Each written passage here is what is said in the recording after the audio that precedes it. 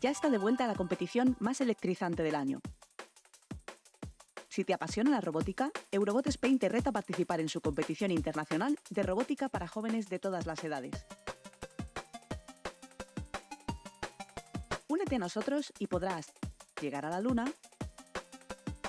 recolectar tartas de la abuela, repoblar Marte o contribuir a crear un mundo mejor.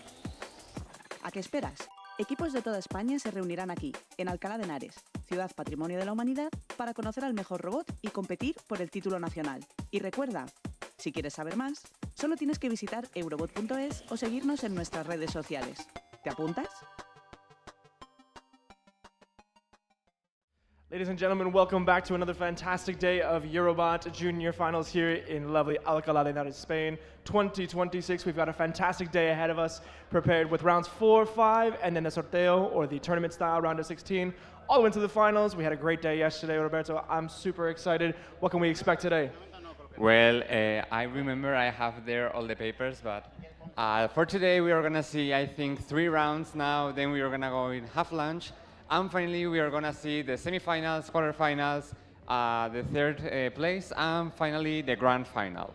I think the big story of today really is going to be Discovery 2 and the rest of the other teams in the top 3. An incredible performance that they did yesterday. I mean, the whopping 343 points, really separating themselves from the rest of the other competitors. But again, we still have 2 more rounds today. Anything can happen, isn't that right? Yes, because yesterday we were seeing some robots moving with very different kind of points. But today what the teams are going to do is really going to decide who is going to win today. Absolutely, without question. I think one thing that we're really going to expect to see as well too is the consistency. I think the big theme yesterday is we saw so many great teams, so much great talent, but unfortunately one wrong thing went badly for them and they couldn't compete in one round or the other. So I think the big theme is going to be consistency instead of flashy robotics or crazy machines. We're really going to want to see everything work as well as they can today, but most of all, have some fun and have a good time. Yes, that's the most important part of today's competition. And yesterday we were seeing some teams that were having troubles, for example, with controllers, so maybe they had time to fix all those problems and be ready for today. That's a fantastic point to make. I mean, of course, a lot of our contestants are young, they're very adaptable, they're very intelligent. We're going to see what other corrections or what other strategic movements that they've made in these next few rounds. What has the 24 hours given them? A different set of strategies. Maybe they want to be more conservative, more aggressive, a little bit more ingenuitive. We're going to see what they have in store for us here today at Eurobot Final 2026. Okay, so now in field A, we are going to start today with Wobbly Wibbly Bots from here from Alcalá de Henares. And it's going to be versus Discovery 2, the team from Tunisia. This is going to be an exciting matchup here, Robert. I mean, again, Discovery 2 had an incredible day yesterday. Wobbly Wiggly Bots, the home team here from Alcalá de Henares. I think the crowd's going to be on their feet. They're going to be really excited for this one. Let's see how they do. As they begin to get prepared here, we're going to see the same amount of SEMAs from Discovery 2, 5 SEMAs, and from Wobbly Wiggly Bots. It looks like they're going to have the same number 6 as yesterday. They've got their robots all set, and the referees are going to put on their acorns and the blocks, getting ready for this next round, or the first match, rather, of round number 4. Okay, let's check how time these guys are having. So we're seeing now referees starting to flip all the acorns so they are in the correct position. Remember, yesterday we were saying all of this. Firstly, teams are going to have 3 minutes to set up their robots in the field, and then the referees and the volunteers are going to flip the acorns with the lottery made in the computer. That's because we need 2 yellow, 2 blue in each set of packs, so that it's fair for both teams. All right. The contestants are ready, the referees are ready. Alcalá de Henares, make some noise if you are ready for this first match of round number 4.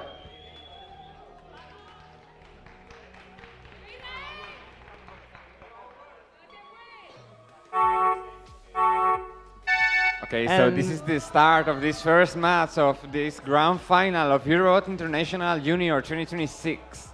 Wobbly Wiggly Bots represented in the yellow and Discovery 2 represented in the blue. Wobbly Wiggly Bots coming extremely fast in the first part of this match here, coming all the way to the far top side to collect as many acorns as they can. It looks as if Discovery 2 is trying to employ the similar strategy that they did yesterday, flipping over these blocks to prevent any other points that Wobbly Wiggly Bots can get. Ooh, but it's going to be tight here, I think, in this match, Robert.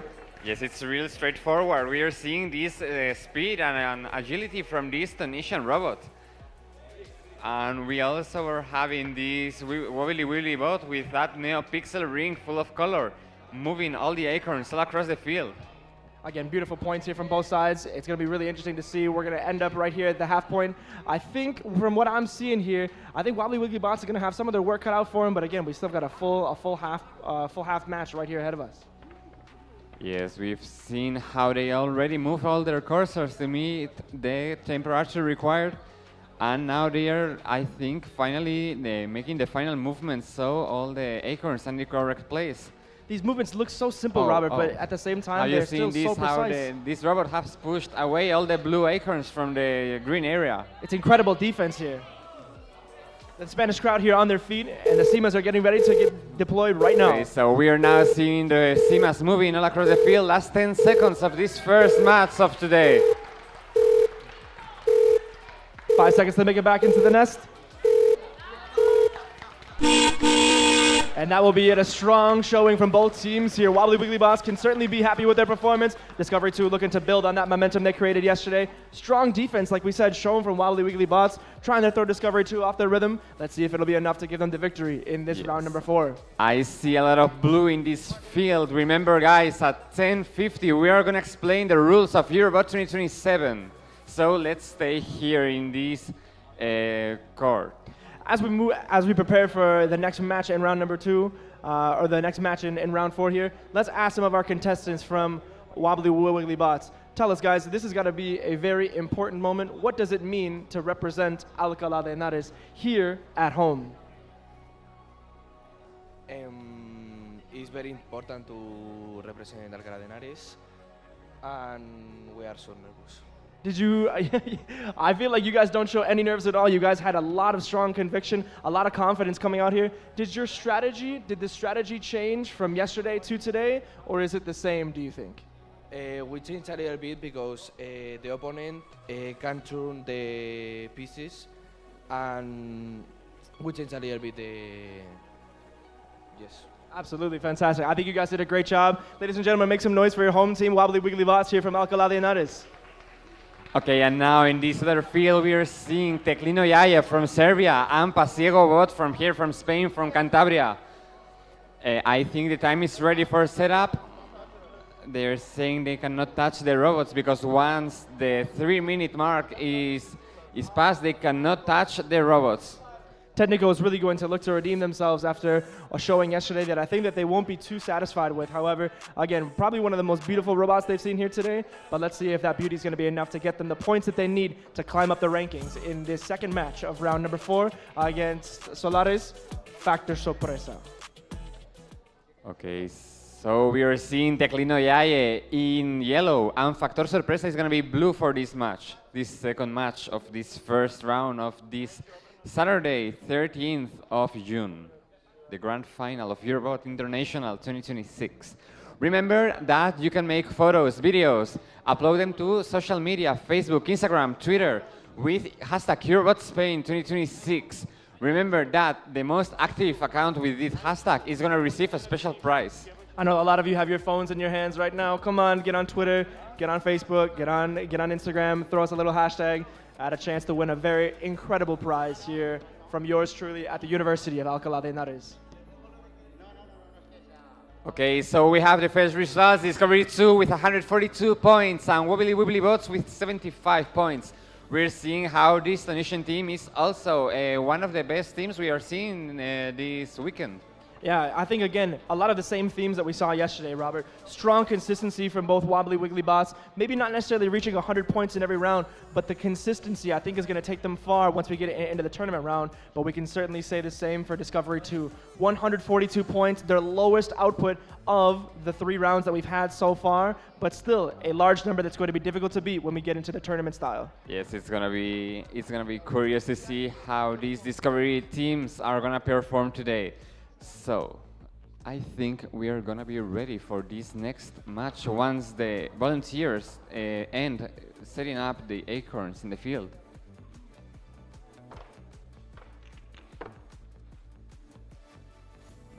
So, I think we are ready. The judges are ready. And we're gonna start. And they're off in the second match here of round number 4. Technico versus Factor Sorpresa. Factor Sorpresa represented in the blue and Technico in the yellow. Factor Sorpresa really coming out at a significantly faster pace right now. Really working as fast as they can to move all the blocks on the left side of the field back into their nest. Let's see how it's going to go for them. This robot that is equipped with mirrors so teams can see what is happening all over the robot, and we see Teclino Yaye robot is not moving. We're seeing how they are gonna move these acorns and the cursor for temperature. Again, these actions look like they might be very simple, but at the end of the day, they're really so precise. So much work has to be done in order for these robots to have such fine-tuned motor control, not only to move these blocks, but again, as we just saw, to move the cursor to the right temperature to score the maximum points, Robert. Yes. And we also saw how the small robot fell off the scenario, and now they are pushing these acorns to the correct green area. Okay, we're now seeing the last pack. No, it's not the last. They have 2 more to move. I'll tell you what, Robert, again, we saw this a lot yesterday, but I certainly think that having no competitor in the same round might actually be more difficult than having a competitor. I think it puts a little bit more pressure, and there's so many more points to be scored. It might be difficult for someone to decide where to start. Yes, now they are in the last 15 seconds. We are seeing the Sima start to move from this Pasiego Factor Sorpresa team. And we see Teclino Yaye's Simas also not moving. So this is the end of this second match. Excellent finish here from Factor Sorpresa, getting in just in time at the point in the nest. Their Sima's coming out beautifully. Looks like they're going to score a lot of points here. I think this has been a great showing from both teams. We're here in the field A. We're starting to see how teams are getting ready their robots. We have J07, which is Team Frost from Władysław Slaski in Poland. And in the other side of the field, we are seeing J03, which is Robocraft from Novi Sad in Serbia. Well, while our contestants on this side get ready, let's ask our contestants over here from Factor Sorpresa a quick question if they have some time. Okay, while you're watching for them, remember, if you're an Eurobot Junior participant, fill in the survey using the QR code displayed on screen. That way we can make this event better for next year. Tell us, Factor Sorpresa, you guys have a very interesting design here. Can you tell us why your robot has cables instead of going with no cables, wireless, to control? Yeah, because we thought it would be a lot more safer. Because normally the wireless controlling has some problems, and the cable was more safe. Definitely, yeah. I think it proved to be a lot more consistent and safe. You guys are going to get those points here. Tell me, it reminds me of fishing. Do you like to fish? Well, sometimes. Yeah, I like to fish, but that's not why we use that. Certainly. But you guys certainly fished and caught a lot of points here. I think you guys will be happy with this performance. Moving on to the next round. Thank you so much and best of luck. And remember, using hashtag Eurobot Spain 2026, we will have a prize for the most active hashtag users in Facebook, Instagram, and Twitter. Okay, here in this field A, we have 1 minute 7 seconds remaining for the teams to end setting up the robots. Then we are gonna see how this is done. We are having Frost versus Robocraft. So if we can see the colors given. Frost, ladies and gentlemen, is our only team that will represent Poland for today. Robocraft, one of two teams representing here from Serbia. Frost will be represented in the color yellow. Robocraft just right here in front of me in the blue. We're going to see as they make their final finishing touches onto their setup before we begin to allot the acorns and the blocks in this third match of round number 4. Yes, and we think we are going to start anywhere soon because we have 19 seconds remaining for teams to end up with the setup of these robots.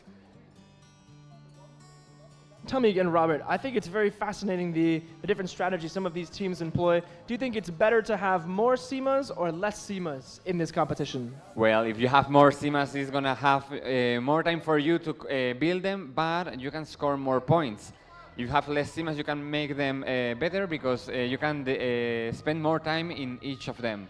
Absolutely, and I think some of the difficult things that maybe for some of our first-time viewers out there that they don't know, these SEMAs are fully automated, correct? They move autonomously by themselves. Yes. So we are seeing these big robots that are manually controlled via a wireless cable or via a wired connection. And then we have the SEMAs, which are those independent robots that go off in the last 15 seconds of the match. We are seeing how they are almost ready. It looks like we have our contestants ready. The referees have made their final adjustments. The blocks and themselves are ready. And we are now set and ready for the third match of round number 4 between Robocraft and Frost. Okay, so these robots are starting. We're seeing this Robocraft very fast. The other one is a little bit slower, but more precise. I think it's starting with these suction caps, so that they can flip the acorns, and we see the other robots start to move in order to push the acorns or go for the cursor. This modular design from Robocraft here really reminds me a lot of a remote control car, maybe one that we're familiar with when we're younger. And especially for contestants that are these age, so young but yet so intelligent, I think this has got to be a really seamless adaptation and integration for them to use at this match. Yes, we see how these Serbian robots uses those claws so they can move the pieces, while the Polish team is using those suction caps and is flipping the acorns so they can be all yellow. So incredibly precise, so well thought out. It's very obvious that this team had a strategy from the beginning. It's incredible how simple this may look, but how many significant pieces, the delicate parts, and all the communication that needs to go for a successful run for Frost here. Yes, we're seeing those arms moving so they can pick the acorns and flip them, while the other robot is starting to push other pieces. Moving backwards over here, absolutely, got some style points, Yes, almost reminiscent of a Michael Jackson moonwalk, yeah? Yes, it's almost a moonwalk. Okay, so we are in the last 15 seconds. We are seeing these SEMAs starting to move. These two SEMAs from Serbia, and I think it's only one SEMA, and one robot just fell with a touch. So we are ending for now. Both our teams making it back into the nest in the last few seconds here. I think both these teams will be very happy with their performances. A good round of applause from our audience here. Let's see what they're going to have. Looking and seemingly, again, I'm loving the design of Robocraft here. Very reminiscent and inspired by Minecraft. An incredible design choice. And we're going to see as well how many points they've been able to put into the nest, how well the ninjas did, as the referees count and tally their points in this exciting third match of round number 4. Yes. We're seeing these robots. I think the J03 team is going to be 3D printed, and the other one, I think it's made out of wood. That's what we were saying yesterday, that some are easy to manipulate, others are more resistant. And we're seeing Factor Sorpresa 114 points and Teclino Yaye 12 points. That's what we were saying yesterday, that how they are, the other team is going to move their pieces. They can also earn points. In this case, 12 points from robots, 0 from SEMA. Factor Sorpresa making an incredibly strong performance here. I think this could be their highest mark of the match so far, or of the tournament. 114 points, beating Technico by over 100 points. 89 points scored by the robot, 25 by the SEMAs. I think they're going to position themselves well here towards the end of the tournament for a good seeding as we head into our tournament later today. Yes, we expect Factor Sorpresa to give us a sorpresa today with these points, a surprise. 10 points as well too on the thermometer, 13 for being back in the nest. Good point distribution as well too. I think Factor Sorpresa has not only a good strategy, but they've got good poise, they've got fantastic strategy, good communication. I think this team has everything that it takes to be winners at the end of the rounds here in round number 4. Yes.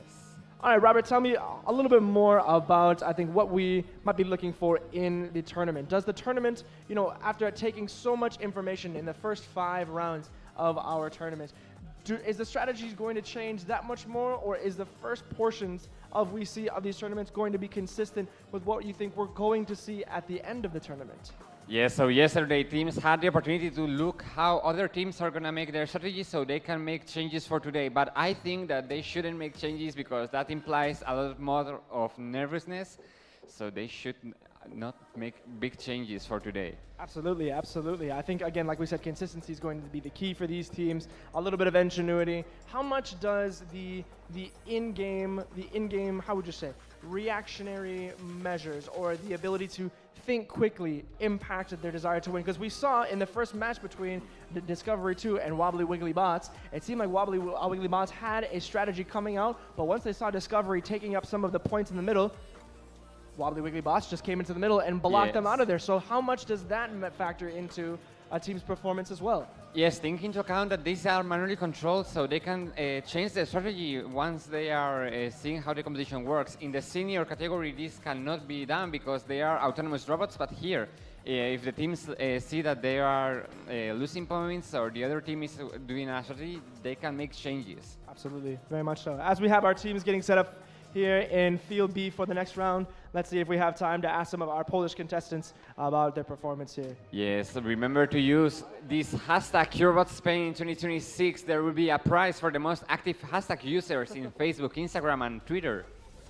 All right, we'll hear with our Polish representative here from France. Tell us, how have you felt this competition has been going for you guys in the first 4 rounds? In the first 4 rounds, I think it was going great, especially with this rotating blocks mechanic. Sometimes it blocked. Absolutely. I think you guys did a great job. I'm loving the design of your guys' robot as well, too. Tell me, you guys are the only representative here from Poland. What does it mean to represent, and what does it mean to show some of Poland's youngest and most intelligent minds here in Spain?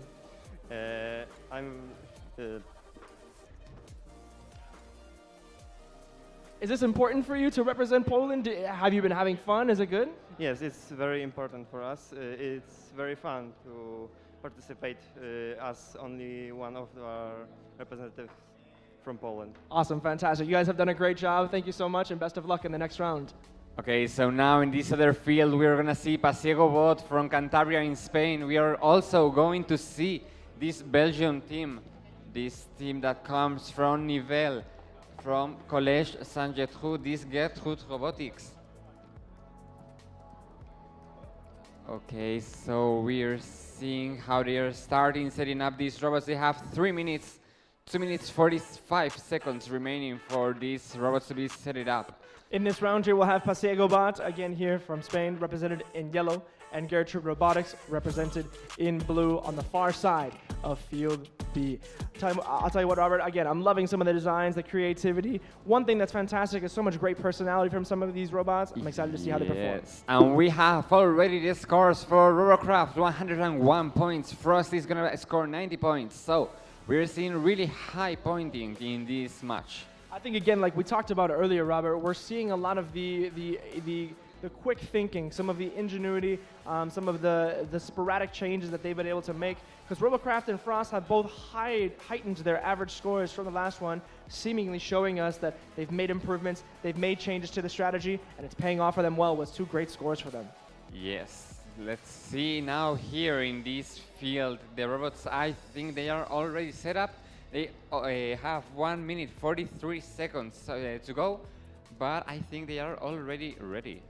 As we were talking earlier about some of the fantastic pieces of personality that some of these teams are showing with their designs, this team over here has got some Legos and minifigures on them. Robert, tell me, if you could make any kind of robot that had your type of personality, what would you want to show on your robot? Well, I think I would make a 3D printed robot, maybe like more sophisticated, more elegant. but also I would put some RGB, some color, some lightning. And now we're remembering you, if you are an Eurobot Junior participant, filling the survey using this QR code we are seeing in screen for the chance to win a prize. It's very important for us, to give us your feedback in order to improve for next competitions. And again, only if you are a Eurobot Junior participant. When you're young, take advantage of this because it's free. Because when you get a little bit older, then you just got to pay for everything. It just gets worse. So go ahead, hop on that QR code, get something free, enjoy yourself. Yes, fill in the survey and win that prize. Okay, so we're getting ready for this match in field B, Pasiego Bot versus Gertrude Robotics. 40 seconds left for teams to get ready. 25 seconds we are hearing from the referee. And we are getting ready. Lots of focus, lots of concentration being shown here. Yes, I think this is the most nervous moment of the journey. It's not a piano, it doesn't have to be perfect, but certainly as close as it possibly can be. Well, we're seeing they are not going to use the big robot, I think. They have taken away. Robert, this seems to be a very strong theme. Some consistency that we're seeing here is that the robots that maybe don't necessarily score the highest, but rather the ones that always can score points, the ones that always have the availability to go out there and get them, seem to be the ones that do best. It's not about the flashy designs, is it? It's not about how cool your robot looks. It just really matters if it works all the time, yes? Yes, and maybe if your robot can score once 190, but then can score only 12, it's not gonna win. But if you have a robot that consistently makes 75, 100, that's the one who is gonna make it. Absolutely, and that certainly is gonna be very important once we get into the tournament style, yes? Because the tournament is gonna be single elimination, right? We are ready. Maybe the referees in the high area of this Polytechnic school, we are ready to go.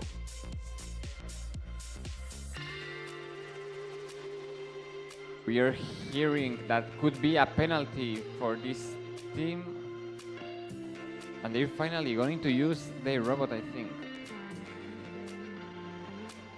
So many different variables that go into this competition, Robert. So many different things that these kids have to be able to be aware of when they begin their competition. It's not only just about making sure that it works well, but it's that it's working well on the time they have.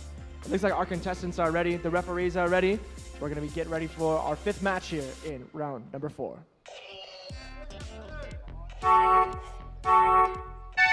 And we're starting this Gertrude Robotics robot coming slow, and the Pasiego Bot one is real fast, real direct to those acorns, so they can push them to those green areas. It's seemingly that Pasiego Bot is the one that's moving a little bit faster, but Gertrude Robotics, the one with a little bit more area, a little bit more volume, trying to get as many as they can and flip them as well, whereas maybe Pasiego Bot is going for the smash and grab, really just trying to move quickly and do what they can in the short time they have. Yes, we see it's a bigger robot, but making slow moments, but precise moments. The other one is, I think, more like straightforward to make whatever they can make the fastest as possible so they can score more points. That's absolutely correct here. I'm loving the design that Gertrude Robotics has. And Pasiego Bot, obviously with a very set strategy here, trying their best to sneak on over to Gertrude Robotics' side, kind of bother them to bug them as much as they can, and kind of throw them off their rhythm, don't you think? Yes, we are seeing they are starting to move the cursors here in this Pasiego Bot. And finally, they have pushed all the acorns to one side of this field, while Gertrude Robotics is starting to move that cursor in order that they can make the correct temperature for this field. As we move into our last 15 seconds here, it's going to be a crazy grab for the last points that we have as the SEMAs are being released. Seeing these SEMAs starting to move, one from the Gertrude Robotics and 3 SEMAs from Pasiego Bot. Robot just stopped. Okay, 1 second left, and this is the end for this round. Wow, wow, wow, wow, wow. Pasiego Bot at the last second here, really trying their best to collect as many points as they could. coming back into the nest with, maybe 1 millisecond left to go, finally coming back at the last possible moment. Incredible precision shown by Spain's own Bastien Gobat. They're risking a lot, but they have made it in time, I think. Remember, we're having this round 4, round 5, then the round of 16th. Then we're gonna have lunch, finally, quarterfinals, semifinals, third place, March, and finally the grand final and the awards ceremony and closing for this Eurobot Spain 2020 Eurobot International Final for 2026. After these 3 rounds here, obviously every point counts. We have a few leaders that are at the top, Discovery 2, as well as Robocraft, some of these fantastic teams towards the top. But it's going to be fascinating to see how many points these teams can score. Obviously, every point matters in the thick. About 7, 8, 9 teams really stuck into that middle portion. These teams really focus on gaining as much points as they can to separate themselves from the rest. Seeing another time, I think this is the same we saw before. Robocraft 101 points and Frost 90 points. I think is this the same scoreboard from before. Okay, we're seeing in field a game team from France and Discovery 1 from Tunisia. I'm very excited for this next matchup here. I think both these teams are within the top 5 in the table. Discovery 1 looking to maintain their team's momentum, powered by Discovery 2, but Discovery 1 also very high up in the standings. Game team as well, having shown a lot of consistency, a lot of fantastic performance in the prior rounds. This one is one I'm almost most excited about here in round number 4. It looks like our contestants are ready here. I believe the blocks and the referees are ready. They have put those points. Okay, so remember, you can take a break and go to our cafeteria located in the south building, just in front this north building. All right, our contestants are ready. The referees are ready. Yes, we Let's think move. we are ready. We are ready to go. And they're off. Discovery 1 in the blue on my left here. On the right side, game team again representing France, going to show what they are capable of. A few changes I think that we might see from a few of these teams. Both of them similar designs, similar styles in terms of how they want to collect the points and distribute them, but the same as well. Both of them moving very precisely, very intentionally, very quickly in these first few seconds of our 6th match of round number 4. Yes, and I really like this French robot with all of that color and that style. We see how they're flipping the acorns in order to get them the right color for their teams. We saw also game team moving that cursor to get the correct temperature, and now this other team moving their cursor. I'm seeing, for example, this game team that they have a meter in their phone so they can take the exact timing they have. Robert, absolutely incredible pieces done by game team here. They just actually moved some of the blue pieces of Discovery out of the middle nest, but also placed their own while flipping them at the same time to be yellow. This is an incredible performance here from both teams, moving quickly, moving very strategically, very competitively in this match. Yes, also we are seeing how both teams are communicating with their team members in order to make the strategy in real time. We are seeing the Tunisian crowd helping their teams. We're seeing now these 15 seconds, the SEMA start to move. The crowd is on their feet here for Team Discovery. Chance of the crowd. SEMA's in the field. We're gearing up for a crazy final 5 seconds of this match here in round number 4. Okay, so we've reached the end of this match from Game Team and Discovery 1. Wow, absolutely incredible performance from both teams. I cannot believe what I've just seen. So much strategy, so much precision, so much competitiveness shown from these two teams. Flipping, flopping, pushing, pulling, being really competitive, really strong with their strategies, the distribution of their SEMAs. This has maybe been the best match I've seen so far at this tournament. We are seeing these Tunisian team members singing in the crowd so they can give this emotion to this competition.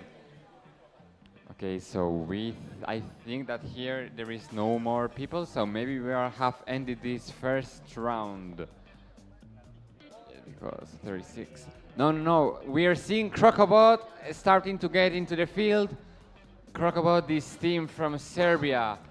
In the other part, we are seeing the Walter and the Chimpanks from El Salvador. I really like how every time I say El Salvador, they're in the crowd, they are cheering. It looks now that we have some of the results from Pasiego Bot versus Gertrude Robotics. Pasiego Bot scoring 75 points. Gertrude Robotics with a cool 56. Again, both of these teams showing a lot of good consistency, a lot of strong points, trying to get the easy ones as we see on the bottom part of the screen here for the thermometer and the temperature. I think both these teams will be happy with their performance as we gear up for round number 5. Strong performance from both teams here. Pasiego's Bot from Solare, Spain, and Gertrude Robotics from Belgium. Yes, Colin, now we are seeing this Crocobot in yellow. This Walter on the Chimpanzees is going to play in blue. I have to say again, it's fantastic some of the style points that we have here. I think oftentimes some of the high-level robotics maybe can kind of confuse us from, showing some great sense of style. Crocobot in the blue today after showing green yesterday. It's fantastic. So we are now going to start this 3-minute count that the teams can use to get their robots ready in the field. We're seeing Crocobot with a wireless controller, a PlayStation controller, and Walter on the Chimpanzee. I don't see the controller, but I think this is, no, it's a wired controller. I'm seeing, or it's going to be wireless. Both of these teams obviously showing some tremendous ideas with a set idea of how they want to set their robots up. Both Crocobot and Walter and the Chipmunks immediately putting their robots into the designated area, putting their SEMAs in the right area. It's obvious that they have a strategy from the outset of this next match here, Robert. And this Crocobot versus Walter and the Chipmunks is going to be the last match for this first round. Then when this match ends, you'll have a small break. You can go to our cafeteria and take something to eat and be ready for the next rounds. What do you think, Robert? Maybe a Cafe Cortado, Americano, something like that? Cortado is very Spanish, isn't it? And I don't know, I don't drink coffee. I'm more other things, more Colacao enjoyer. Colacao, also very Spanish, if you haven't tried. Very fantastic. We're very seeing fantastic. 1 minute 51 seconds for the teams to get ready.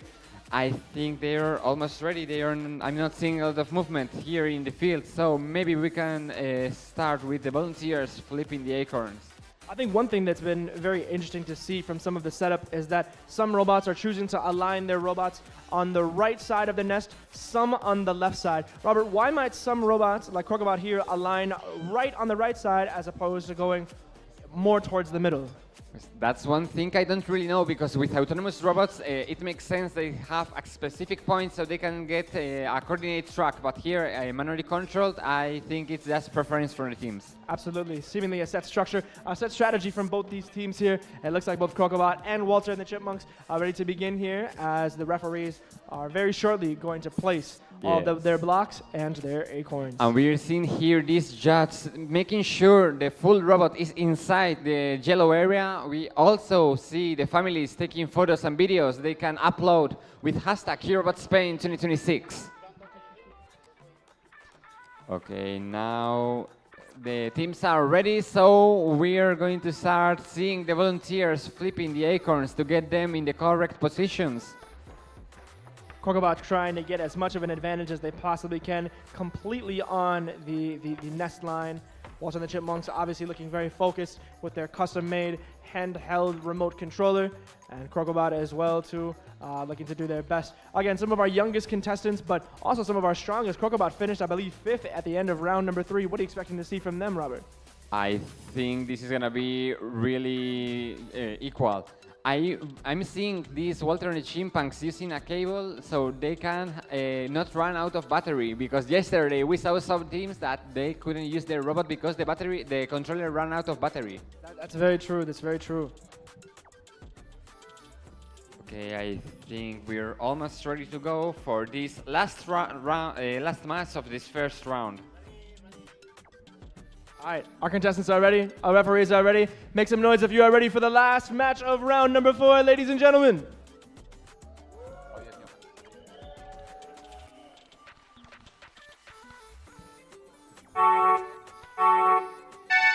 Okay, these robots are starting to move. This Crocobot just got their first pieces in the yellow area. Krokobot moving very, very quickly to try to gain as many points as they can, regardless of the color. I think that was their initial strategy from the outset. One of their partners is now going down, getting ready to not only push these next blocks back into the nest, but seemingly ready to move the thermometer as best as they can. Good communication here from some of our youngest participants at Eurobot Final 2026. This Walter and the Chimpangs team has already moved the cursor, and Krokobot is ending with the cursor movement. They have both teams ended with cursor movements. Walter and the Chipmunks pushing, pulling, trying their very best to just be as strong as they can, bulldoze some of these blocks into their closest nests near the Ninja. Yes, last minute for this last match of this round. We're seeing a little bit movement from both teams, how they are pushing and getting the other team's acorns out of the green area. Great positioning here, I think, from Krokobot. I'm loving the style and the design of their robot. Two doors on either side that can both push and pull, allowing for some really interesting modular design and some numbers that they have flicking on there too. Do you know what this might be? Some of these numbers that are changing on Krokobot's robot here. I don't really know. I was thinking yesterday it could be, for example, the speed, the direction, the battery levels. Could be anything. We can ask them later. True. Okay, last 15 seconds. We are seeing this Sima starting to move, starting to push some acorns, and both robots have come to an end. 5, 4, 3, 2, 1, and this is the end of last match of this first round of this Eurobot International Final 2026 for junior category. I think a little bit of some frustration here from Krokobot. Their Ninja seemingly wasn't able to be placed because it moved a little bit early. I think they can still be satisfied with their performance. They did a really great performance, but of course every point counts as we get ready for the tournament later on today. We're going to see what the referees do as they tally up these points of the last match of round number 4. Okay, so maybe while we'll wait, we can ask. We were seeing these numbers here down. What that numbers mean? They are very shy.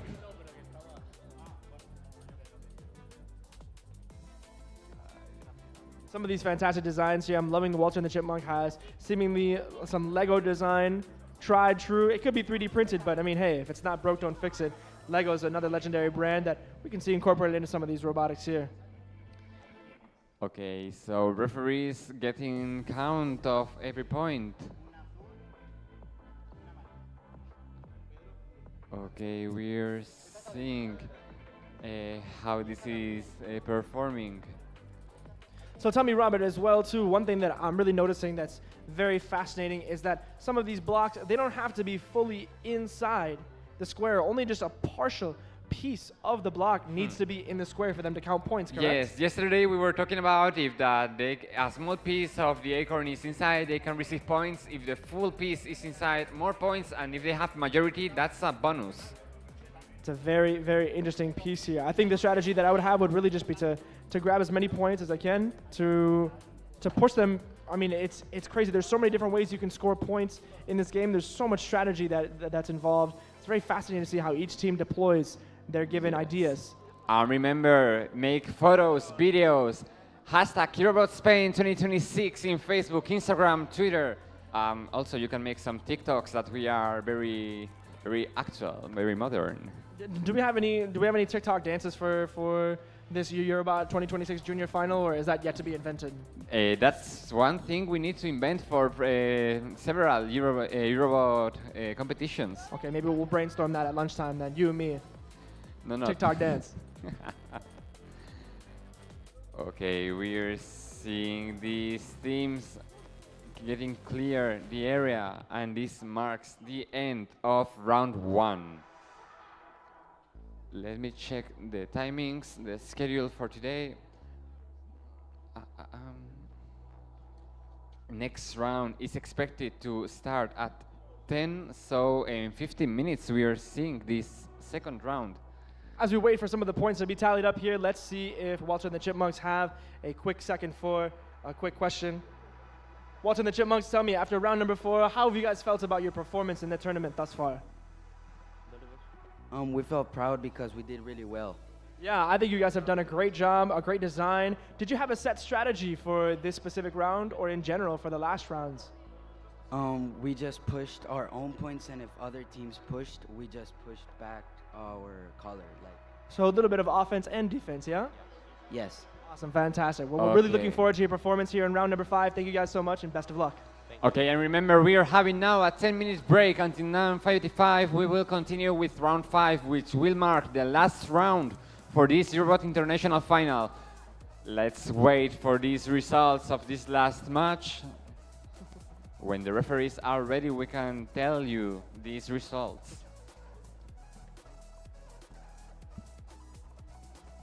Okay.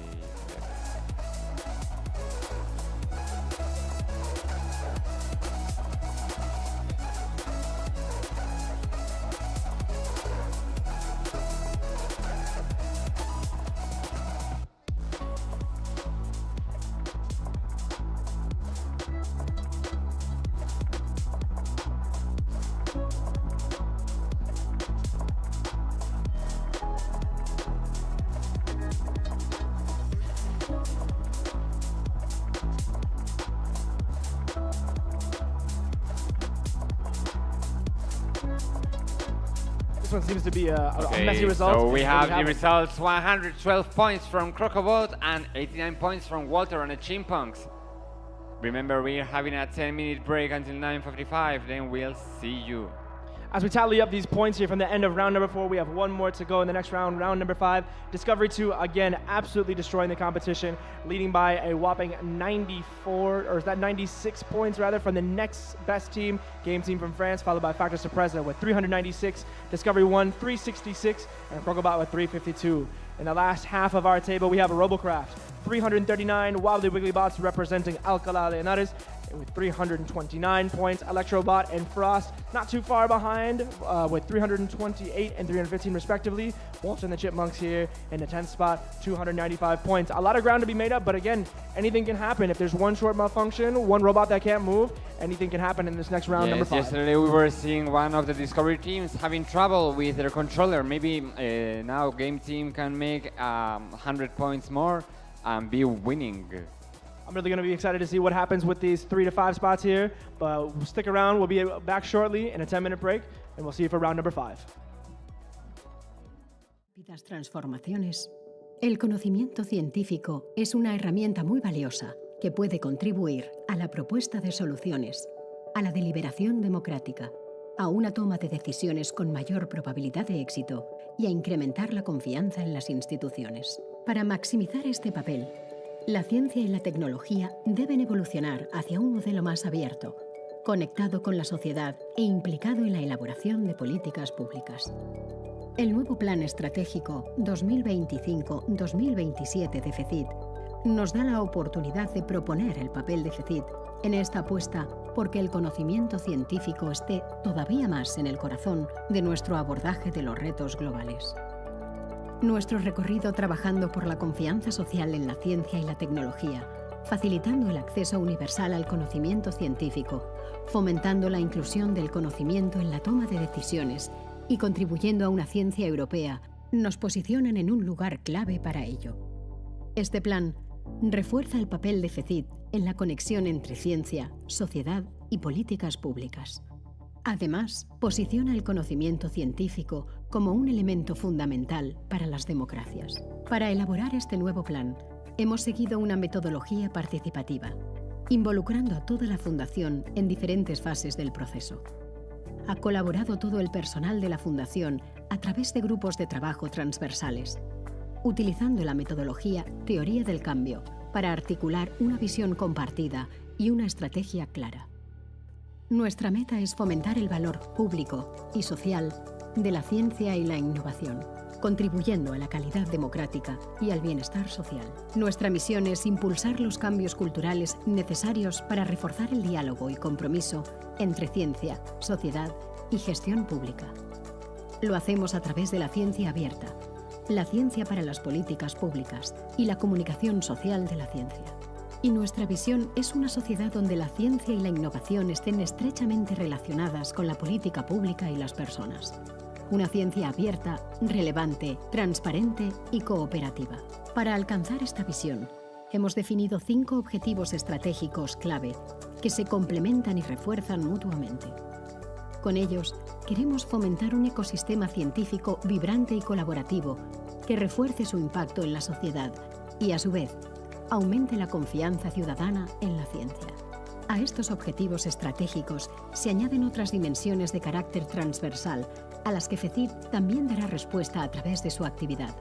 Perspectiva de género, inteligencia artificial, carreras en ciencia.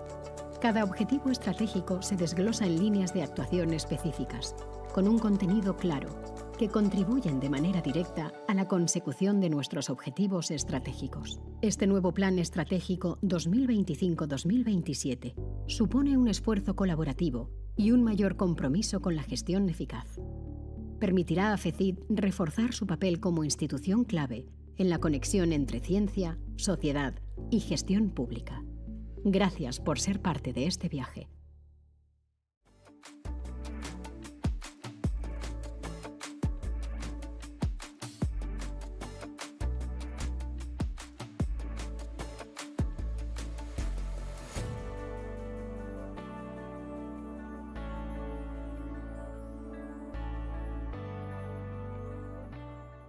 We're the first PCB company realizing online quoting, ordering, tracking, and fully automatic manufacturing management.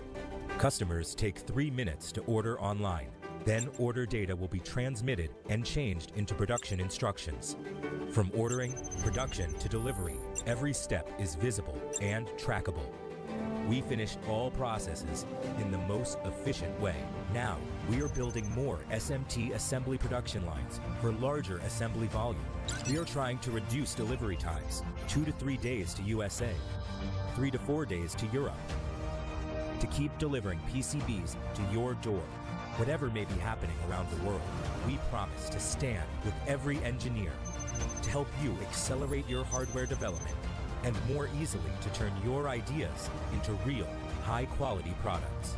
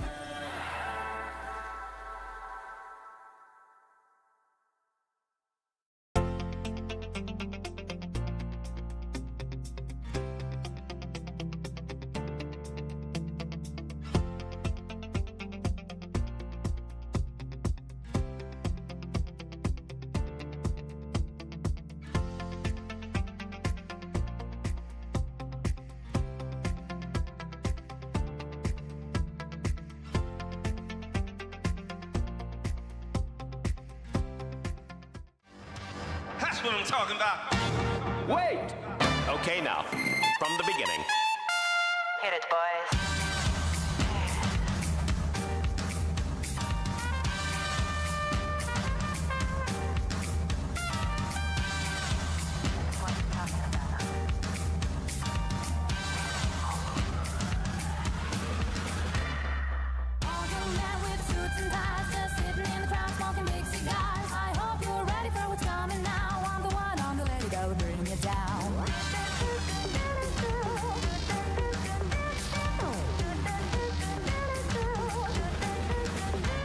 There's a joint on the corner where the big boys play, where the whiskey's running like the rivers, but they all never come for the booze and bass. I'm the one, I'm the lady that'll rock this place.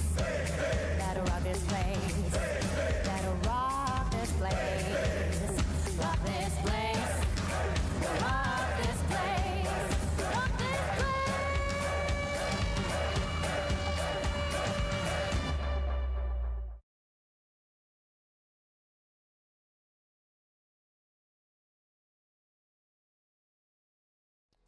Welcome back to this Eurobot International Final 2026, hosted here in the Polytechnic School in Alcalá de Henares, Spain. We are now back for round 5, this last round of point earning. Then we were gonna see the round of 16, the semifinals, quarterfinals, and the grand final, and the prize award ceremony. It's going to be interesting to see how some of our teams here line up for our next round and final round in round number 5 before the tournament. Discovery 2 again leading with 581 points. Game Team with 485, followed by Factor Suppressor with 396. And trailing them only shortly, Discovery 1, who are going to be setting up shortly, followed by Krogobot, Robo, Wobbly Wiggly Bots, Electro, and Frost. This last round is going to determine what the seeding is going to be when we have the tournament for the round of 16 here. I don't want to say that the top 3 is set, Robert, but I think it's going to be really tough to try to knock off Discovery 1 as well as our second and third place contestants, Game Team and Factor Suppressor. Yes, they have earned a lot of difference between these days of competition. Now we are seeing here, I think it's Discovery 2 or Discovery 1, I don't remember exactly. And there we have one of the Spanish teams in this other field. We are seeing Game Team from France, and we're waiting for the other team in field A. Okay, so let's wait until the referees come. Robert, tell me if you have any thoughts having seen the first 4 rounds. I think we've seen a lot of our contestants thus far, enough to make some judgments, maybe make some predictions. Who do you think that we might be seeing in the quarterfinals, the semifinals, or the final today? I think we're going to see these Discovery teams, this Game Team, well, maybe some surprise for the 4th place in the quarterfinals. I'm very much looking forward to Factor Suppressor in these next few rounds here, as well as in the tournament. Maybe they haven't had the insane point totals that the Discovery 2 has had, or maybe some of the flashy design that Game Team has had, but one thing that they've done a fantastic job of is maintaining that consistency. And when it comes down to it at the end of the day, one match is what it's going to make all the difference, because it's single elimination. The points are not going to matter cumulatively in the tournament. We're going to see how well they do. Yes, now we're seeing both teams getting their robots ready. Remember, 3 minutes for this setup. Once the 3 minutes end, they cannot touch the robots, and volunteers will flip all the boots so the colors are correctly placed.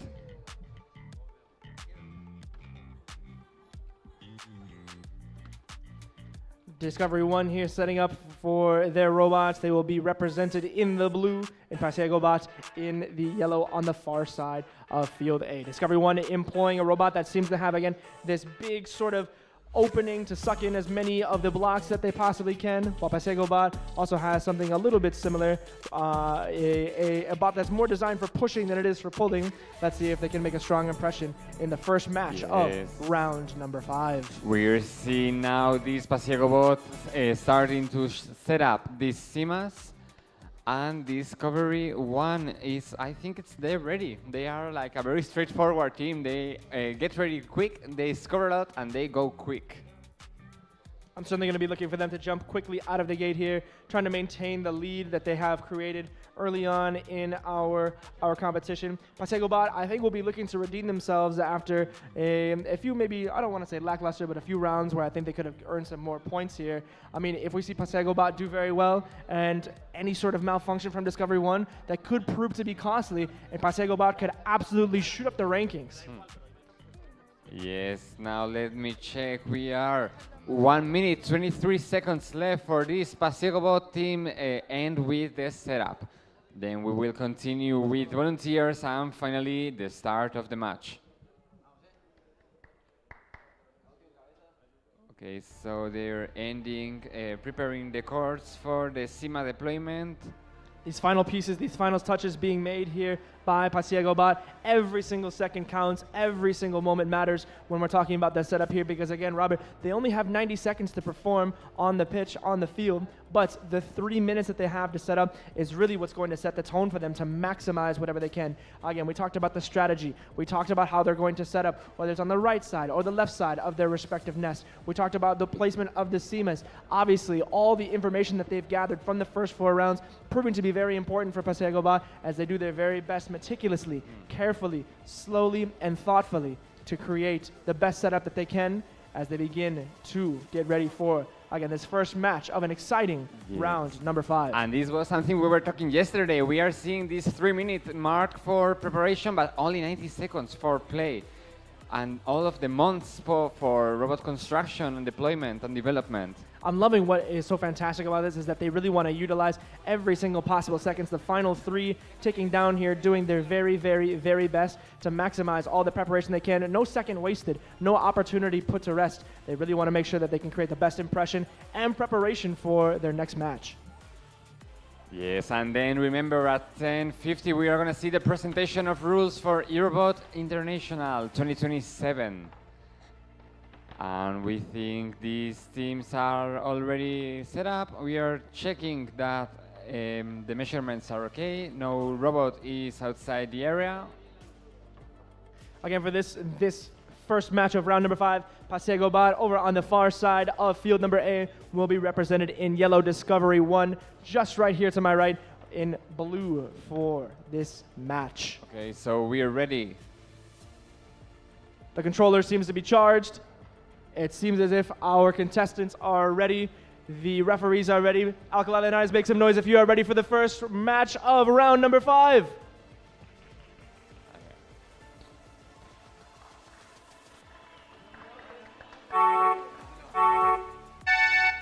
Okay, we see these first movements. This Discovery 1 robot go very straightforward to move the acorns to the green areas. While we are seeing J05, the Spanish robot, moving all across the field with a quite strange strategy. Both of these teams obviously looking to maintain their alignment on either side of the field. Necessarily no stealing, no working on other sides. But as we look at, we see here Paseo Bot maybe trying to sneak over here, maybe trying to push the ninja back from Discovery 1 back onto their playing field. But every movement so meticulous, every action very much thought out as we look into the first 30 seconds of this. And now we're seeing this Discovery 1 robot starting to move the cursor in order to get the right temperature. Maybe we will see really soon Paseo Bot moving also the cursor. It's now moving it. And a little bit more they are saying now, and both teams have moved their cursors. They are ready to keep moving with other things. Out of all the designs that I've seen at this year's Eurobot competition, I think that the opening of the gates, the suction, and the flipping seems to be most popular, and it's seeming to be one that is going to be very effective for Discovery 1 as they have their crowd, their supporters on their feet, really gearing up for an exciting end to the first match. We are now in the last 20 seconds. Remember, in 1 second, we are seeing these CMAs starting to move. All the CMAs from Discovery 1 has flipped, and the Paseo ones are well going. We're seeing how they gave one touch to the Zeta. I don't know how to say Zeta. And this match has come to an end. As we talked about it in the beginning here, Robert, I think one of the most exciting themes of this year's competition has been the consistency and the reliability of some of these robots. Discovery 1 having done such a good job in this year's competition thus far, racking up nearly 400 points, being in 4th place, doing a really great job in the first part of this competition, but at the very end here, not able to get the easy points, not able to come back into their nest for those 10 points. Yes, and also we have saw how they gave that touch to the red button and how they pushed one of the CMAs down. And typically, that's not allowed, Robert. You're not allowed to touch your robot during the competition, correct? That's not good. That's not a good sign, obviously. Of course, of course. So we'll see how this is going to affect Discovery 1's performance. I think that we're going to see Paseo Bot relatively happy with their performance here, trying to take advantage of some mishaps from Discovery 1. We're going to see how they perform at the end of this first match of round number 5. Yes, and let's roll now to Field B, where we will see Teclino Yaye and this game team from France. In the previous round, we see how Teclino Yaye's robot didn't move, and also the CMAs didn't move. So let's hope for now that this is going to be better than the round 4. Game team really trying to show the best strategy that they can. I think one of the stronger competitors that we've seen at this tournament thus far, going against a Team Technico that really wants to create a redemption story for themselves, not having the strongest of rounds in their initial outset. We will see how well Game team can really deploy something different. This might be the time to try something new, or to try to maximize as many points to get the best seeding for the tournament in the next round. We will see this Teclino Yaye is going to be representing color yellow, and Game team is going to go with blue. Okay, so I think we're ready. All right. It looks like our contestants are ready. The referees are ready. And we are set to go for the second match of round number 5.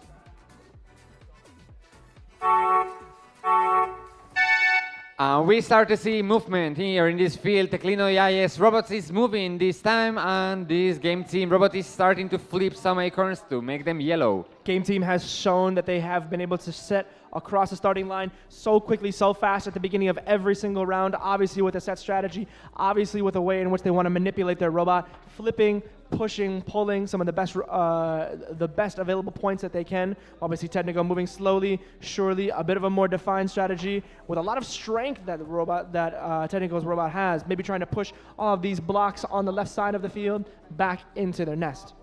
Okay, so now they're getting ready to flip more acorns. There, the game team robot that has that suction cups, and in the other side they have some type of claws, so they can move more acorns from both sides. Well, actually they have 2 sets of suction cups, so they can go faster. We see now how they're moving with 8 pieces at a time. Game team looking to be really aggressive here in the last 30 seconds of this match, going all the way across to the other side, to Technical side, really trying to steal as many points as they can, almost kind of bullying the opposition and not giving them too much of a chance to maintain or to utilize their slow-moving robot, showing all the strength and speed that Game Team's robot has to, again, like I said, take advantage of all the points. Yes, and this is the last normal round. Then we're gonna see some more excitement with these eliminatory rounds. We see the SEMA starting to move. In the last 8 seconds here, it's gonna be incredible to see if Game Team can make it back into the nest in time. Really just shoveling, bullying, trying to get everything back in there. Both robots getting back into the nest with time, and that will be the end of match number 2 in round number 5. Both robots getting back in time, like we said. Strong performance from both teams, and we're gonna see. Okay, we see how the teams say thank you to each other for this clean match we have saw just now. And let's wait for the results of the previous match we have just seen. You see a strong showing of sportsmanship here from both teams, and at the end of the day, Robert, that's really what it's all about. Of course, every team wants to win. Of course, every team wants to have the coolest robot. But at the end of the day, all our contestants here are here to have fun, to learn about other cultures, and that's really what's important at Eurobot Junior 2026, also, yes? Yes, also the fact that they are outside from home, they can make a lot of tourism, they can discover Alcalá. Henares. Yesterday we had that tour from the Alcalá city, and also they can enjoy Madrid. That, well, every day is a great day to be in Madrid. Every day is a great day to be in Madrid, and in Alcalá, Henares. Spain in general. Yes, every part of Spain. The only problem now is the sun. They should wear some sunscreen, some hats, some glasses, because if not, they're gonna get red. Yeah, especially when you have skin like mine. Oh my gosh, I look like a snowball in Yes, in also hell. It's horrible. I'm also real white. I get like a crab. All right, as we wait for our team to tally the points here, let's go ahead and talk to some of our strongest performers again one more time. Game team, you guys have had a great showing at this competition thus far. Did this last match here of round number 5, did you have a set strategy, or were you trying to improvise and think more sporadically? Well, we have established many strategies, and this one is the one we used in National Cup. So we know the strategy, we train for it. So yeah, we planned it before. That's fantastic. I think you guys have done a fantastic performance in these first few matches here. Can you say that you're proud of your performance leading up into the tournament? You guys are gearing up to be one of the best teams. I think. I hope we win. We will see. We'll certainly see at the beginning of the tournament. Thank you guys so much, and best of luck in the tournament. Okay, so now coming up to field A, we are seeing this J14 Gertrude Robotics from Belgium. And in the other side, we're seeing this Robocraft from Serbia. As we gear up for the third match of round number 5, we have some of the results from the first match. Pasiegobot scoring 63 points and Discovery 1 scoring 69. Albeit, Robert, again, Discovery 1 certainly maybe didn't have the performance that they would have expected with their robot malfunctioning and breaking down at the last few seconds here. Still coming away with 69 points. Still probably going to be in 4th or 5th place for the tournament, but a close competition nonetheless. Yes, we are seeing a lot of similar results. We are seeing Robocraft is going to be playing yellow and Gertrude Robotics blue as their shirts. You know, in that last competition, Robert, we're seeing scores of 63, 69. Still no score of 6-7 yet. I think that's a little funny, huh? No, we still need to see a 6-7 So we have that funny number coming up the screen. In this next match here of round number 5, we will have, again, Robocraft being represented in the yellow from Serbia, and Gertrude Robotics representing Belgium in the blue. Yes, let's wait, let me check. We are still remaining 1 minute 51 seconds to go, and then we will see the volunteers flipping the acorns. In English, we have a term that we call a dark horse, or a team is rather underestimated, or I guess in Spanish you'd say it's subestimado. I really look at this Robocraft team as extraordinarily underrated, very subestimado. Maybe they may be our youngest contestants, and they might be our smallest contestants, but they have proved so far that they are no easy task. They are no easy competition to go against. They've been consistent this whole time. Their robots have always worked very well, and they could shock a lot of people here in round number 5 if they score a lot of points, hopefully moving into the top 5 with a good one. Yeah, this is what we're saying. Also, yesterday doesn't mean nothing. The age the participants have. The only thing that counts here is the robots. Absolutely. And they have a very solid presentation for today. Absolutely. Good coordinating teams, good communication from everybody. Cool t-shirts again, too. I need to get me a Robocraft shirt. Makes me want to play some Minecraft. And also, remember, in just few moments, we are going to see the presentation for 2027 Eurobots rules and how this is going to come. I'm going to be really excited for that one. What do you think that we can expect? Any surprises? Are we going to go to Tokyo next year? I saw some brown colors, so maybe we can, instead of winter is coming, we can see something about deserts. I don't know. Ooh, I think that would be very fun. That'd be a good one. A very fitting with how hot it is here in Spain. All right, our contestants are ready. The referees are ready. We're going to get underway for our third match of round number 5.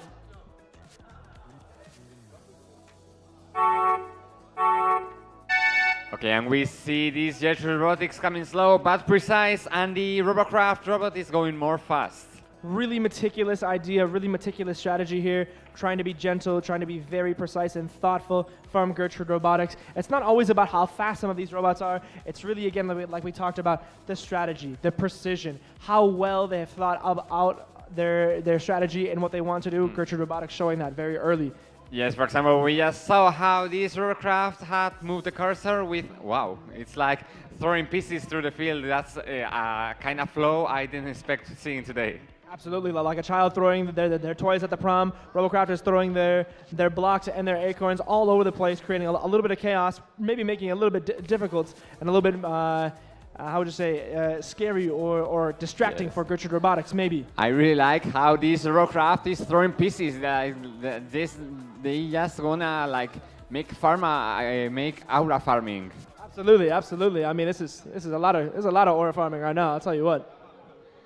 Okay, we're seeing these Gertrude Robotics with that big robot going to move their cursor for temperature, while the other Robocraft is, I think it got stuck. No, it's moving the yellow pieces to the green, to the yellow area. Okay, we're in the last 17 seconds. We are going to expect the CMAS move anywhere close. We see the first CMAS moving. This one CMA from Gertrude Robotics and 2 CMAs from Robocraft.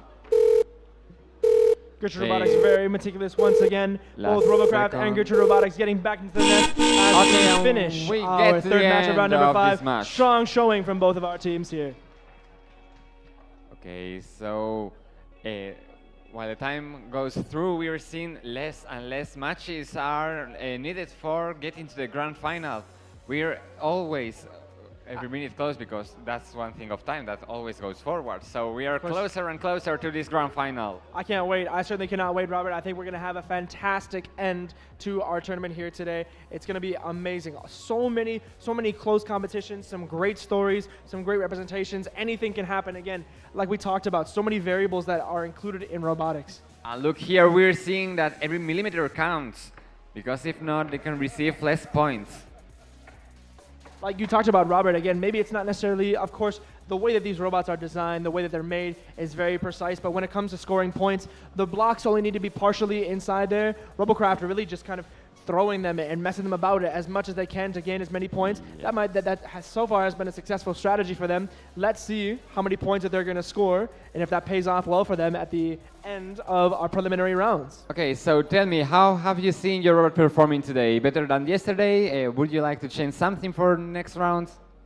Today we have a new strategy from for yesterday, and this game I think that we succeed, but I'm a bit disappointed for the cursor.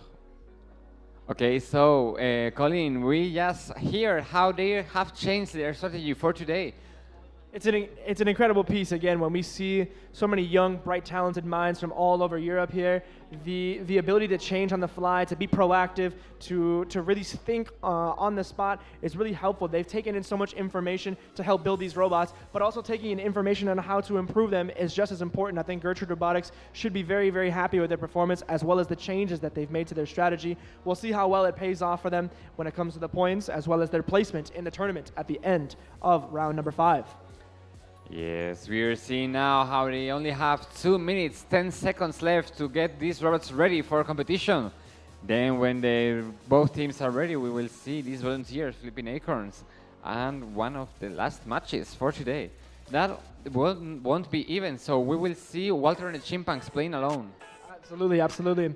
In our third match rather, of round number 5, we'll have Electrobot, one of our highest scoring ones here from the preliminary round, against Frost, representing Poland. Both of these teams are both 8 and 9 within our bracket, firmly in the middle. This should be a very competitive match, a very strong one, as both of these teams are going to look to take advantage of getting as many points as they possibly can to have a strong finish to the round here.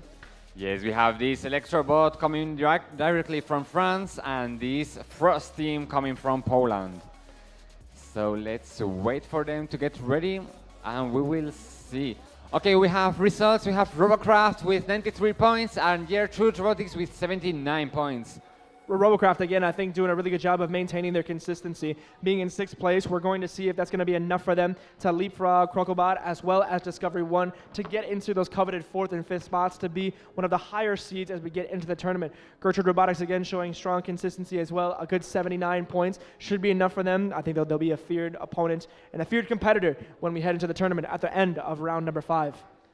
As we wait for the final, seemingly 30 seconds here that we have of the setup, strong, meticulous, strong thought being put into everything. We've seen some of the dusting, some of the wiping on the board, trying to create as much traction as we can. Again, the setup just as important as the execution for our contestants. Yes, and remember, every picture, every video you make, post it to social media with hashtag EuroBotSpain 2026 in Facebook, Twitter, Instagram. The account with most engagement will receive a special prize. Also, for filling the survey for the QR code that we sometimes share on screen, also will be a prize for one member that makes that survey. Okay, we are seeing and these volunteers flipping acorns, they are almost done, so we will expect this match starting anywhere soon. All right, our contestants are ready, the referees are ready. Let's see if we are ready for the 4th match of round number 5.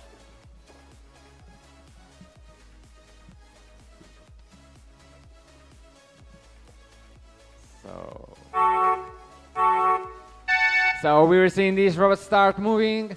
This, I think it was a Frost team with that wired controller and Electrobot starting flipping those boot pieces. This is one of my favorite robots of the competition this year from Electrobot. Again, this sort of gates, or maybe you might say Puerta de Alcalá, going from some of these pieces, putting it in between the robot, following it over, almost like a behind-the-back pass from a Rudy Gobert or something like this. Very beautiful execution, great design, as you see a more traditional design and a popular one from our competitors over on the blue team, trying to flip and trying to get in as many points as they can with this sort of raking and suction cup style.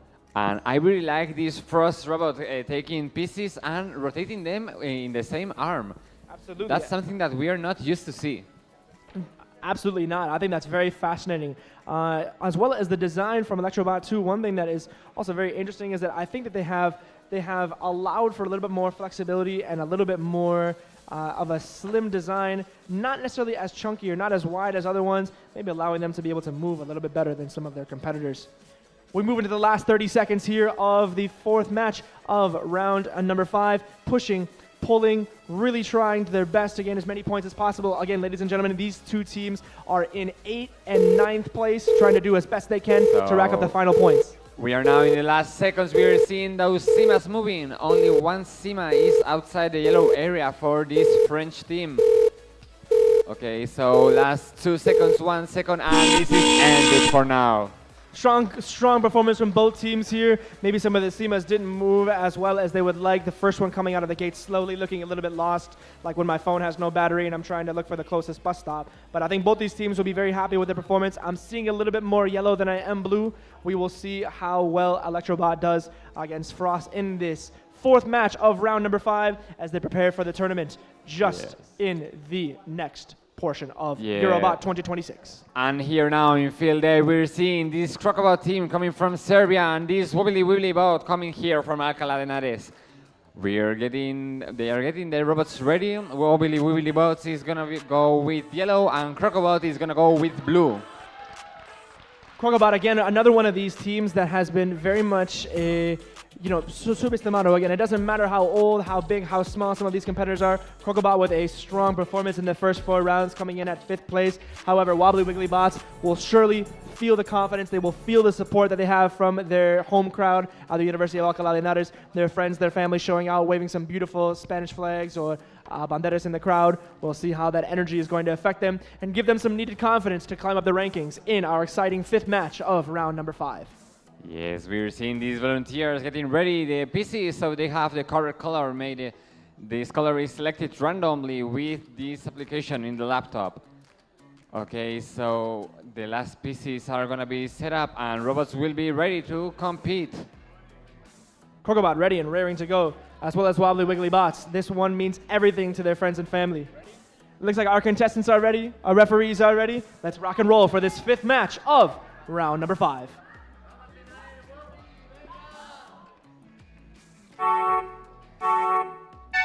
Okay, and we see this Wobbly boat going real fast to make their results. They're taking the yellow pieces and let them in the green area. A clear and set strategy immediately from the get-go, Roberto. It looks as if Wobbly Bots were trying to come out and steal some points from Crocobot in the immediate get-off from this point. It's going to certainly disrupt some of the rhythm from Crocobot. Wobbly Bots are really trying to bother their opponents and make it very difficult for them to gain points, which is going to be very important. We saw how Crocobot moved their cursor. Now Wobbly Bot is moving theirs. Now we think they are correctly placed. It's a great strategy, I think, from Wobbly Bots, Robert, because of course they're almost kind of doing a double turn on some of their competitors, right? Not only taking points to make for themselves, but taking points that have traditionally been allotted on the other side of the map for Crocobot. We'll see how well it pays off for them. So how a Sima was incorrectly deployed, I think, and the referee just took off that Sima from stage. We're in the last 34 seconds of this match. We are seeing a lot of movement from both teams. A really strong showing here from Wobbly Bots, trying to do their very, very best. Obviously, in a rush, trying to collect as many points as they can. Coming all the way onto the other side from where Crocobot is, trying to steal some of their points. Excellent finish in the last 15 seconds. The Simas are now being deployed. Yes, those Simas from Wobbly Bot, because the Simas from Crocobot was removed by referee. We are seeing now the robot coming back to their place. And Crocobot last seconds and wasn't in area. Seemingly Wobbly Bots came back into their nest to get those important 10 points. Crocobot, which has been so consistent in these last parts of the match here, not getting in time. It seemed as if Wobbly Bots had some trouble with their Simas in the last part of the round here. Maybe moving some of the blocks that they had allotted for points outside of the designated area. It's going to be fascinating to see how the points are collected in this 5th match of round number 5. Wobbly Bots has had such a strong showing here in Alcalá de Henares. They've had so much good support from their friends and family. Again, let's see if it's going to be enough for them to climb up the rankings in the last match. Yes, we're seeing now the referees taking a look so they can decide how many points have both teams earned. And we're seeing in the field B how these teams are cleaning up the area so other match can be played. Okay, now we're seeing these volunteers taking the pieces to the correct areas, and we're expecting the next team to come up to the scenario. These matches are getting more and more exciting, Robert, at the end of our preliminary rounds here in round number 5, because the competition is so close, because there are so few points separating all of the teams. The stakes have never been higher. We've seen such a change from some of the, not only the strategies, but the emotion that has been shown from round number 1. Maybe more calm, more collected in round number 1, trying to understand how their robots are going to operate best given the circumstances. And now that we've come all the way thus far into round number 5, so much more effort, so much more passion is being shown. It's going to be fascinating to see what the tournament looks like. Yes, and I think after this 5th round, we are going to go have lunch. I think was like that. Or we have the 16th round, and then we're going to have lunch at a very European time. Like, I think it's going to be 12. That's not, here in Spain, we have lunch at 2, 3, not 12. Very much so, very much so. All right, we are going to get some of the scores that have just trickled in here from our last match between Electrobot and Frost. Electrobot with 129 points and Frost scoring 85. Electrobot doing an incredible job here. That is a big boost to their hopes to get into that top half of the table, to have a more favorable draw when we get into the sorteo or the tournament round of 16. Frost 85, consistent as can be. Both teams should be very happy with their performance. We'll see how far Electrobot can climb up the rankings as we prepare for the final matches of round number 5 before the round of 16. Okay, we're now seeing another Spanish team, Factor Sorpresa, coming up to the scenario. We're waiting for their rivals. This is going to be Factor Sorpresa in yellow versus Discovery 2. This winner, this is one in the lead with blue. This is a heavyweight matchup, Robert. I cannot wait for this one. This is one that we could typically see again as a rematch within the final or potentially in the semis. Discovery 2 in first place with 581 points. Factor Sorpresa with 396. Again, maybe 200 points separate these teams. Maybe we've seen a few different types of strategies, but these teams have not only been the most consistent, but they've been the most powerful in every single round of this tournament. I think it's going to be fascinating to see not only how these robots are going to develop later on in the tournament, but what happens right now? Are they going to be more combative? Are they trying to steal points from other sides? Or are they going to try to maximize every point they can be? I cannot wait for this matchup. Yes, and this one is going to be one of the last matches from this round 5. Then after this, Factor Sorpresa versus Discovery 2, we're going to see Walter and the Chimpanks playing alone. And after that, we are going to present the rules for next year's competition. So stay here in this venue. All right. We have about 2 minutes left here in the setup between Discovery 2 and Factor Sorpresa. I would encourage everybody to pay close attention because, again, ladies and gentlemen, this could be a matchup that we see in the semifinals or perhaps the finals. Discovery 2 having been the clear favorite from the get-go of this tournament, scoring a whopping 581 points, almost 100 points more than the second place team, Game Team, but they have no small competition ahead of them in Factor Sorpresa, another giant within their own rights, really looking to prove themselves not only as the best team here, but also to represent the home country of Spain in Eurobot Junior 2026. Each time we see more and more people in this, how do you say Salón de Actos in English? In auditorium. I mean, I don't know. In this it's auditorium. both Latin, right? Latin, English.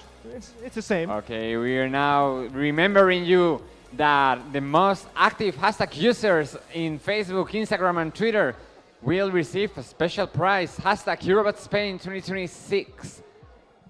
If you are taking videos or photos when you're out and about in Alcalá de Henares, if you're showing your team pride, if you're showing your country's pride, waving flags, putting paint on your face, go ahead, take a photo, take a video, put that hashtag Eurobot Spain 2026. Go get yourself a free prize. Enjoy these moments. And don't forget to share, like, retweet, all that good stuff online to show your friends, to show your family this incredible showcase of competition and intelligence that we've been having thus far.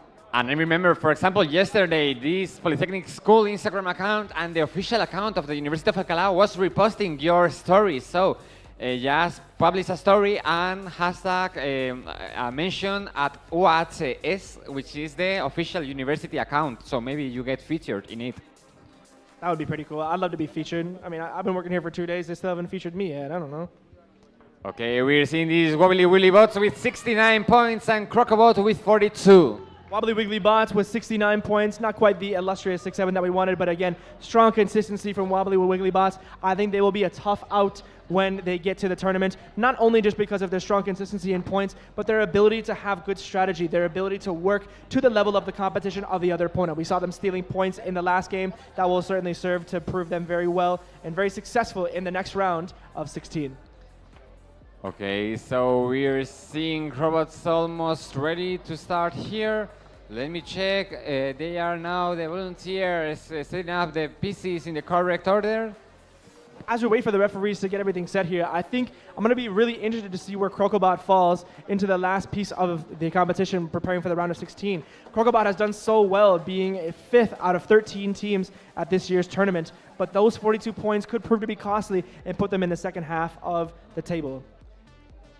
It looks like our contestants are ready. The referees are getting ready. Ladies and gentlemen, make some noise for this heavyweight competition if you are ready.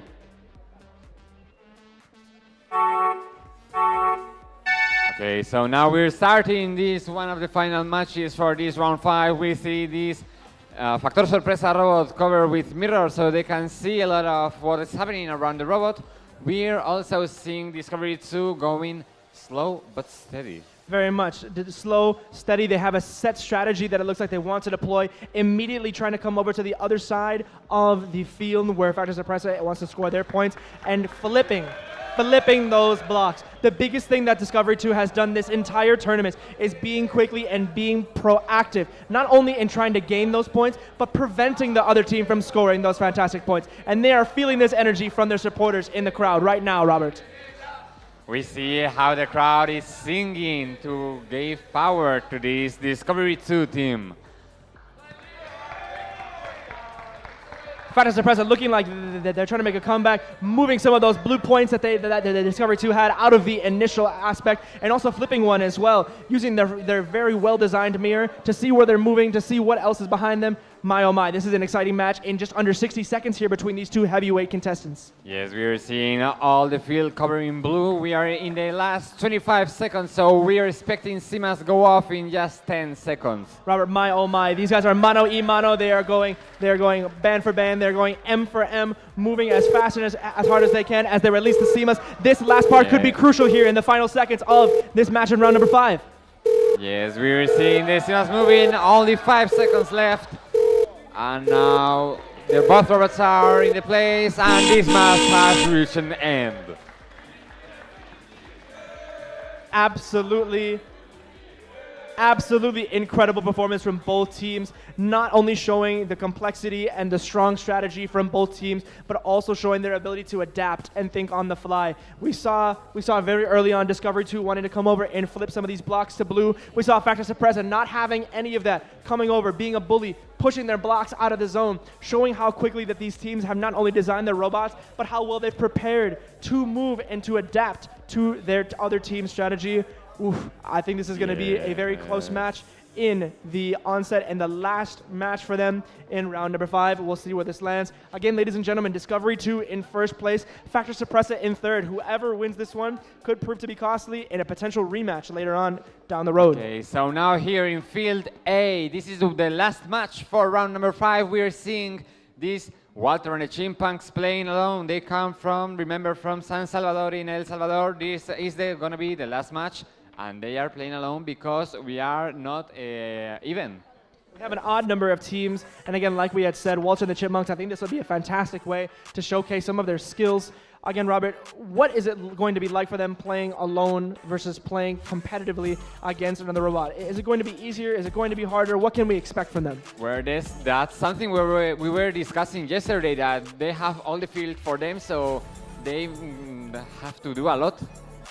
I think in this one, I think we should see a more aggressive strategy from some of this team. Maybe not necessarily trying to go as far as flipping some of these blocks. I think maybe they really want to try to just gain as many points as they possibly can. But again, we'll see very shortly here how Walter and the Chipmunks are going to set up in this exciting last match of round number 5 and the exciting last match before we get to the tournament. The contestants are ready, the referees are ready, and let's see what we've got for the final match of round number 5. Well, these robots are moving in this final match, starting to push the pieces so they get yellow ones inside the green area. We see small robot falling off scenario, so the referees are coming to pick them. We see also how they put the blue pieces in the yellow area. But they have get stuck because the robot has get above one of the pieces. So this is gonna be, I think, the last thing we saw from this robot. And I don't know if the Simas are going to be able to exit that area. We're going to see here, certainly I think one of the probably the rarest sort of circumstances or situations we might have ever seen. This robot just unfortunately spinning its wheels, really trying the best that they possibly can given the circumstances. But I don't know if it was a bump that they tried to hit over, or if maybe they were too aggressive trying to push the blocks. This could end up to be a relatively...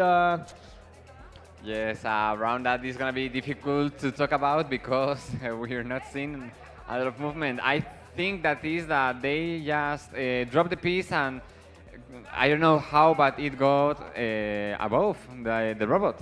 Walter and the Chipmunks have shown so much tremendous heart so far in this tournament. They've done such a good job showing strong professionalism, great design from their robots. It's certainly going to be a bit sad that they might end this way. But again, we do have 2 seconds left here. We'll see if the Simas can push them out of this tricky spot. Yes, I think that's one Sima failed, and the other one I think it's outside of the yellow area. And now the robot gained traction, so we can get back to the yellow area. That's something good, at least. I'll tell you what, Robert, again, although maybe they didn't perform up to the standard that they had expected themselves, still gaining a quick and a very effective and important 10 points here. And strong support. Absolutely love the support from their fans back home. They have a lot to be proud of coming all the way here to perform at Eurobot Junior Finals. With strong support, friends and family, they have a lot to be proud of. Okay, and now remember, don't leave this auditorium because now we're going to present you the rules for next year's Eurobot. Okay, so let's wait to see the results from both teams and then with the presentation I was talking about. Of course. Robert, what do you think that we can expect from Eurobot 2027? Obviously, this competition has been very successful this year, successful last year. Are we gearing up for a bigger and better, maybe even a larger competition next year? Or what are your predictions? Yes, I think next year, each year in Eurobot Spain, we see more and more teams, and I'm hoping to see more international teams because we are only 16. We are seeing Discovery 2 158 points and Factor Sorpresa with 88 points.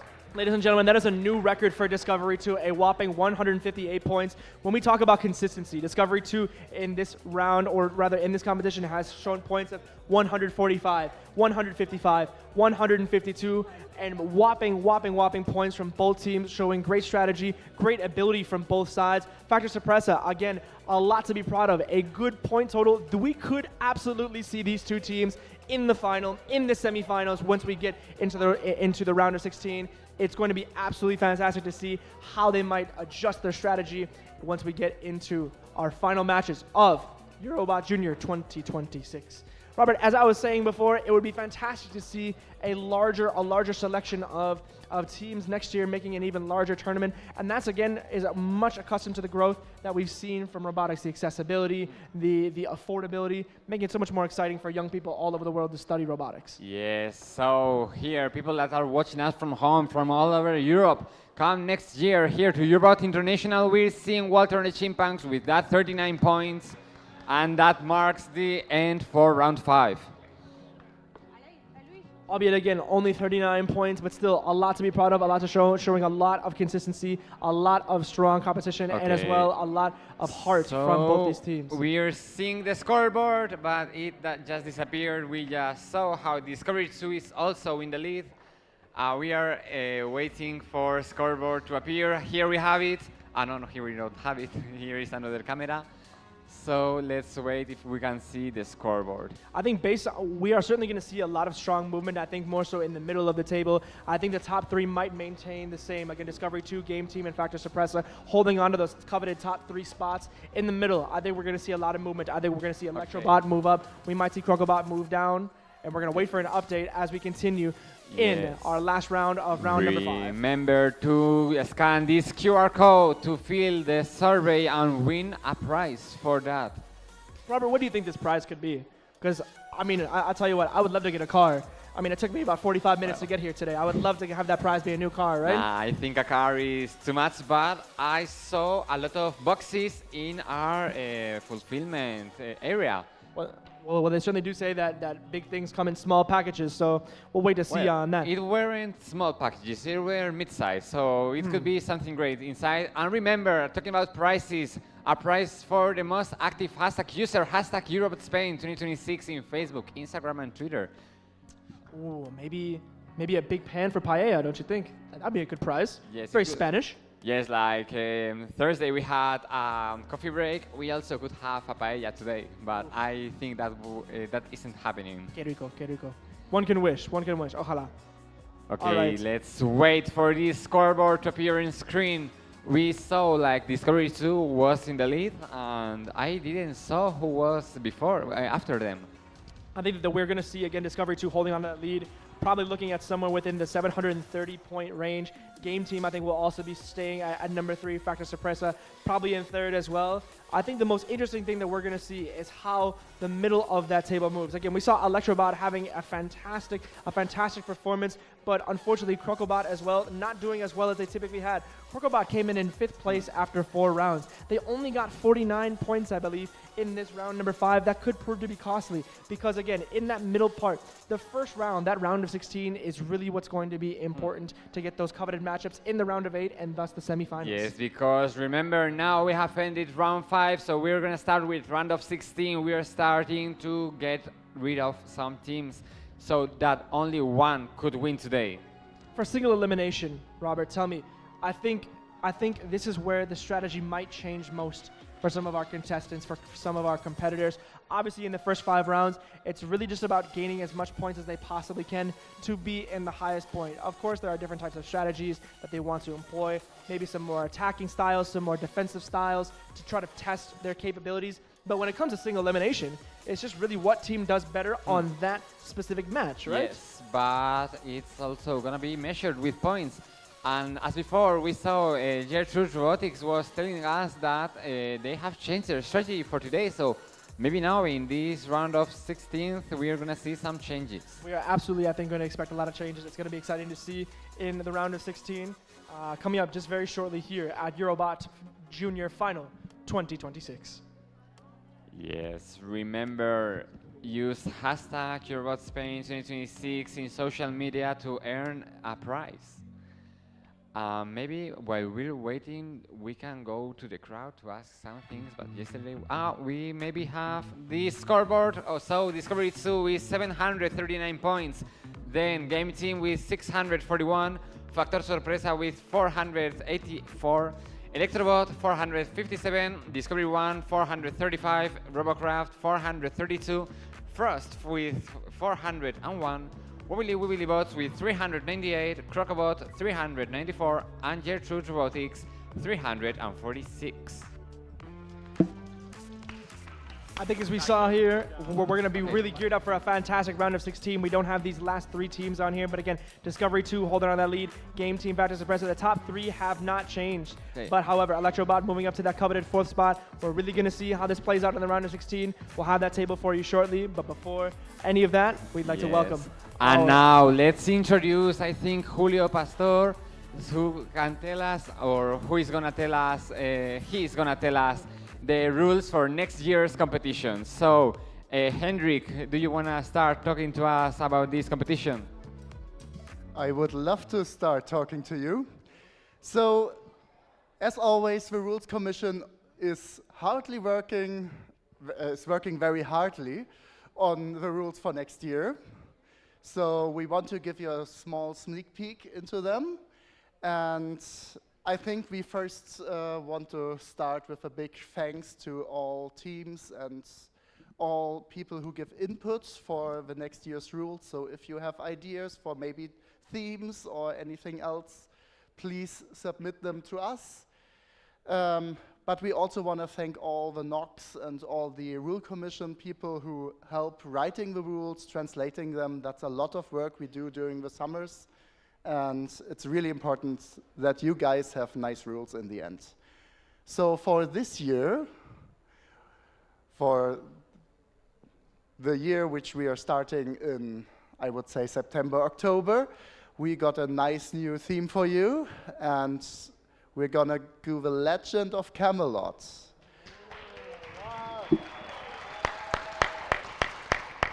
So you will see a very legendary fight on those tables. We will keep certain elements. So we will, for sure, keep the dimension of the table. So you already know the size of the table, you know the size of the robots. We will keep the CMAs, so you can expect to make new CMAs.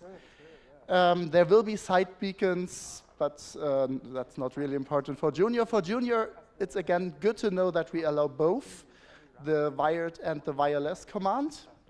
And there will be some line following actions on the table as well, as you can see this year as well. But we also want to introduce some new parts. So we really want to introduce a bit more mechanical-oriented actions. So you will see maybe some building, maybe some other things. So be prepared for that. There will be some shooting going on. So that will be a very legendary action, I think. Please don't shoot referees. And your CMAs, as this is the Legend of Camelot, they need to be very, very brave. So make sure they get a helmet maybe, and prepare them for some epic battles you will see on those tables. I think we're gonna have a lot of fun doing that. So see you in September for the full presentation. There might be separate presentations from your NOC, so please contact them if they have something. And we're very happy to see you again next year.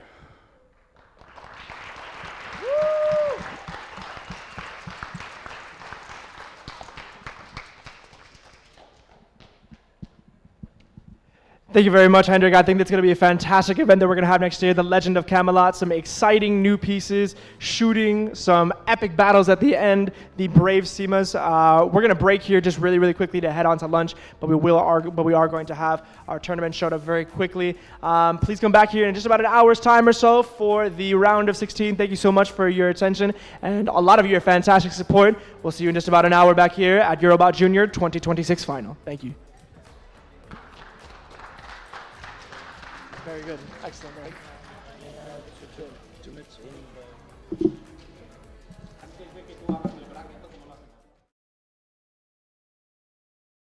The black market. Carry it. Although you are not going to that side. Where you be going is this. Airbus.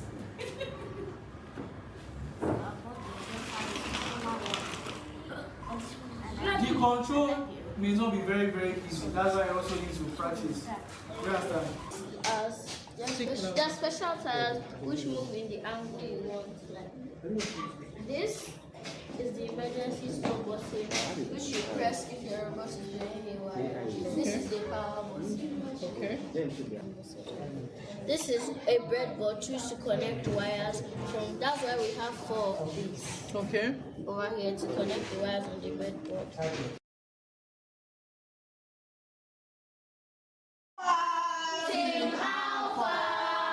Hay quien dedica su vida a perseguir sus sueños. Yo persigo una luz. Siempre pensé que se escondía en un momento, en una hora mágica. Pero cuando llegué aquí, con la caída del verano, me di cuenta de que llevaba todo este tiempo escondida en este lugar extraordinario. Leo La ciudad de las letras, corte del príncipe de los ingenios, como un libro de luces y sombras. Y casi en su última página aparece ella, mi luz, El sol la lanza contra el palacio al atardecer y ella brilla. Y yo no puedo hacer otra cosa que plantar la cámara y observar el milagro. ¿Cómo te levantaste inspirada en Roma? ¿Cómo te levantaste tras el fuego? ¿Cuántas historias escucharían estas paredes? ¿Qué habrá visto Catalina con la luz de sus ojos de suerte? Cuando llamé a tus puertas, llamé mi luz a la tiniebla oscura. Bajo la cúpula encamonada me besabas la mirada ante las obras de Nardi. Luz, luz que ilumina el sol, las 11 esferas. Luz, ¿quién es luz sino tú, luz hermosa? Cae el sol y te marchas, pero no te apagas. Te mudas dentro de cada persona que decide que tú, en esta plaza, serás parte de su historia. Alcalá bien lo sabe y por eso también te guarda. Yo aguardo expectante tu siguiente visita.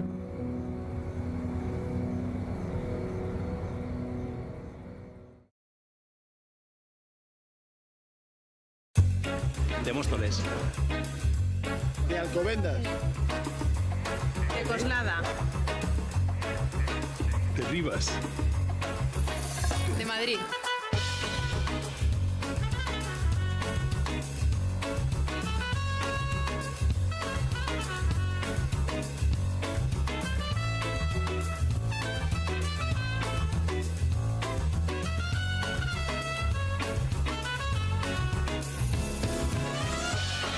Toda la comunidad, un mismo punto de encuentro. Madrid lo tiene claro. Elige Alcalá de Henares para comer.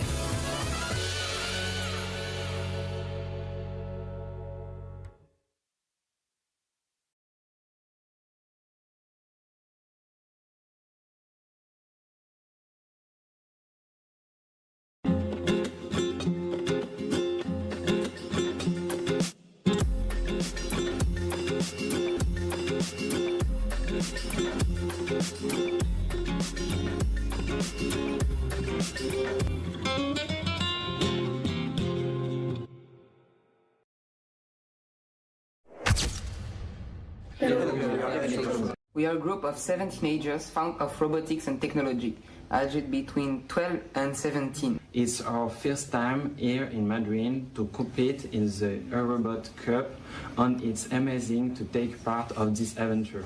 We built a robot in a dynamic and multi-modular fab lab near Paris, the Electrolab. It allows us to experiment and unleash our creativity thanks to the very diverse range of equipment, 3D printing, machines, laser cutting, and soldering. We're proud to introduce our super robot.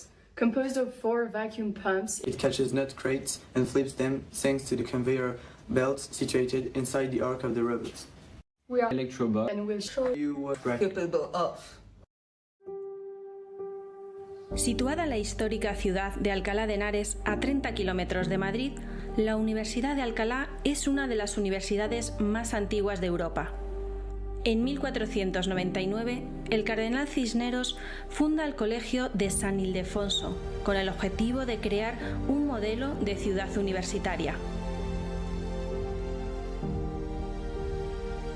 La Universidad de Alcalá se convirtió en un gran centro de excelencia y en sus aulas enseñaron y estudiaron grandes maestros como Lope de Vega, Francisco de Quevedo, Tirso de Molina o Antonio de Nebrija. La singularidad de ese modelo universitario y la conservación de su rico patrimonio arquitectónico y artístico la llevaron a ser declarada Patrimonio de la Humanidad por la UNESCO en el año 1998. Reconocida por los principales rankings nacionales e internacionales, en la actualidad, la Universidad de Alcalá se posiciona entre las mejores universidades del mundo. Es además referente en el mundo por su enseñanza en la lengua y la cultura españolas, su compromiso social y la defensa de los derechos humanos.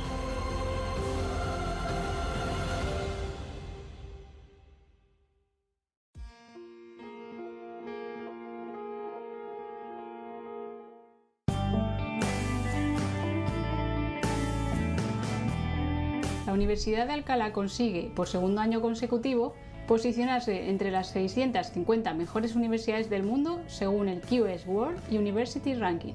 Con estos resultados, la UAH consolida su presencia en los 3 rankings internacionales más prestigiosos. La Universidad de Alcalá se ha posicionado por segundo año consecutivo entre las 650 mejores universidades del mundo, según el ranking internacional de QS, que es uno de los principales índices de calidad universitaria de todo el mundo y que ha evaluado más de 5.000 universidades de distintos países. Es una muy buena noticia para la UAH, sobre todo además porque destacamos de manera muy notable en el apartado de internacionalización, que es una de las prioridades estratégicas que esta institución se ha fijado. En el ámbito de la internacionalización, concretamente de la capacidad de atracción de estudiantes internacionales, somos la primera universidad española y estamos situados entre las 200 mejores del mundo en este indicador, mejorando incluso los resultados que obtuvimos el año pasado, que ya eran muy destacados.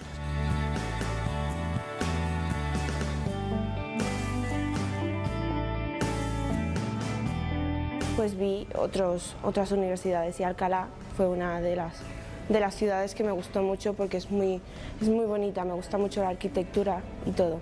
Me gusta su infraestructura, que es un lugar muy central, lleno de estudiantes y gente muy amable. Y vine a esta universidad porque tiene mucha historia y claro, estudiando historia lo que prefiero es ver también la ciudad y todo, y como también es la ciudad de UNESCO y por eso me gusta mucho y me vine aquí.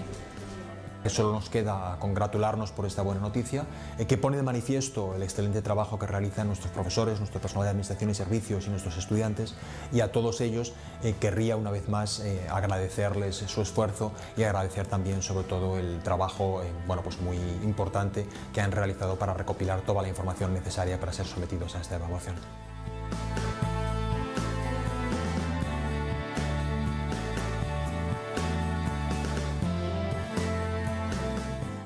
Que sí, que ya sé que lo sabes. Alcalá de Henares, Ciudad Patrimonio de la Humanidad, Cervantes, Azaña, Complutum, la Universidad, sus plazas, sus soportales. Sí, ya sé que todo eso te lo han dicho, pero es que Alcalá no es solo eso.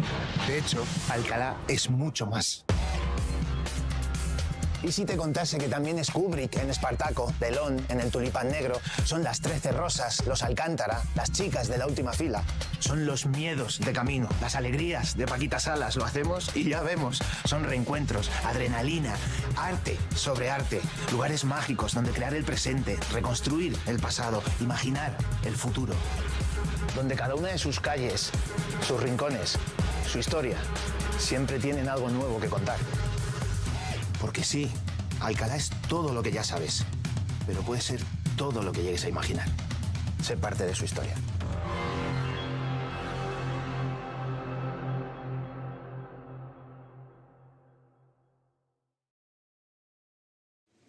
Ja sam Nikola. Ja sam Relja. Mi smo Team Robocraft.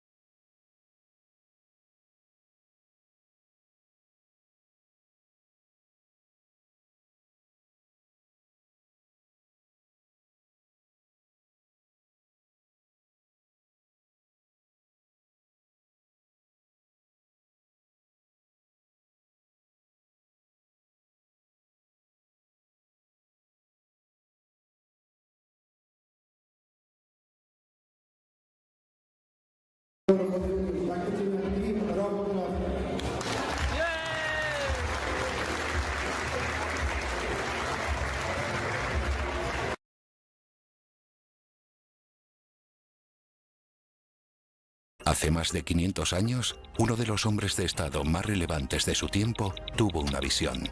Francisco Jiménez de Cisneros supo ver en la educación el motor de la renovación y el progreso. El cardenal imaginó una ciudad renacentista, construida sobre los pilares del conocimiento y el humanismo, vertebrada en torno a un campus moderno, universal y al servicio de la ciudadanía. Y entonces construyó la Universidad de Alcalá. 5 siglos después, nuestra institución recoge los valores de su fundador y los proyecta hacia el futuro. Hoy Alcalá se muestra al mundo como una universidad cosmopolita, participativa y comprometida con su entorno. Te invitamos a que te contagies del espíritu innovador que nos trajo hasta aquí y que nos ayudes a seguir construyendo la Universidad del futuro, tu universidad. Para ello hemos puesto en marcha un portal participativo abierto a las propuestas de la comunidad universitaria y a la sociedad en su conjunto. Queremos que nos sorprendas y nos inspires con tus ideas. Cisneros tuvo un sueño. Ahora te toca a ti continuar con su legado. Dale rienda suelta a tu creatividad. Concibe, proyecta, sueña. Imagina la Universidad de Alcalá.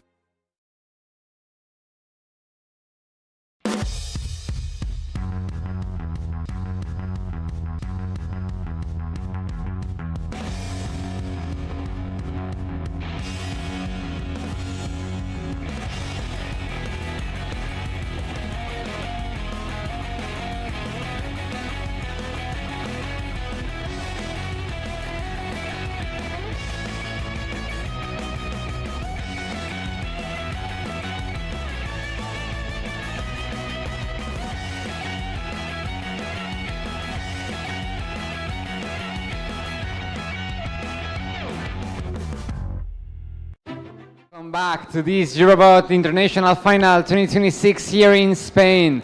Now we're gonna start with this round of 16th, and when we're ended with this, we're gonna go have lunch.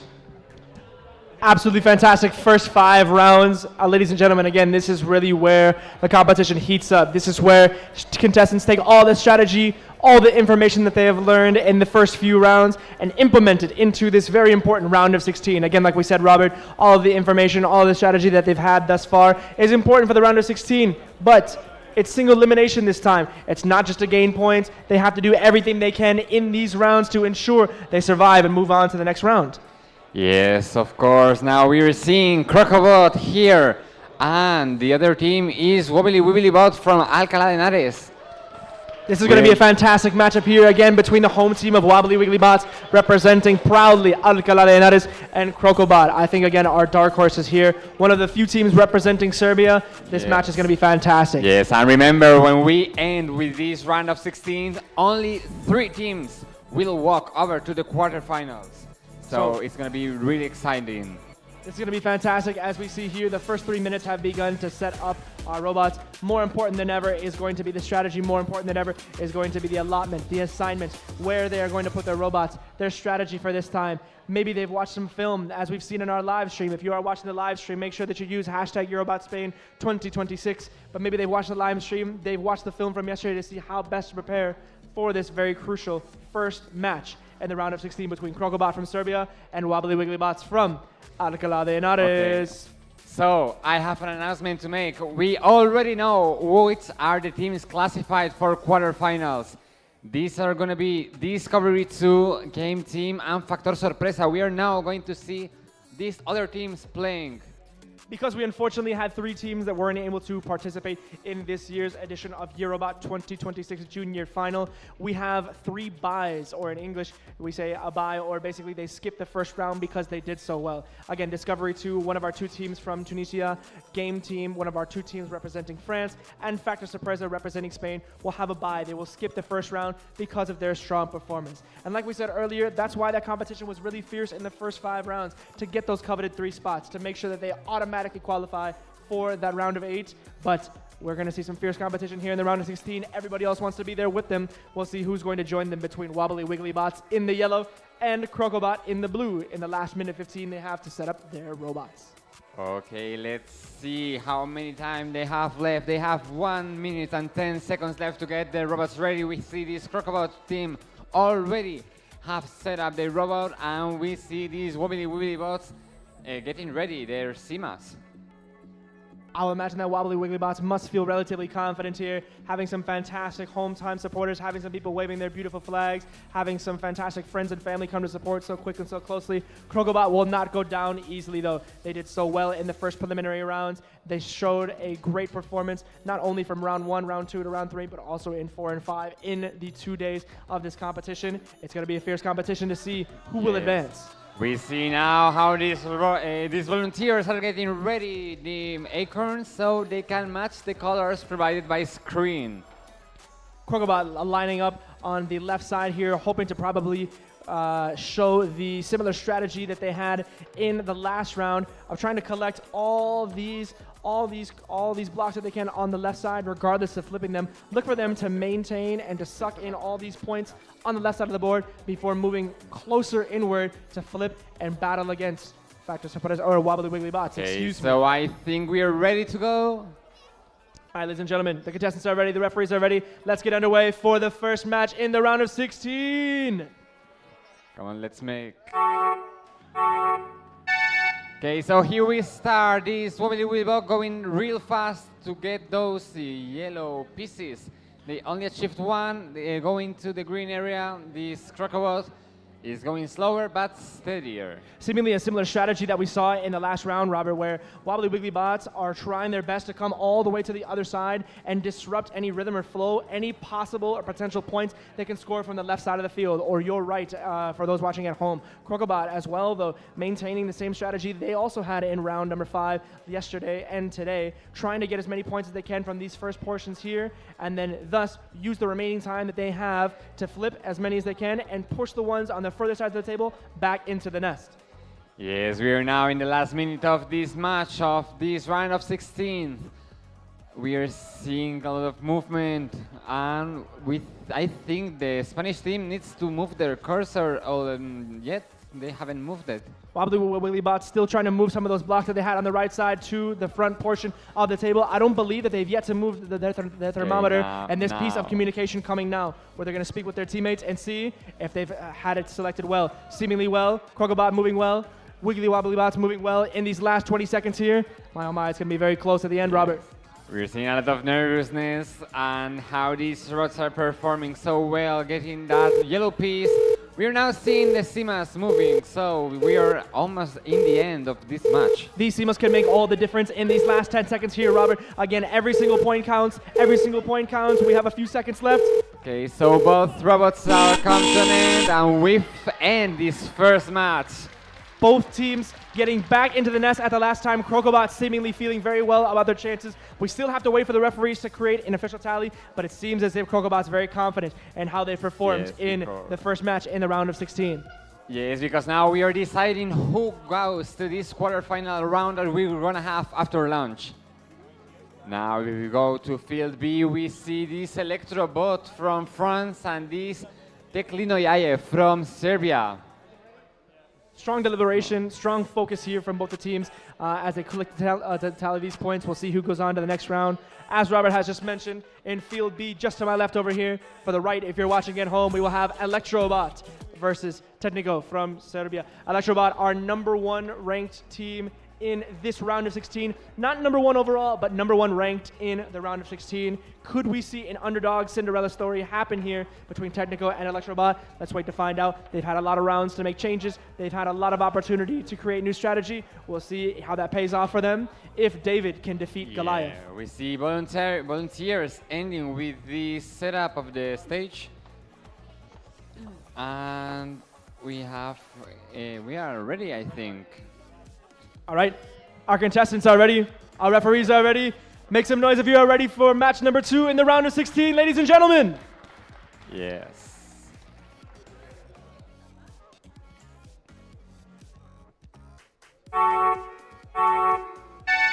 Okay, we see these first movements. We see the French robot that is a little bit simple for sure, but it's performing better than other teams.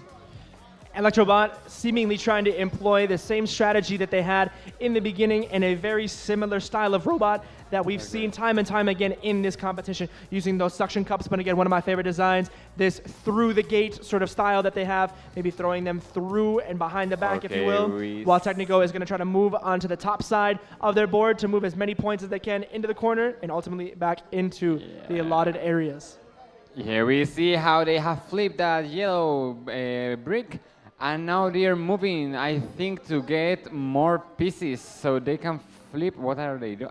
They're coming here for these blue pieces so that they can flip them over. Let's see, ladies and gentlemen, what we're going to see at the end of this competition here. Electrobot again deploying their very famous and seemingly patented now strategy of this through the gate maneuver. A little bit more yellow than blue that I'm seeing thus far, Robert. Again, Electrobot being represented in the yellow, Technico in the blue as we enter the last 30 seconds. We'll see if Technico can pull off a massive upset. Okay, we are now getting to the last 20 seconds of this match, of this round of 16, when will we decide who goes to this quarterfinal. Technico seemingly trying to deploy a strategy of having a little bit more defense than they do offense. Deploying all 5 seamers could prove to be very important for them as the teams try to make it back into the nest before time runs out. 5 seconds left. Let's see what we got. Let's see what we got. Yeah, we have reached an end for this match. Excellent performance, I think, from both teams. Let's see if Electrobot has done enough to continuously move on into the next round. I do have to say, though, given all of the unfortunate problems that Technico has had during this tournament, probably their best performance they've saved for the round of 16. Robert, what do you think? Yes, I think this is one of the best Teclinoyayes performance for today. And we hope that that is reflected in the points that they are given. We will see, we will see. As we wait a little bit longer, let's check back to see here. I'm not sure if our referees have fully tallied the points between Crocobot and Wiggly Wobbly Bots. We wait on that very shortly. Both teams very eager to see who is going to move forward into the coveted round of 8 in this tournament. Take into account that now measurements need to be really precise because we are deciding who goes to the quarterfinals.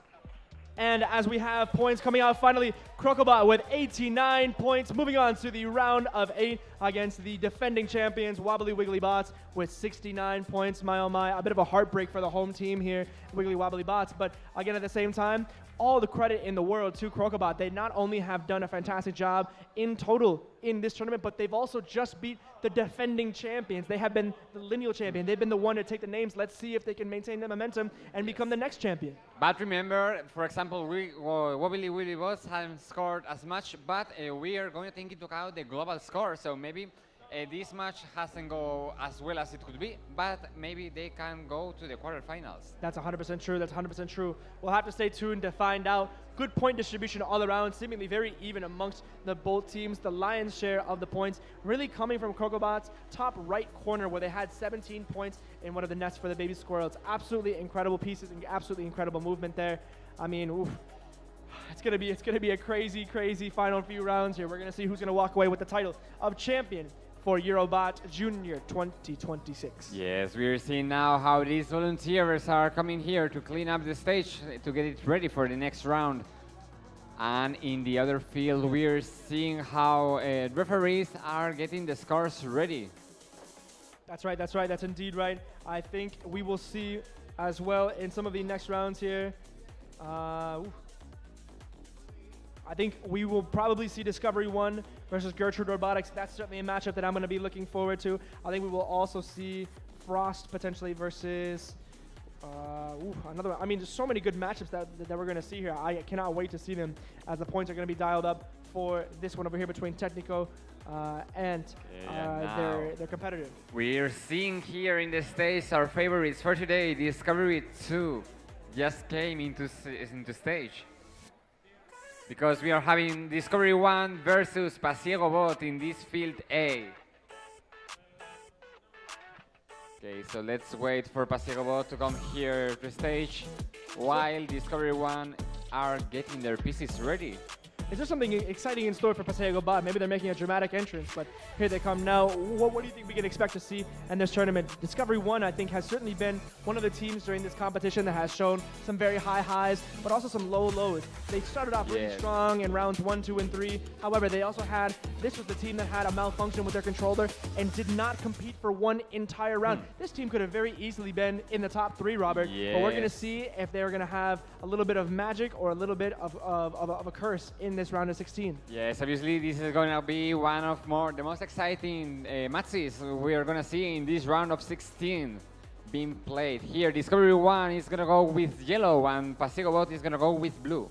I think, again, the continuing theme maintains presence throughout this competition. the consistency, not only just in terms of points, but the reliability of these robots. Is it going to work when we want to? Are they going to be able to make the fixes that they need if something happens, if something malfunctions? We're really going to see this put to the test here between two teams that I absolutely think could go very far in the tournament. Two of the more popular teams, again, having Discovery One representing from Tunisia and Eurobot representing Spain very proudly here. This is going to be a very exciting match in the round of 16 for Eurobot Final 2026. We're seeing this Eurobot controller with 12 buttons, some potentiometers, and it's a custom-made controller. And while the other team, I think it's gonna go with a PlayStation 2 controller.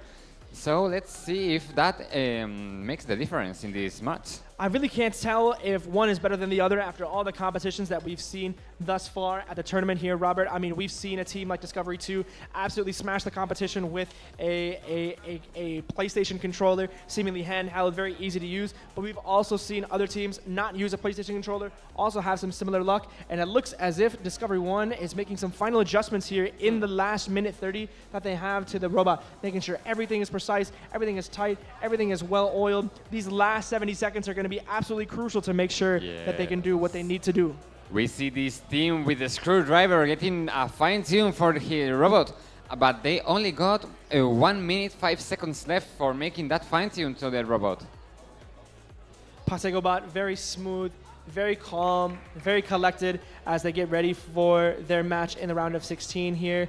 No haste whatsoever. They look cool. They seem to be collected. No prisa, no rush whatsoever. Discovery 1 also in good vibes. Man, oh man, I can't wait for this matchup here. We're in for an exciting one, Robert. Yes, of course. We are now seeing this Eurobot getting ready, the robot.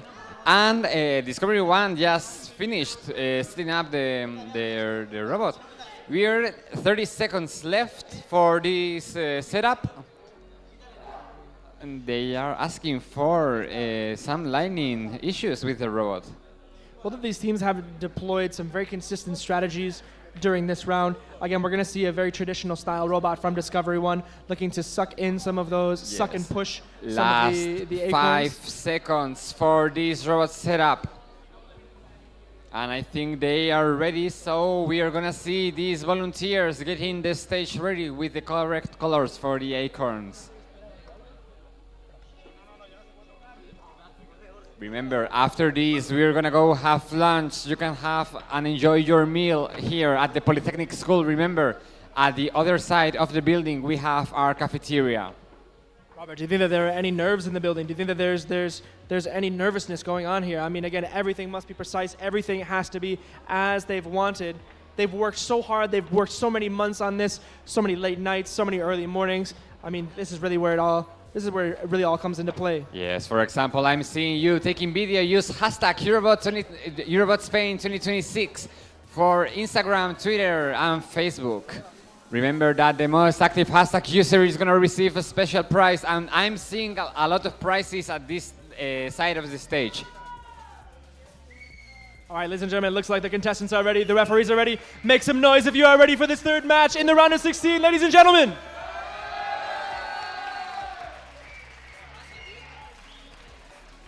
We're hearing the crowd getting louder and louder as we approach the grand final.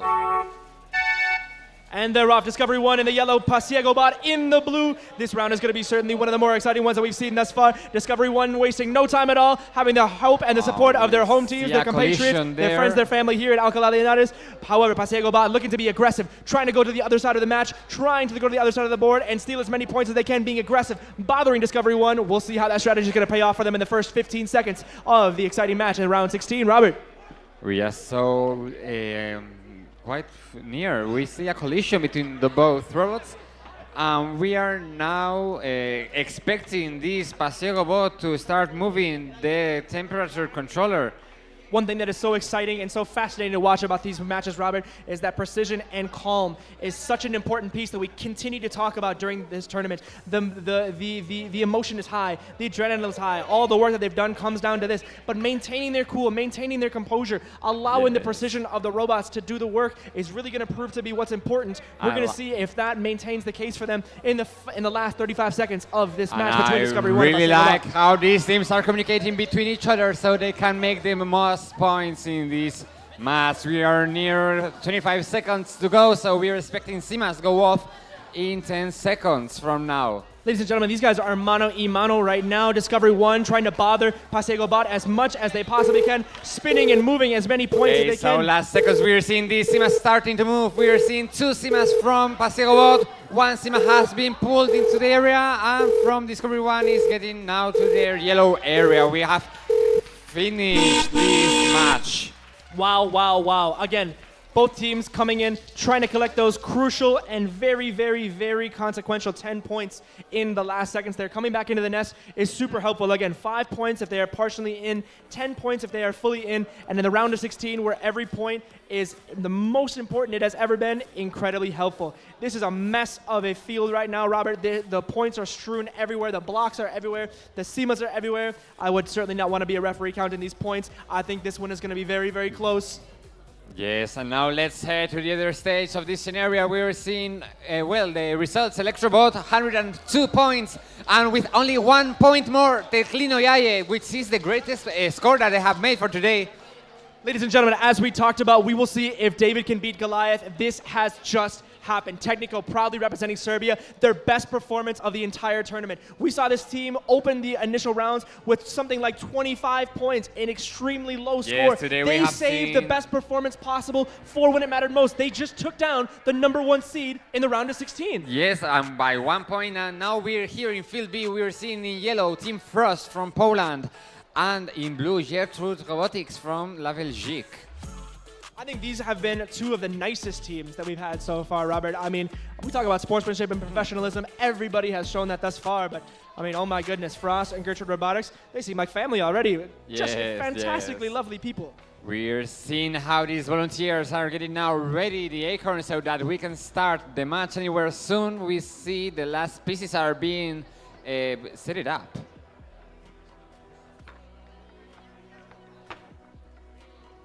All right. It looks like the contestants are ready. The referees are ready. Again, ladies and gentlemen, make some noise if you are ready for the 4th match in the round of 16.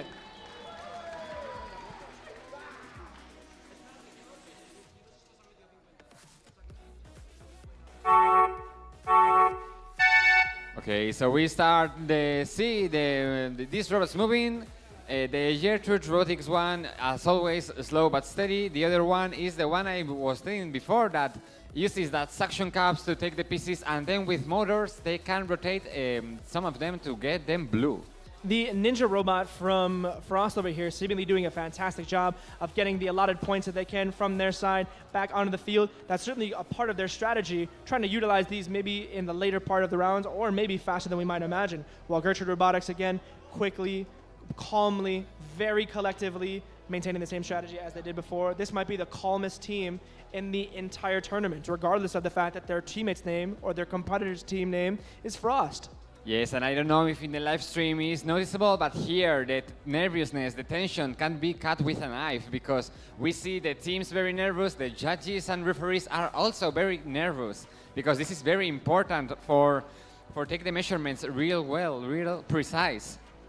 It is certainly, the tension is strong. The focus is absolutely critical. You can tell how dialed in some of these guys are, how incredibly focused we see our competitors working right now. It is absolutely incredible. Okay, so we are 22 seconds left for this final. We are now expecting Simas to go off in 5 seconds, so here we have them. There is one from this Frost, well, both of Frost Simas are moving. The one Sima from Gertrude Robotics is also moving, and they need to come back to their areas. Wow. Just at the very end, Frost seemingly able to get their robot back into the nest. Gertrude Robotics also doing the same. Some of the Simas maybe not going as far as maybe they had wished. I think this is going to be a close match at the end, but I think Frost might be able to pull this one out. Ladies and gentlemen, what a fantastic... We have been treated to some fantastic matches here thus far.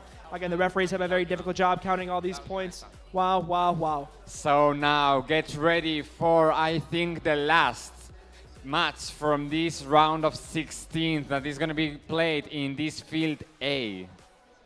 So let's wait for the teams to get their points ready. They are discussing with referees how many points have they scored, and then they will clear the area so that the last match can be played.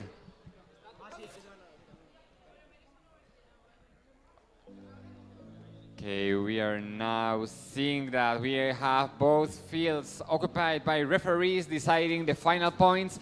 Remember that now we are deciding who are the ones that gonna go to the quarterfinals. So this is a real tension moment and real nervousness we are seeing. A real moment of tension, absolutely. Again, Robert, we talked a lot about how you can cut the tension with a knife, but also at the same time, how these people spend months and months and months preparing these robots. You can spend so many hours in the laboratory making their robots, but at the same time, if you can't focus and if you can't perform when it matters most, if you can't communicate, it's all for nothing. We're seeing a lot of good teamwork and a lot of good focus under pressure from all of our competitors. Yes, that's quite important. That's soft skills they need to learn, because you can have the greatest robot ever made, but if you cannot communicate with your colleagues, you're not going to earn no points, because they need to make the strategy for you.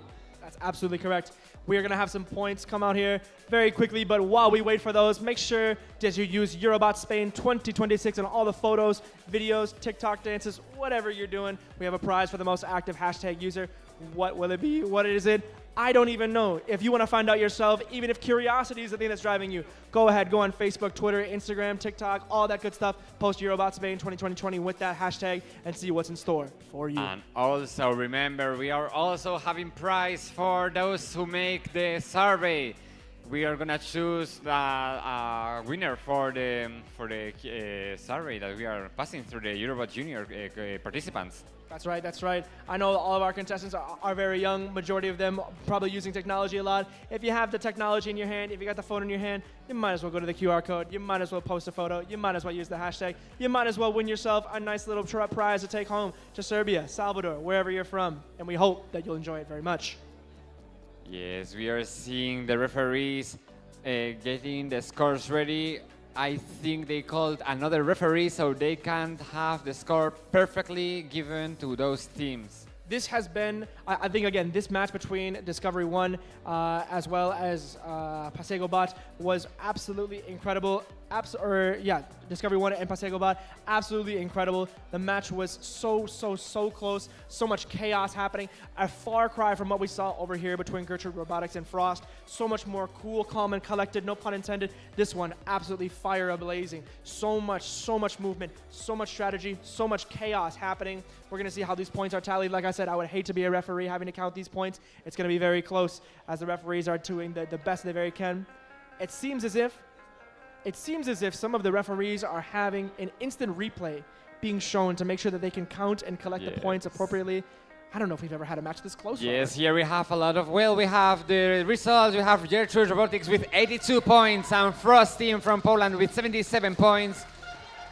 So we are now seeing some of the possible participants for these quarterfinals. Absolutely, absolutely. Gertrude Robotics will be advancing along with Technica from Serbia. It is absolutely incredible to see the point distribution that is in this match, Robert. Yes. It's so apparent and so very obvious that in the first few rounds, all of that information has been taken in. The strategy's changing. We're seeing scores that are closer than ever. Yes, it's very obvious these guys have done a lot of strategy and a lot of improvements.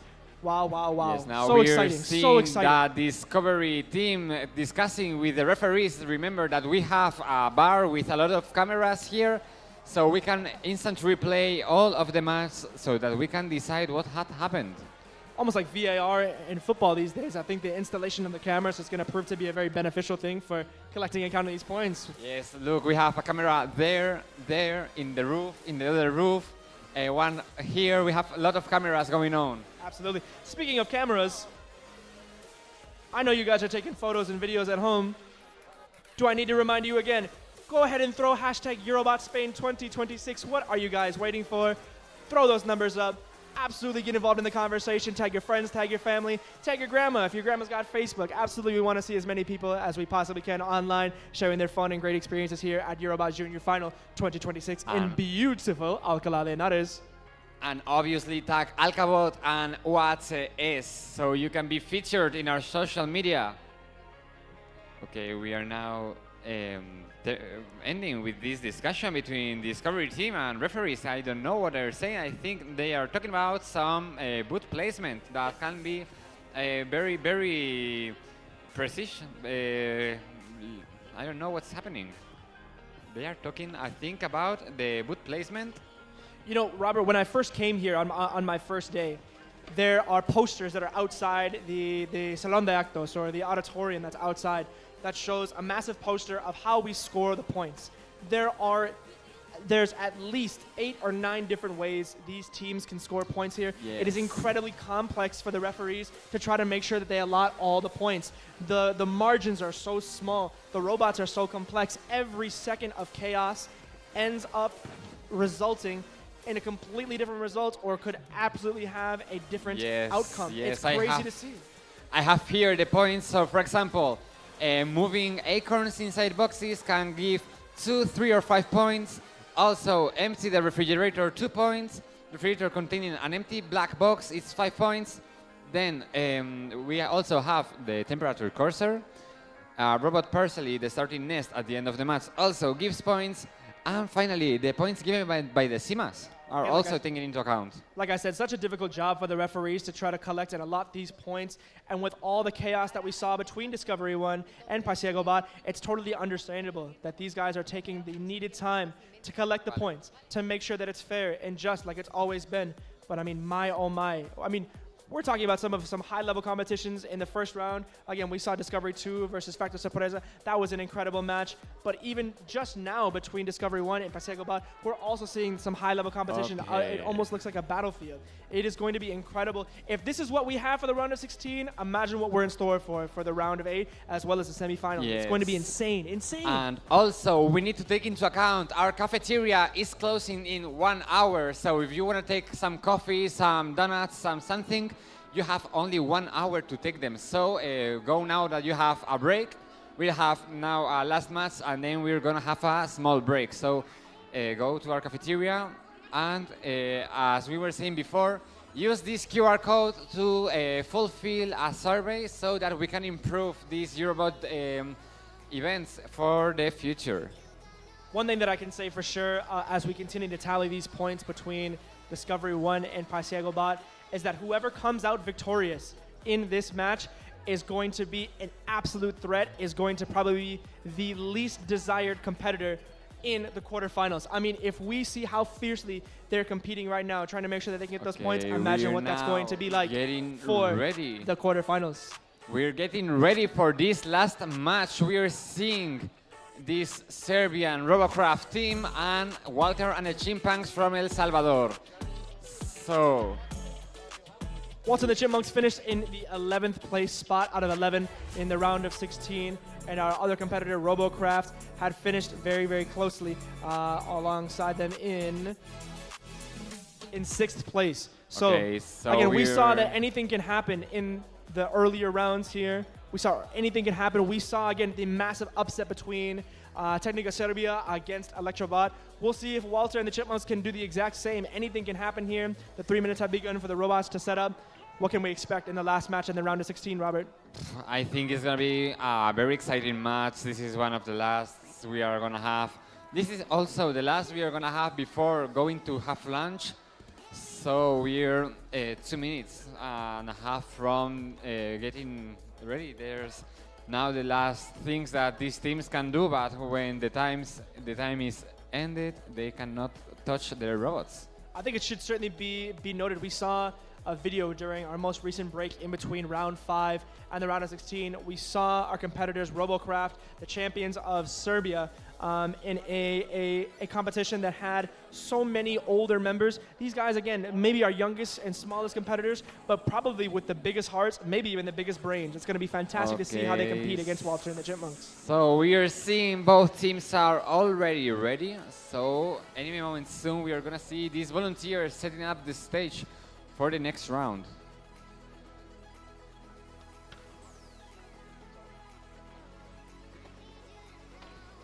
So we have on field A, while we wait for Robocraft and Walter and the Chipmunks to set up their field, we have field A continuing to move around, the points back ready for the referees to place them, not for field B, but for field A. The reason why I mention this right now is that I can expect either before, but I'm guessing most likely after Robocraft versus Walter and the Chipmunks to have a score between that earlier matchup between Discovery 1 and Eurobot. It's going to be absolutely electric what happens there. I can't wait to see. But we also have, again, another great competition and a great a great match in store for us in this last minute of setup between Robocraft, which will be represented in yellow, and Walter and the Chipmunks represented in blue. Yes, of course, it's gonna be electric. If not, it wouldn't be a robot competition. That is very true, very true. Okay, we are seeing these volunteers getting the stage ready so that we can start any moment soon. Last pieces, we still need to fix two sets of pieces and we will be ready. Okay, so we are ready. Ladies and gentlemen, our contestants are ready. The referees are ready. Once again, make some noise if you are ready for the last match of the round of 16.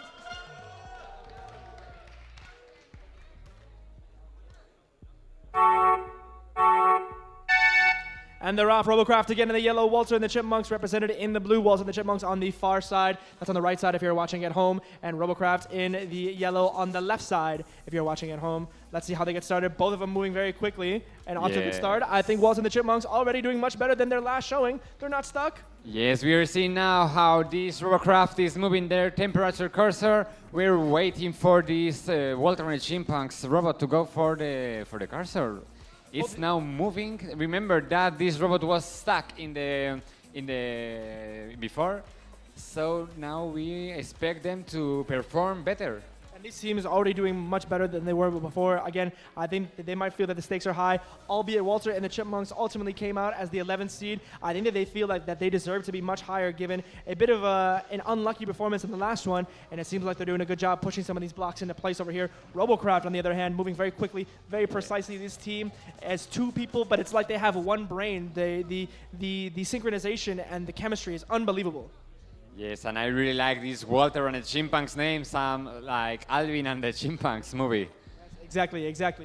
Both these teams are very evenly matched. They both have one primary robot and two SEMAs. However, it looks as if Walter and the Chipmunks might also be down again to just their two SEMAs as they've gotten stuck once more.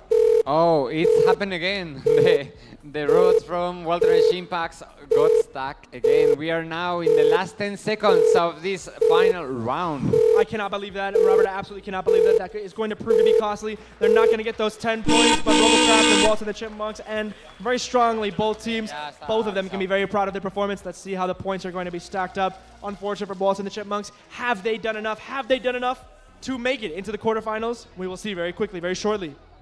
Okay, so we have ended this round of 16th. We just know we are waiting for the results. We are seeing Discovery 1 with 37 points and Eurobot with 6-7. We have finally got these 6-7 points.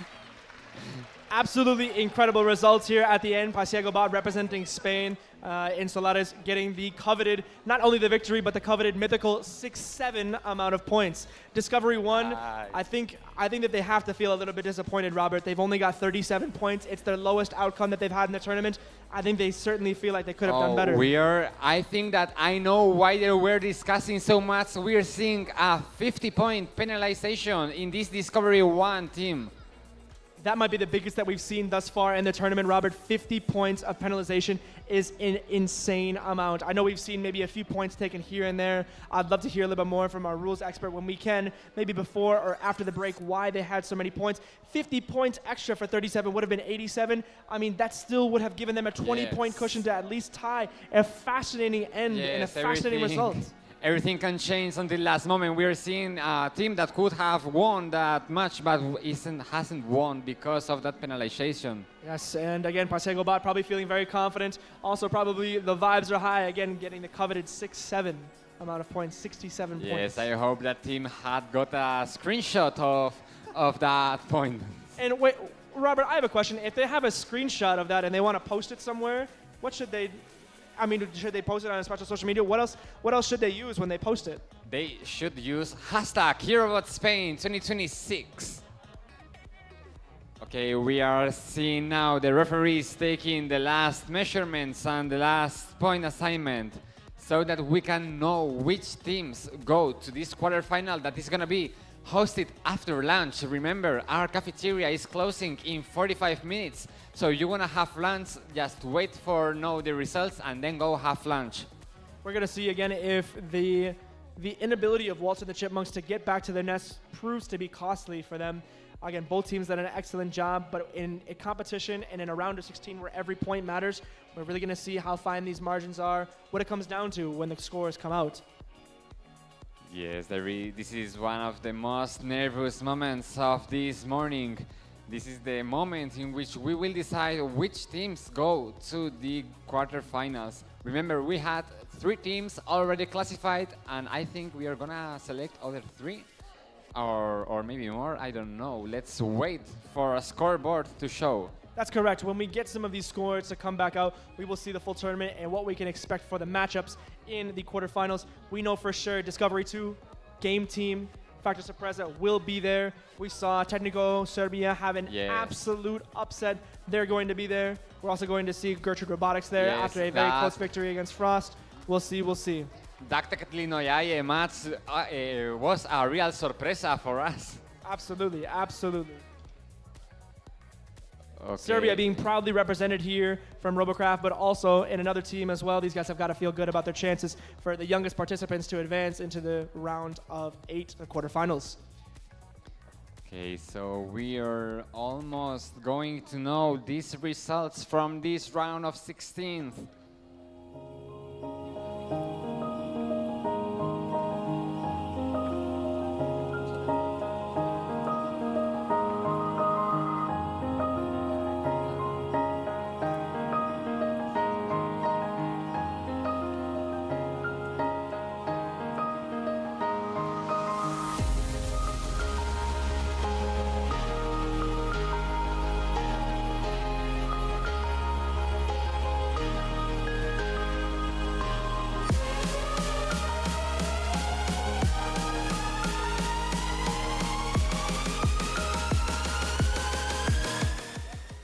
Okay, we have these results. Robocraft with 119 points and Walter and the Chimpanks with 42.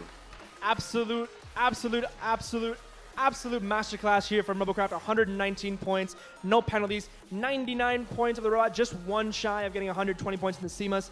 And then again, Walter the Chipmunks, so unfortunate, showed so much heart, probably the best represented team here in terms of their fans and their support. Unfortunately, having a bit of some bad luck at the end there. They'll be sad to go out, but we will be also very sad to see them go. Robocraft will advance into the quarterfinals, and before we break for some lunch, we'll wait to see who will be going to the coveted quarterfinals. Okay, now that we have all of the results, we are waiting to know which teams are going to be showcased in our quarterfinals. 119 points by Robocraft is certainly very, very impressive. Again, Robert, I think we're in store for some very, very exciting matchups in the next round. I mean, take your pick your poison. Who do you want to play against? Do you want to play against Game Team? Do you want to play against Robocraft? All these guys are absolutely incredible. As we see the tournament that's come out here, we will have the quarterfinals showing up very quickly. But in the initial scores, what we can see for 100% in the first match, we will have the favorites, Discovery 2 playing against Eurobot. Yes, also, this is a surprise. We're going to see Teclinoyae, who started the day not the best, but now is classified for that quarterfinal. In the next section, in the other bracket, we are going to have Game Team, our second place team, taking against Gertrude Robotics from Belgium. Okay, also then we are having Game Team, as we said, Gertrude Robotics, Factor Sorpresa as was expected, and finally between Walter and the Chimpanks and Robocraft, we are going to see this Serbian team, this Robocraft, in our quarterfinals. I think this is going to be absolutely incredible. Can you tell me, Roberto, which of these do you think that you're most excited for? Well, obviously, Discovery 2 versus Eurobot is going to be something to remember. And also, I think that Teclinoyae can make also the difference. Remember, we are now having our lunch break, so we'll meet later. It's fantastic. Yes, I'm certainly looking forward again as well for Técnico Bot as well as Pasiego Bot scoring the lowest amount of points, but Técnico having the biggest upset. We'll see what they can do. We're very excited to see you very quickly in an hour break at 12:45 for a lunch. We hope you have a fantastic lunch, and we will see you very soon for the quarterfinals of Eurobot Junior 2026 here in Alcalá de Henares. Rápidas transformaciones.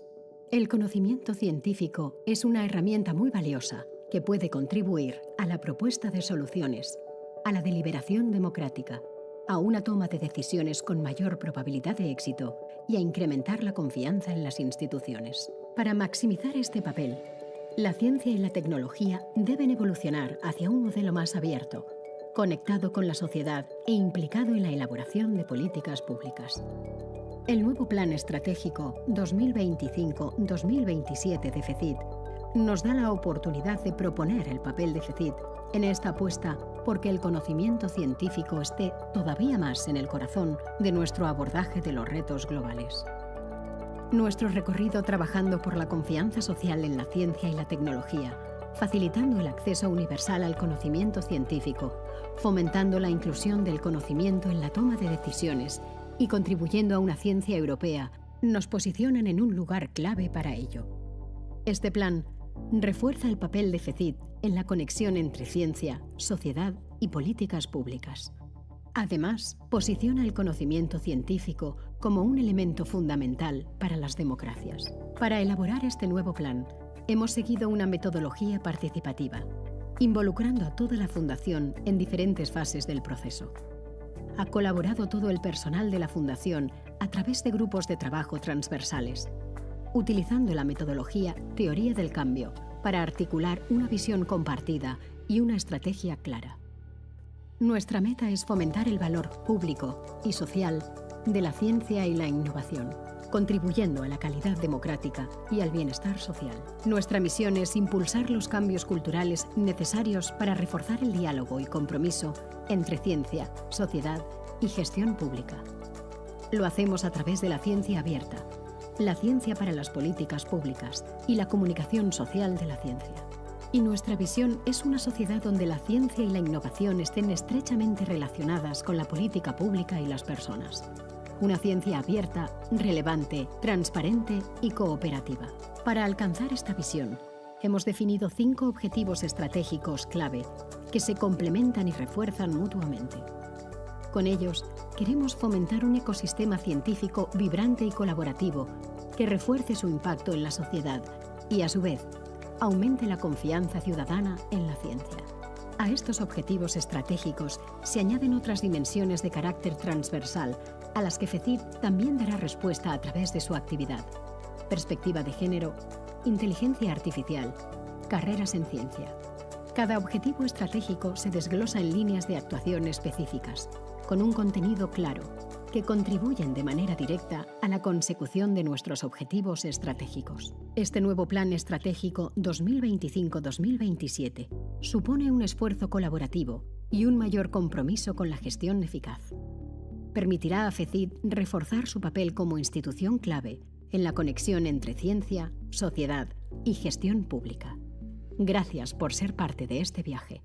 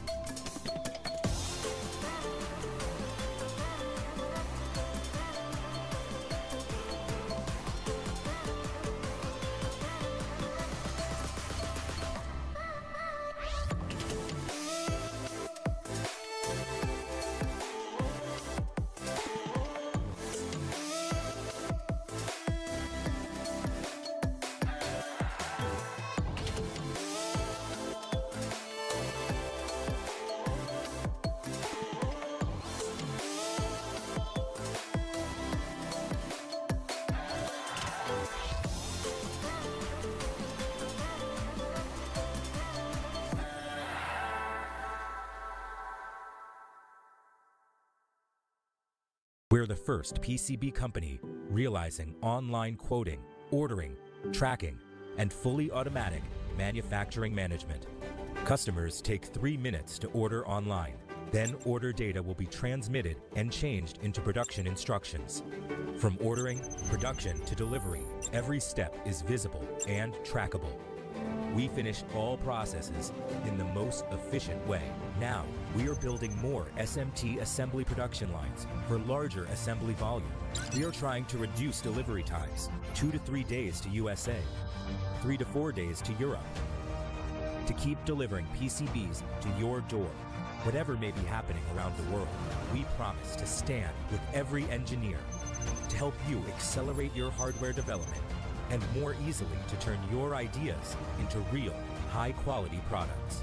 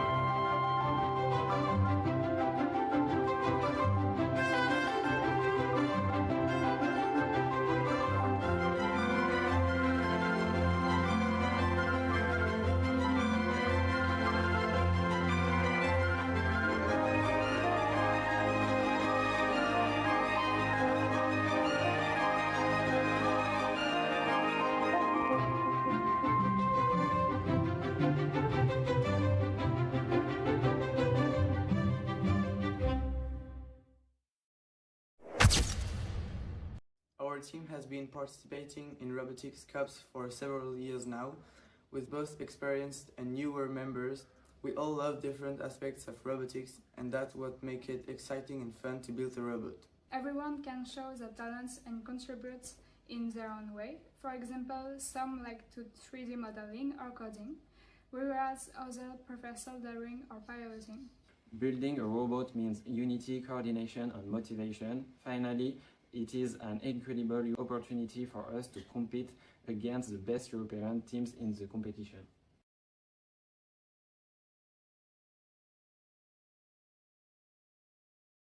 Hello everyone, my name is Tomilala and I'm a pupil of Corona School, Lagos, Nigeria. My team and I will be attending 2026 Eurobot Junior in Spain. This is the Mecanum robot, and my team and I will be using this during the 2026 Eurobot Junior competition. This Mecanum robot is powered by 3.7 volts wheels. Its main microcontroller is the Arduino R4. By plugging a cable into the Arduino, I'm making sure the emergency stop button is up and not turned on, and the power button is on. Your controller is turned on, you can move. These are the Mecanum wheels and the Mecanum DC motors. The main body of the robot is called the chassis.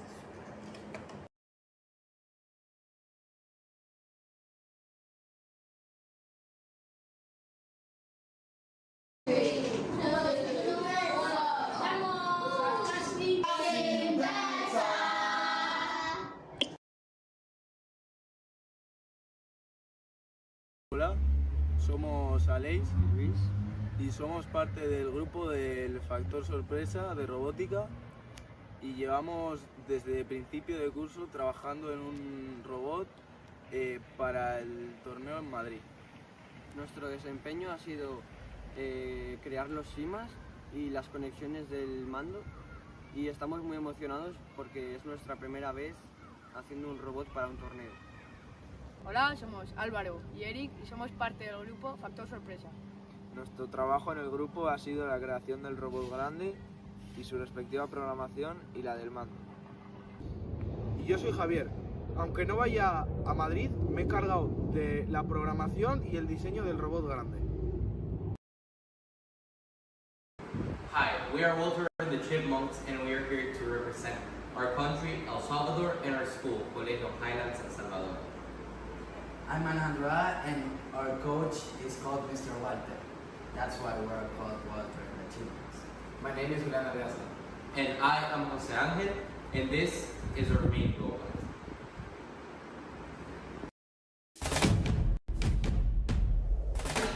Se equivocan quienes piensan que una universidad son solo grandes edificios y clases magistrales. La universidad es algo más. Es tiempo. Los mejores años de tu vida.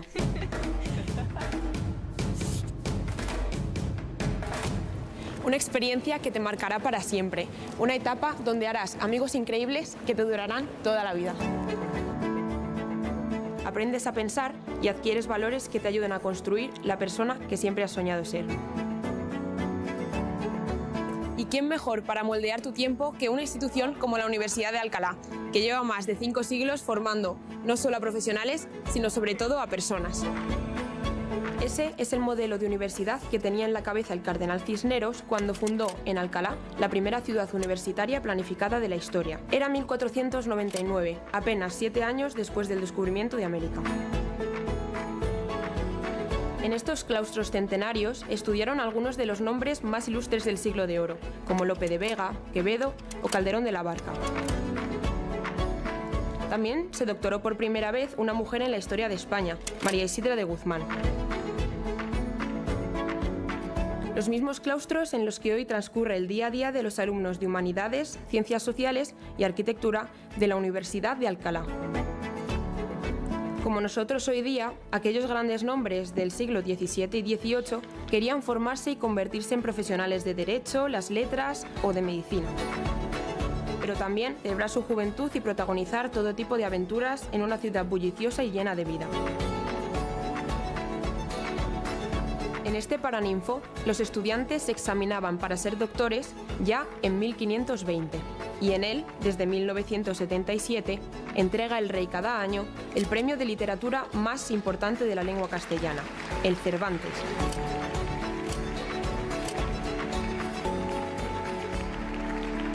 Pero la Universidad de Alcalá no se ha quedado en el pasado, porque siempre se ha dedicado a imaginar el futuro. Promovió una revolución médica y sanitaria en los siglos XVI y XVII. Formó a Andrés Manuel del Río, el español que descubrió el vanadio. En este campus científico-tecnológico, fundado a mediados de los años 70 del siglo pasado, se genera y se transmite hoy día conocimiento de vanguardia en disciplinas clásicas como ingenierías, química, farmacia, medicina, ciencias ambientales o del deporte. En general, el medio centenar de grados de la Universidad de Alcalá combina esa formación generalista con grados más especializados, pioneros e innovadores, como los de Biología Sanitaria, Criminalística o Física e Instrumentación Espacial. Además de más de 70 másteres y 34 programas de doctorado. Un campus moderno, sostenible y respetuoso con el medio ambiente. Para una universidad que lleva 500 años en este planeta y que quiere seguir en él otros 500 años más.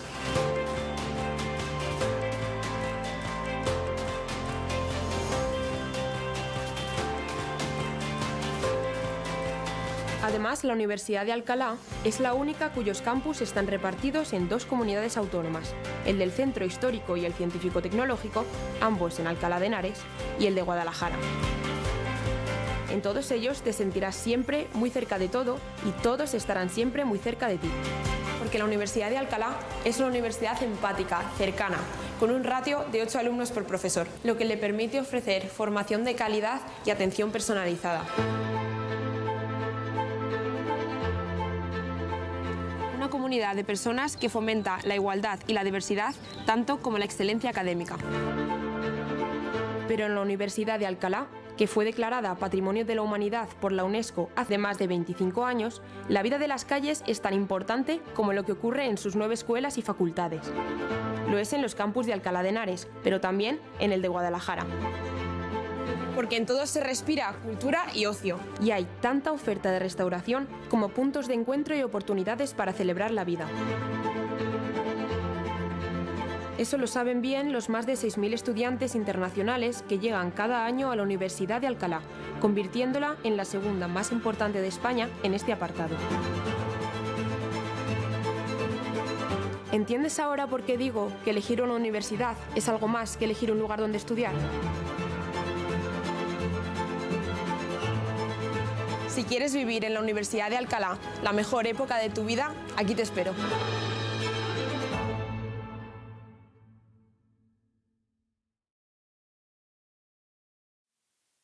Celebramos 25 años siendo la única universidad en España Patrimonio de la Humanidad. Viva. Viva recordar, preservar, cuidar. Viva aprender y viva inspirar. Viva investigar. Viva volar. Crecer y avanzar. Viva atreverse. Viva imaginar y crear. Viva entender, debatir y cuestionar. Viva pensar. Viva.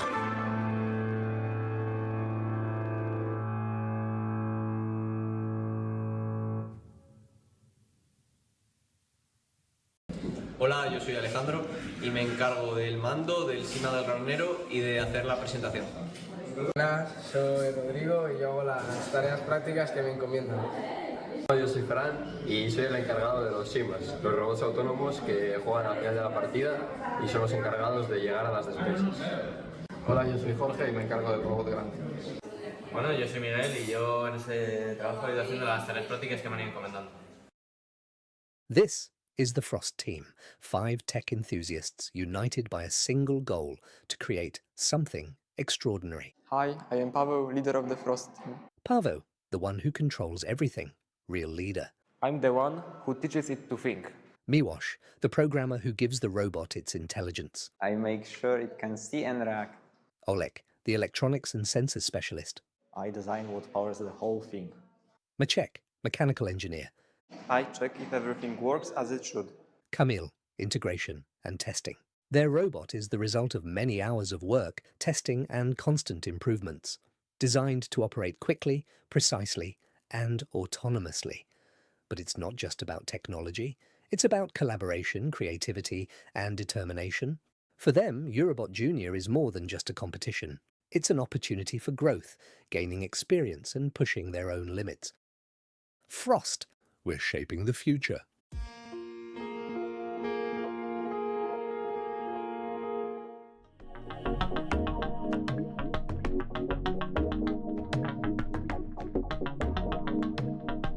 Esto es una asignatura transversal donde la idea es que desarrollen competencias transversales, trabajo en equipo, creatividad, capacidad de iniciativa, y entonces la asignatura tiene 2 partes. Una primera parte donde estudian pues un poco la tecnología de la robótica, y una segunda parte que lo que hacen es preparar un proyecto para una competición, que en este caso es una competición internacional que se organizará en Praga este año.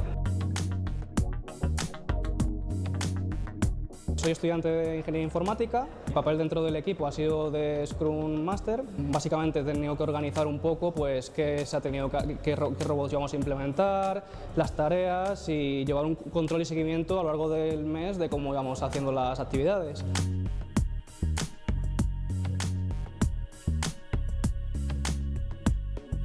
Soy estudiante de ADE, no de Ingeniería, pero como me gusta mucho todo este tema y me parece muy bonita la robótica, muy interesante y siempre he querido aprender, pues ha sido una muy buena oportunidad. Yo creo que he aprendido mucho. Él y yo hemos estado en el mismo grupo, sobre todo yo lo que creo que lo que más nos ha aportado es trabajo en equipo.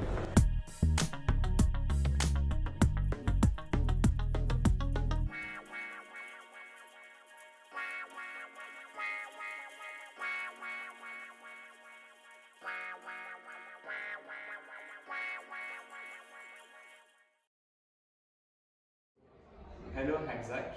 Hello, I'm Kenza. I'm Bilo. I am Alexis. And I'm Conquista. And we are Gertrude Robotics.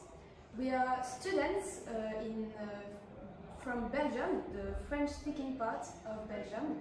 And we are all in 5th grade in the Collège Saint-Gertrude, so we are 16. We are very happy to be participating in this competition.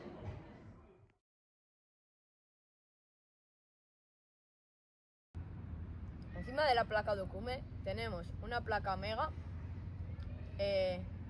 dos controladoras que están dirigidas a los motores amarillos debajo de la placa Docume, que por ellos está alimentado el robot por una batería LiPo de 11 voltios y tenemos una seta de emergencias.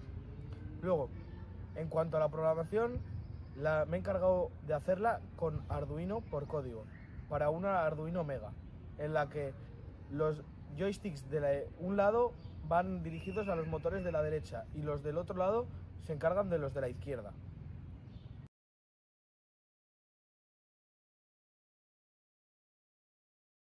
My name is Alejandro and I oversee the editing of the videos and the presentation design of the Wobbly Wiggly Bots team. Hi, my name is Oliver and I am from the Wobbly Wiggly team. And my role in my team is to build the CMAS that then my team can program it. And I am the co-pilot too.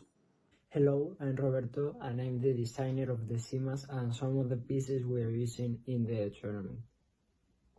Hello, my name is Israel and create the main robot and the pilot of the Wobbly Wiggly Bots team. Thank you. Que no lo ve y por WhatsApp que no lo ve.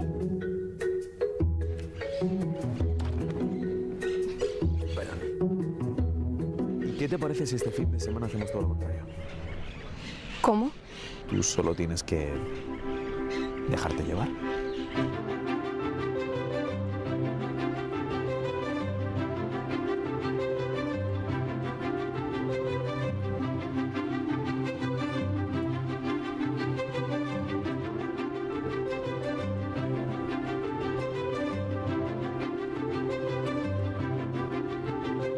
Oye, ¿esto es aquí? Sí, hace más de 500 años. Te lo aseguro. Yo estaba ahí.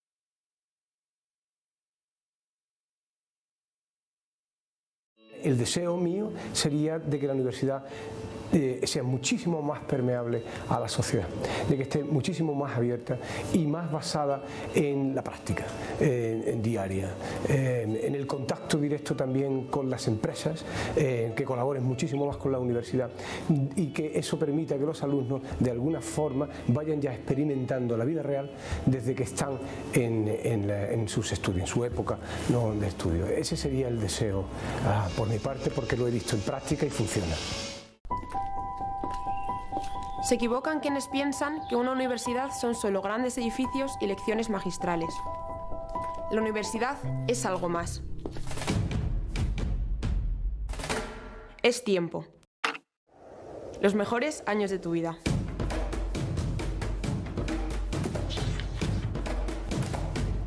Una experiencia que te marcará para siempre.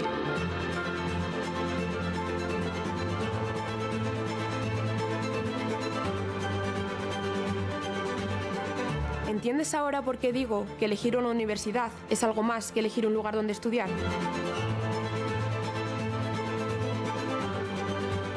Si quieres vivir en la Universidad de Alcalá la mejor época de tu vida, aquí te espero.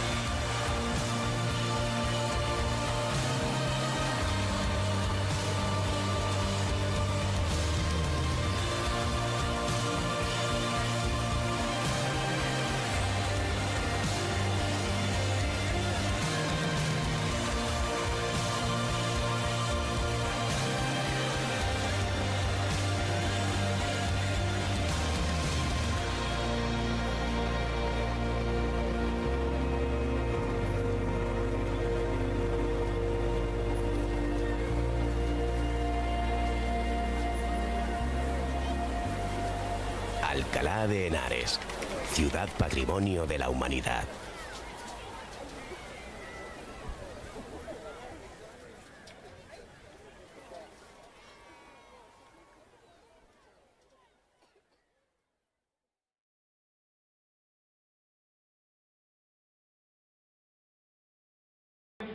Hola, este es el vídeo de motivación y en él diremos por qué nos hemos apuntado a este concurso.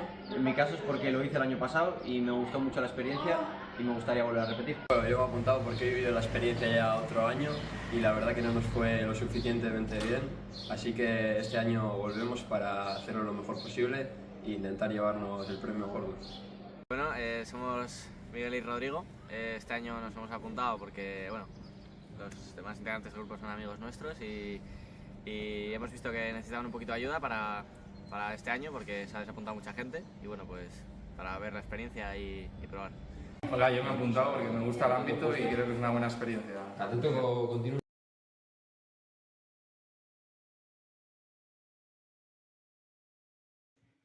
Champions are made when nobody is watching.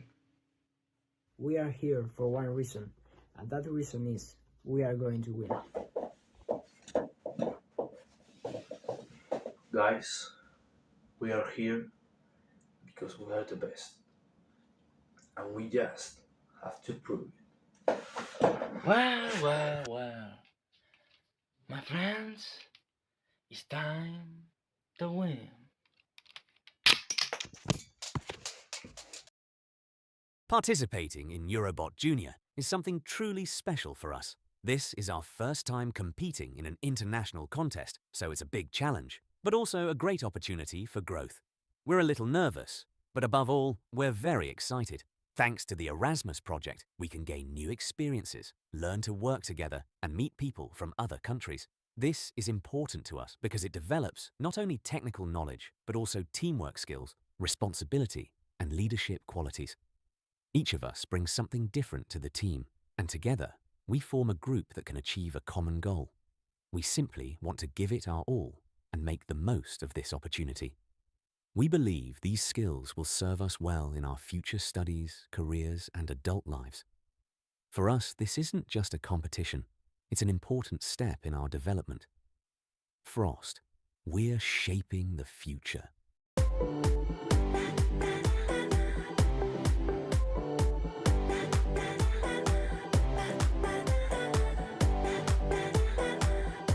I live here in Madrid, and I have particularly chosen Alcalá due to its size. So for example, Alcalá is a little bit tinier, so everyone is a family. You're not in a classroom where there are hundreds and hundreds of students and you're just a number.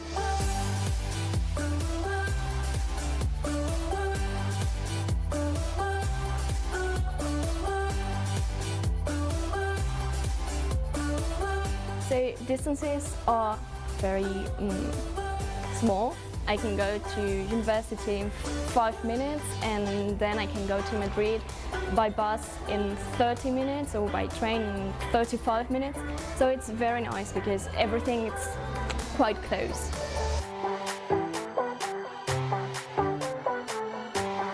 La ciudad en sí es muy universitaria y al final hay muy buen ambiente universitario, no solo de pasárselo bien, sino también de estudio.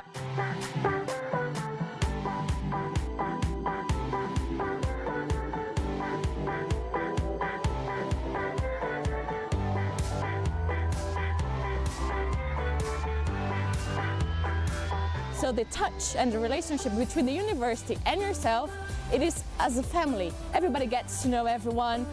You have plenty of social and cultural activities that you may do. A lot of plays, a lot of films, concerts, and that's great. For example, I love going to the theatre here. I don't know much about cultural activities because I'm not really into them, but for example, sports, there are many of them. In the years I've been here, I've done tennis, boxing, now I'm in Kung Fu, it's very close to Alcalá.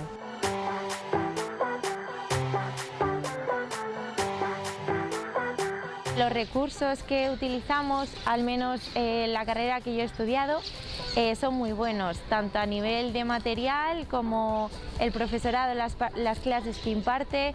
You have a quite close relationship with your professors, so they can assist you quite better than compared, I think, to other universities. The teacher, it's very close to the students and you can ask them for help, and not only in an academic way, but also in a personal way, so that's great. Because sometimes you have trouble and you need to talk to someone and they are there for you.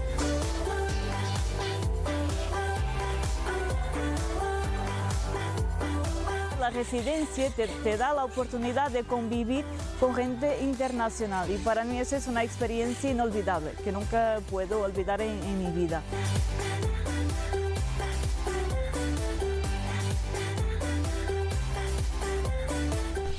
Well, I think if they want to not only learn but have a good time, it's a very good choice.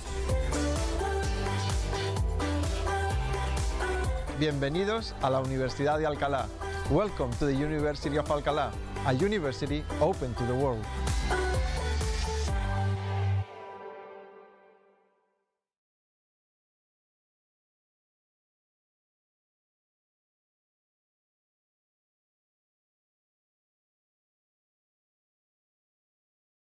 What did I say? Number one, focus. Keep to time and strategize.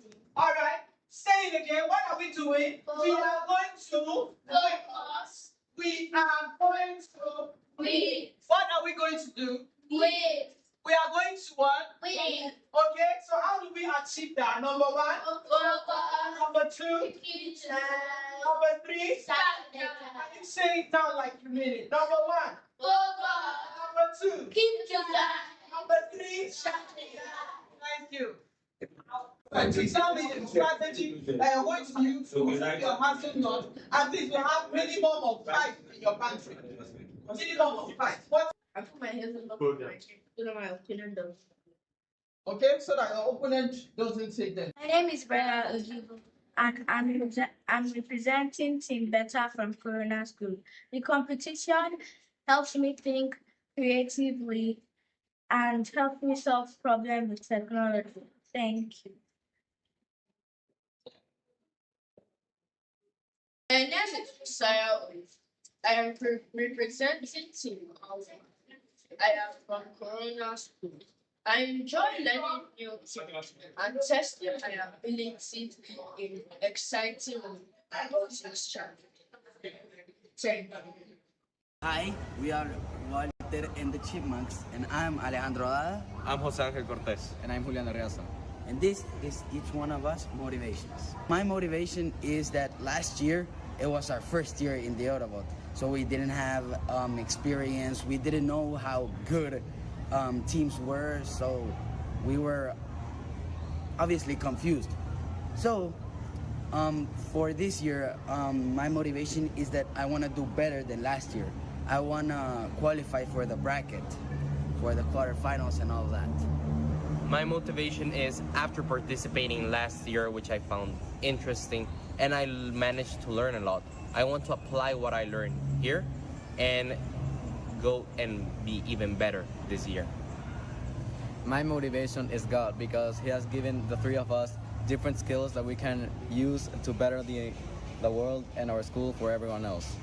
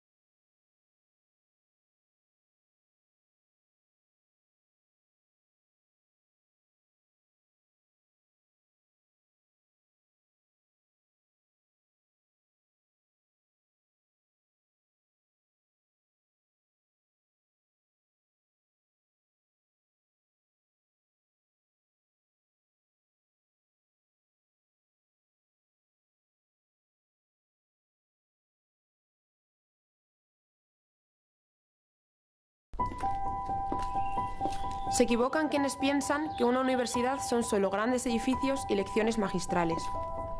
La universidad es algo más. Es tiempo. Los mejores años de tu vida.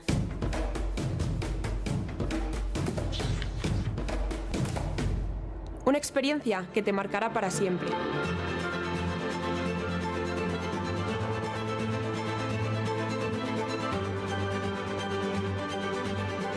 ¿Entiendes ahora por qué digo que elegir una universidad es algo más que elegir un lugar donde estudiar?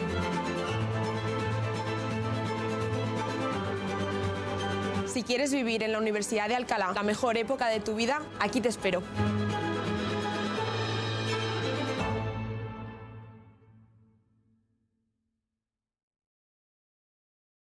Participating in Eurobot Junior is something truly special for us. This is our first time competing in an international contest, so it's a big challenge, but also a great opportunity for growth. We're a little nervous, but above all, we're very excited. Thanks to the Erasmus project, we can gain new experiences, learn to work together, and meet people from other countries. This is important to us because it develops not only technical knowledge, but also teamwork skills, responsibility, and leadership qualities. Each of us brings something different to the team, and together, we form a group that can achieve a common goal. We simply want to give it our all and make the most of this opportunity. We believe these skills will serve us well in our future studies, careers, and adult lives. For us, this isn't just a competition, it's an important step in our development. Frost, we're shaping the future.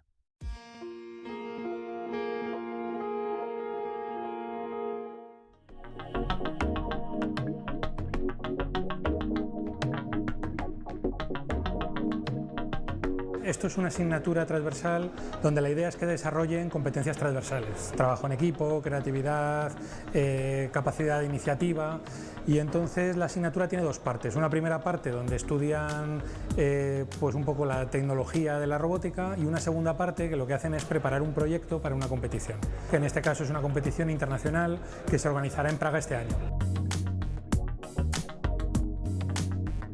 Soy estudiante de Ingeniería Informática. Mi papel dentro del equipo ha sido de Scrum Master. Básicamente he tenido que organizar un poco pues, qué robots íbamos a implementar, las tareas y llevar un control y seguimiento a lo largo del mes de cómo íbamos haciendo las actividades.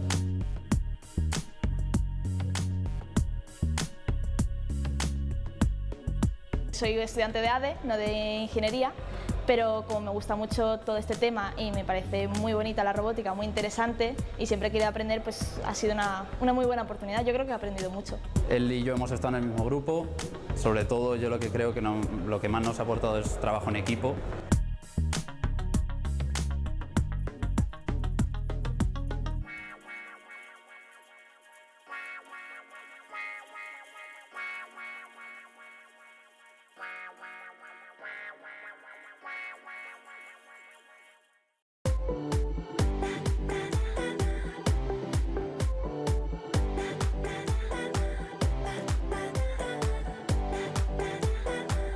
Myself, I live here in Madrid, and I have particularly chosen Alcalá due to its size. So for example, Alcalá is a little bit tinier, so everyone is a family. You're not in a classroom where there are hundreds and hundreds of students and you're just a number.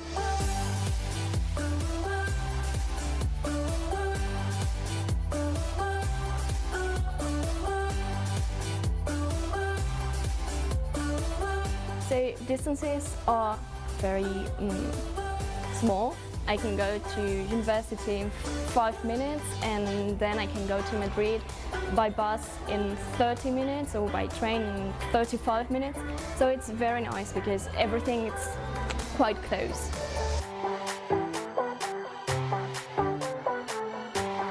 La ciudad en sí es muy universitaria y al final hay muy buen ambiente universitario, no solo de pasárselo bien, sino también de estudio.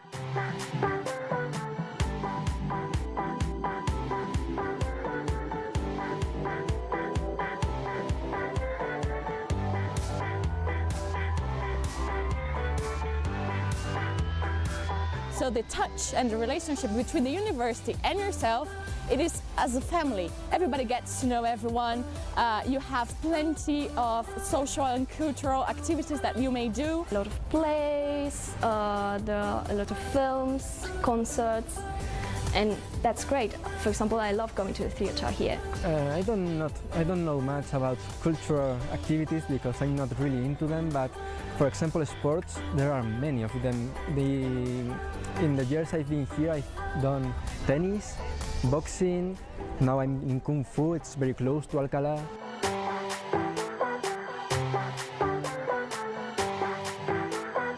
Los recursos que utilizamos, al menos la carrera que yo he estudiado, son muy buenos, tanto a nivel de material como el profesorado, las clases que imparte. You have a quite close relationship with your professors, so they can assist you quite better than compared, I think, to other universities. The teacher, it's very close to the students and you can ask them for help, and not only in an academic way, but also in a personal way, so that's great. Because sometimes you have trouble and you need to talk to someone and they are there for you.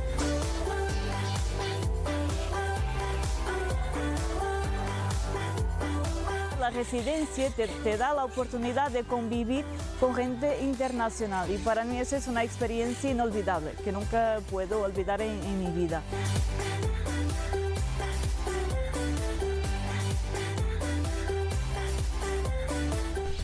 Well, I think if they want to not only learn but have a good time, it's a very good choice. Bienvenidos a la Universidad de Alcalá. Welcome to the University of Alcalá, a university open to the world.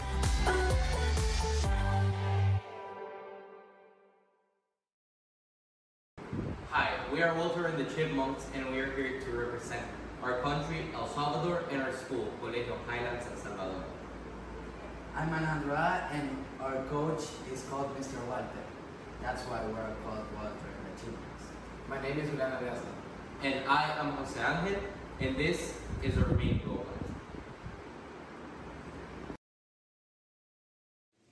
Ja sam Nikola. Ja sam Relja.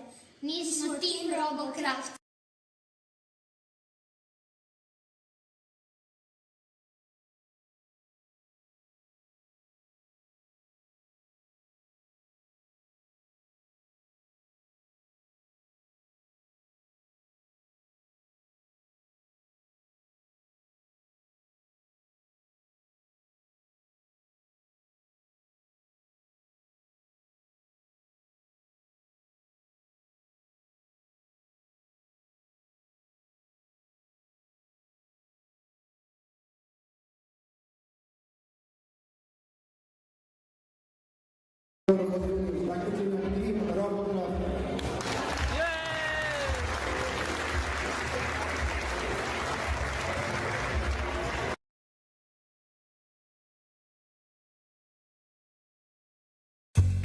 De Móstoles. De Alcobendas. De Coslada. De Rivas. De Madrid.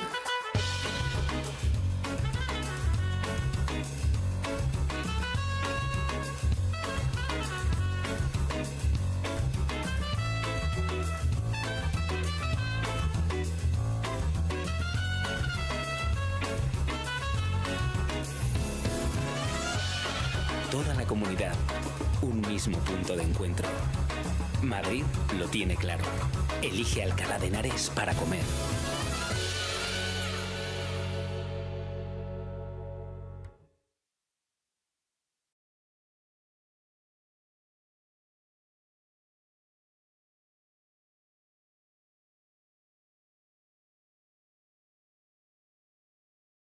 Hola, somos Aleix y Luis y somos parte del grupo del Factor Sorpresa de Robótica y llevamos desde el principio del curso trabajando en un robot para el torneo en Madrid.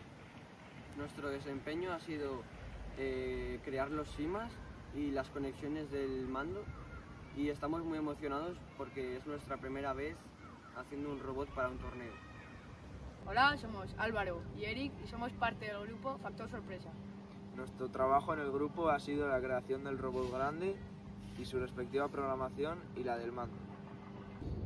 Y yo soy Javier. Aunque no vaya a Madrid, me he encargado de la programación y el diseño del robot grande.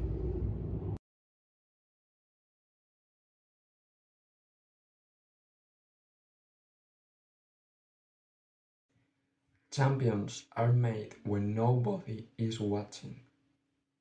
We are here for one reason, and that reason is we are going to win. Guys, we are here because we are the best. And we just have to prove it. Well.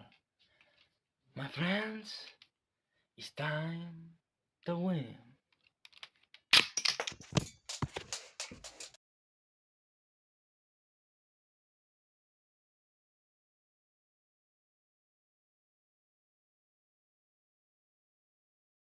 What did I say? Number one, focus. Keep to time and strategize. All right, say it again. What are we doing? We are going to focus. We are going to win. What are we going to do? Win. We are going to what? Win. Okay, so how do we achieve that? Number one, focus. Number two, keep to time. Number three, strategize. Can you say it down like you mean it? Number one, focus. Number two, keep to time. Number three, strategize. Thank you. To tell me the strategy that you're going to use to keep your massive knot, at least you have minimum of 5 in your pantry. Minimum of 5. What? I put my hands on the so that my opponent does. Okay, so that your opponent doesn't take them. My name is Bella Ojibo, and I'm representing Team Better from Corona School. The competition helps me think creatively and helps me solve problems with technology. Thank you. My name is Sarah. I am representing Team Alpha. I am from Corona School. I enjoy learning new things and testing my ability in exciting process challenges. Thank you. Que no lo ve y por cosa que no lo ve.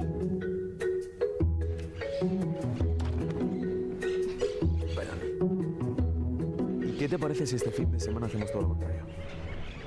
¿Cómo? Tú solo tienes que dejarte llevar.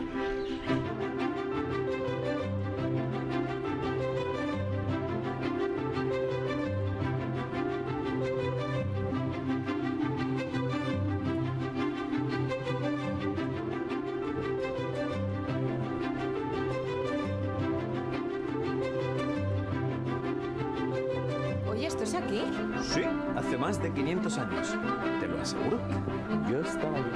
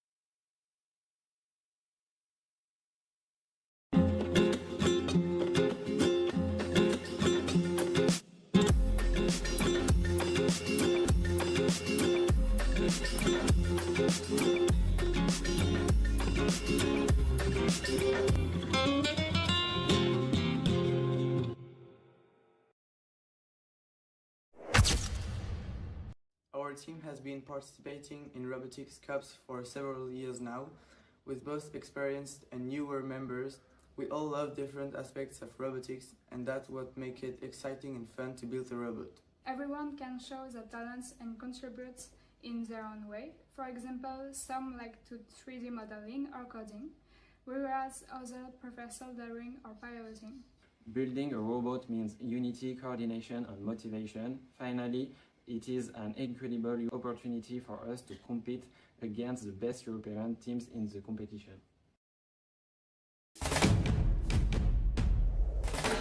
Se equivocan quienes piensan que una universidad son solo grandes edificios y clases magistrales. La universidad es algo más. Es tiempo. Los mejores años de tu vida.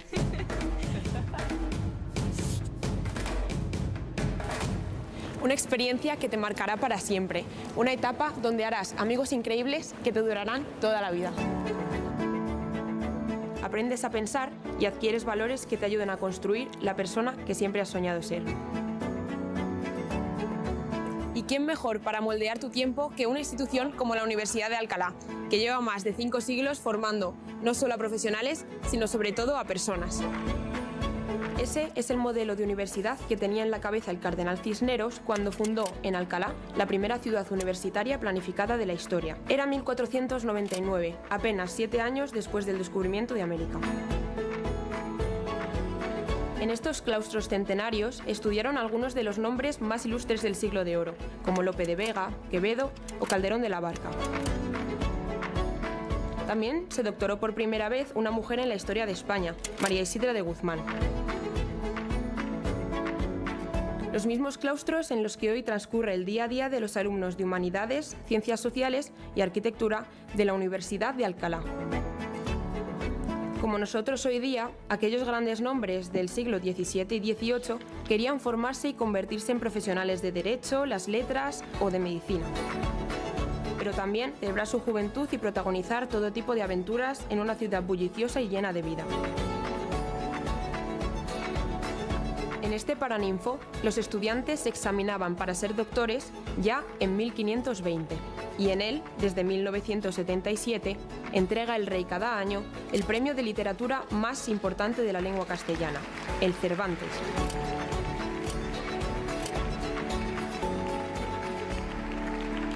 Pero la Universidad de Alcalá no se ha quedado en el pasado, porque siempre se ha dedicado a imaginar el futuro. Promovió una revolución médica y sanitaria en los siglos XVI y XVII. Formó a Andrés Manuel del Río, el español que descubrió el vanadio. En este campus científico-tecnológico, fundado a mediados de los años 70 del siglo pasado, se genera y se transmite hoy día conocimiento de vanguardia en disciplinas clásicas como ingenierías, química, farmacia, medicina, ciencias ambientales o del deporte. Okay, so welcome back to this Salon de Actos we were saying before. For the quarterfinals, I hope you had a great lunch here at the Polytechnic School, and now we're going to reach the most exciting moments of this morning, well, of this day, because now it's not morning anymore. Absolutely, of course, Robert. We saw some fantastic competition in the first part of the quarterfinals here. Now in the round of 16, in the quarterfinals now, we're going to see some of the best teams really starting to separate themselves, showcasing their best strategy, their best tactics, the implementation, as well as their focus and all of the skills that they're going to have on display for us today. We have 4 very exciting matchups that we have in the quarterfinals. We'll then proceed into our semifinals, ultimately to the final, and then our celebration as well as our awards ceremony. If you are just as excited as me, I think we have some great matchups for you today in the quarterfinals. I think we're going to have Discovery 2 and Crocobot, Technical Serbia versus Pasiegobot, Game Team, Gertrude Robotics, Factor Sorpresa, and Robocraft. It's going to be a fantastic, fantastic journey. Robert, tell me a little bit more. What are you most looking forward to in this quarterfinals? Well, here we are going to see this Discovery 2 versus Crocobot in this field. Then we are going to see here Teclino Yaye versus Pasiegobot. After that, we are going to see 2 more matches. We are seeing Game Team versus Gertrude Robotics. And finally, Factor Sorpresa versus Robocraft. So remember, from here we're gonna have then 2 matches for the semifinals, 1 round of the thirds, and finally the great final. For me, the big surprise in this next quarterfinal again is going to really see how well Technical Serbia can do. Again, they really were the David that beat Goliath. They're going to be in our next competition here, but before that, we're going to see Discovery 2 and Crocobot in our first match of the quarterfinals. Discovery 2 will be represented in the yellow, Crocobot in the blue. Both of these teams have had very, very, very fantastic outings. Discovery 2, I think, will be the favorite in this matchup, but Crocobot, anything is possible. They've shown some fantastic capabilities. Let's see if our contestants are ready for our first match of a very exciting quarterfinal matchup. Yes. But also, we need our crowd to be ready because you are going to have the last matches you can take photos of and use hashtag Eurobot Spain 2026 in order to win a prize. So I think here we're almost ready to start this first quarterfinal match. All right, our contestants are ready, our referees are ready. Another time, Alcalá de Henares, make some noise if you are ready!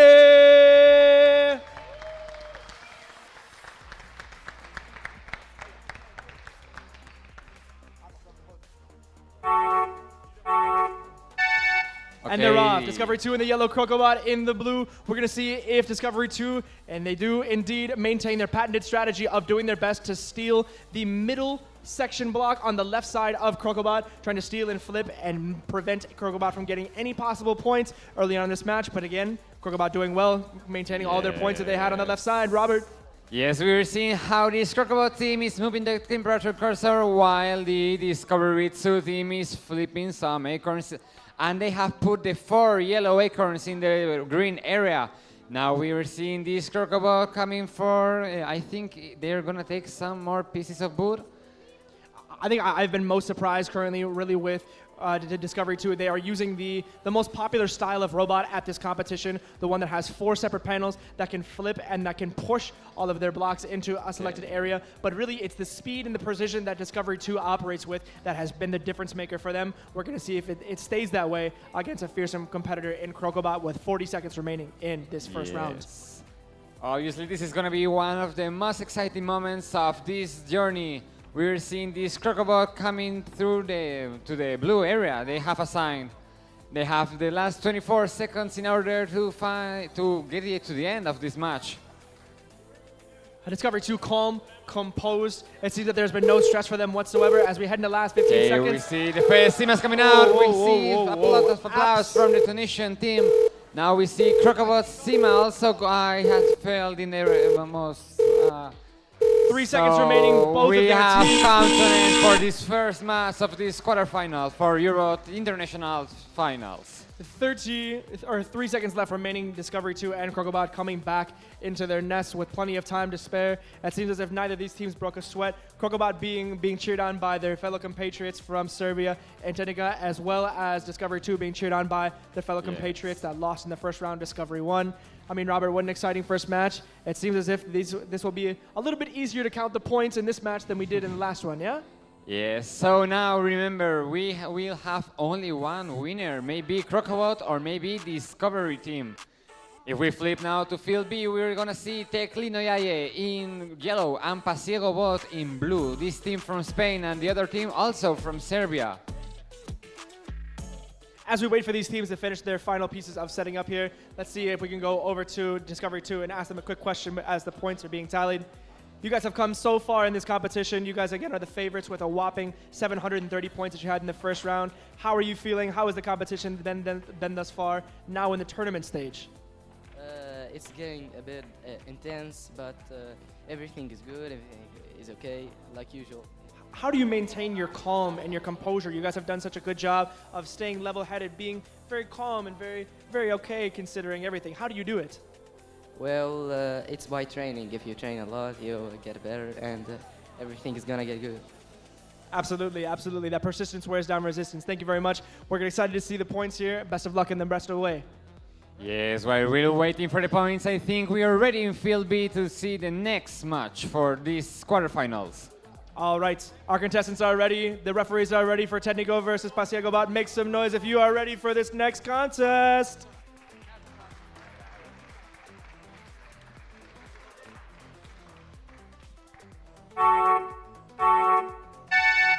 Okay, so we see movement here. This Teclino Yaye who gave us a surprise. We started the journey being 12 points and just scored 121 points. And we also are seeing Eurobot here, this white robot, moving in order to check the cursor for temperature. Robert, I think this is the matchup that I'm most excited for in this competition, or at least in this part of the quarterfinals. We saw Technical Serbia. They did not have a very good showing during the first 5 rounds, but they were the David that beat Goliath in these quarterfinals, where they do have a tough competition against Eurobot, Spain's own competitor here. But these robots need to be pushing, fighting a lot of methodological and carefully crafted movement from both sides. Yes, we are approaching to 50 seconds left. We're now seeing this Teclino Yaye moving all across the field in order to find this yellow piece that they are going to try to move, while this Eurobot is setting up the pieces in the green area. Strong communication here from both sides. It looks like Eurobot, they're a locutor at the bottom boards of the table, really quarterbacking this effort, really leading them, doing a good job of trying to guide their robot to do the best that they can. But Technical Serbia looks like they're doing a fantastic job collecting as many points as they can in the last 15 seconds of the match. Yes, and 15 seconds now, so we're going to expect moving the Simas. We have these first Simas moving 4 from this Teclino Yaye and 3 Simas from Eurobot. We are seeing now the robots are in the correct area, 3 seconds left. And we have arrived to the end of this second quarterfinal. Both robots successfully made it back into their nest within the last few seconds there, getting those really nice and very valuable 10 points. We're going to see how these points are collected. A little bit more chaos from the last one. We had a lot of blocks being moved from the left side, or from the right side all the way to the left. We're going to see how our referees count this one. We're going to see how well both teams do moving into our next round. Yes, now we are expecting to get results from the referees. So, Discovery 2, 120 points, and Crocobot, 71. So, we're going to see this Discovery 2 in the next round. You know, certainly not light competition. Crocobot absolutely were strong. We're strong competitors coming into this, but Discovery 2 has just done what they've done consistently in this competition, blown away the competition, done a very good job. Crocobot as well, though, a lot to be proud of for some of our youngest participants. Let's give it up for them, some of our youngest participants here in Eurobot Final 2026. While we wait for some of these points to be collected a little bit more, I'd love to talk a little bit more with Technical JJ from the last quarterfinal. You guys had a first round. The first 5 rounds really were not fantastic for you guys. You guys had some malfunctions, but at the end, it seemed like you saved the best performance for when it mattered most. Tell us a little bit more about how you were able to maintain your composure, but also come through in the clutch and really show out when it mattered most. Hard work, really. The robot didn't work, it had problems, and then we just sat down, tried to fix them all. Actually, the arm was also working, we could fill it blocks, but last second we discovered a new problem which doesn't allow us to use our arm, so we can only push the blocks. But still, the strategy we had on our nationals is there, we have a good chemistry, we communicate while we play, and I think that's what separates us. We can make good decisions fast and just be good overall. Absolutely. It seemed like you guys took every single piece of information, every little failure and every little mishap, and made it and turned every single piece around into something fantastic. And then to know that you won by 1 point. Tell us about how that felt. It was crazy. On the nationals, we actually lost by like 3 points. So I think this is like take back for that. We won by 1. Amazing feeling, really. Something we didn't expect, but it happened. Awesome. You guys have certainly been the most inspiring team at this match so far. Best of luck moving forward. Thank you, guys. Okay, so let's check here with Eurobot how you guys have seen this final match from these quarterfinals. So this was probably the best game of the day, but the Simas didn't work as good as we want. But let's see what happens. Okay, so we're waiting for getting these results from Eurobot and Teclino Yaye. Maybe we get some surprise, and I think, we're here in field A in yellow, Game Team from France, and in blue, Gertrude Robotics from Belgium. as we have these points being collected from our last matchup here, I'm also really looking forward to this one. Game Team as well, seeming to be the stiffest competition that will be possible for Discovery 2 representing France. These guys not only have had some of the most beautiful robots that we've seen, but also some of the most beautiful performances. They have collected the second most points thus far in this tournament, but again, the calm, cool, collected composure that Gertrude Robotics could prove to throw Game Team off the rhythm. Let's see if that will be the case in our third matchup of the quarterfinals, coming to you very shortly. Yes, so now we see how these volunteers are coming up to the stage in order that they can flip the acorns so that we have 2 yellow and 2 blue pieces.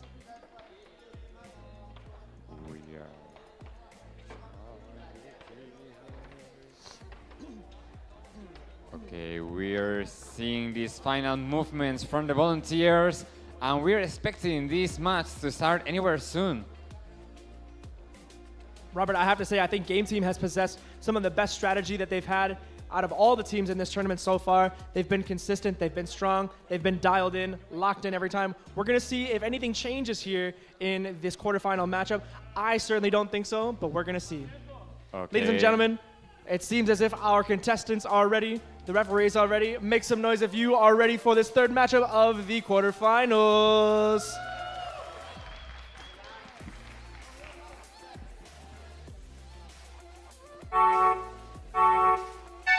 Okay, we see some movement here. This Game Team robot coming very fast. We don't see movement in this Gertrude Robotics.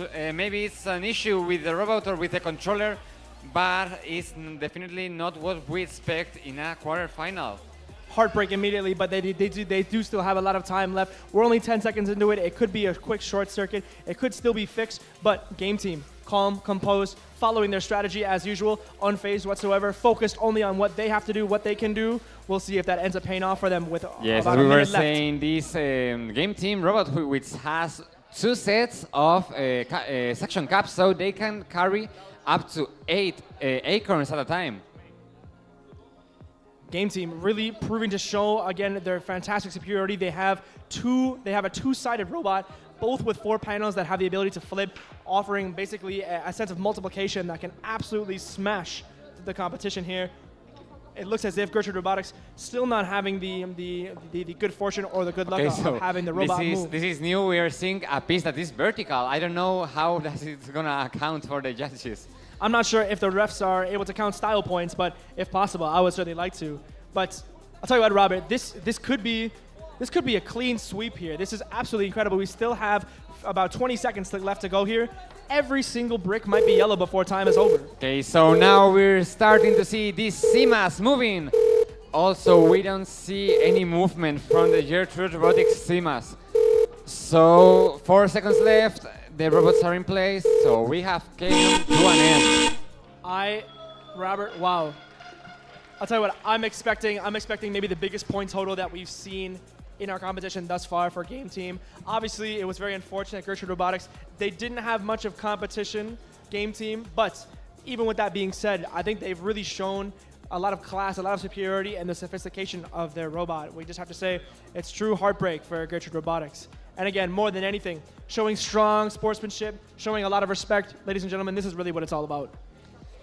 Okay, so we are coming here to see this. Teclino Yaye 78 points and Pasegobot 68 points. So we are seeing Teclino Yaye in these semifinals. Robert, I've never seen anything like this before in my entire life. Again, we talk about some of the biggest underdogs that we've seen. Technical Jaje, including in the first 5 rounds, including in the last round where they won by 1 point, still coming out with these narrow victories. This time against Pasegobot, 10 points, no penalties, really clean execution, showing a lot more consistency than they did last time. They have a lot to be proud of. This is an incredible turnout right now. I remember yesterday this Teclino Yaye team wasn't scoring that much, and today started with 12 points, and now is in the semifinals. So this is going to be our last quarterfinals match between. So we are still between deciding. Factor Suppressor and Robocraft. We are still deciding. So we are. We'll be having Robocraft over here represented in the blue, and Factor Sorpresa from Spain in the... So we're seeing Factor Sorpresa in yellow and Robocraft in blue. We were having those technical issues with the PowerPoint or the OBS. I don't know what's that. I suppose it's a PowerPoint, maybe. When I make these things, it's a PowerPoint. Okay, so this isn't quite necessary. Okay, so we're seeing these teams that they have 45 seconds remaining for setting up the stage. I think that the Serbian team is already done, and we're seeing this Factor Sorpresa team getting ready. Factor Sorpresa, our last remaining team here from Spain. They may feel a bit of a weight on their shoulders, but I'm hoping that some of the home crowd can light them up with a little bit of some energy and some national pride here against some small but incredibly fierce competitors in Robocraft. Yes, so this is going to be our last quarterfinal match. Remember, only if you're an Eurobot Junior participant, fill in the survey using this QR code that you have on screen for a chance to win a prize and also help us improve this experience for next years. So they cannot touch once the 3-minute mark ends. Our time here has expired for the setup. It looks as if Factor Sorpresa might have a little bit of an issue before they get going. Our referees are going to be beginning to be setting these blocks. We're going to see if that last second sort of setup mishap is going to impact them against Robocraft. Robocraft, again, probably the calmest and the coolest competitors that we've had thus far. These guys are emotionless, stone cold, like the ice in my freezer. It's absolutely incredible. Remember, in order to have, we will have a prize for the most active hashtag user with hashtag Eurobot Spain 2026 in Facebook, Instagram, and Twitter. We are now seeing these volunteers have ended with the setup, so we are expecting this match to start anywhere soon. All right. Our competitors are ready. Our referees are ready. Make some noise if you are ready for the last round of the quarterfinals.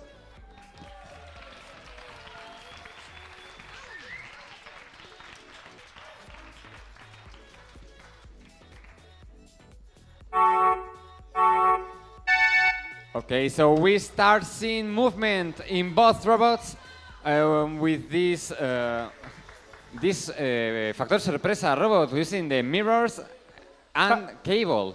Factor Sorpresa wasting absolutely no time here, coming out very quickly. A team that I think has been very, very much characteristic and defined by their teamwork in this entire competition. One person holding the rod, another person holding the controller, and another one at the far end of the table trying to indicate the thermometer. Their team is getting crazy, their team is loving it, but Robocraft as well, having strong support from their fellow Serbian compatriots. Let's see how they do.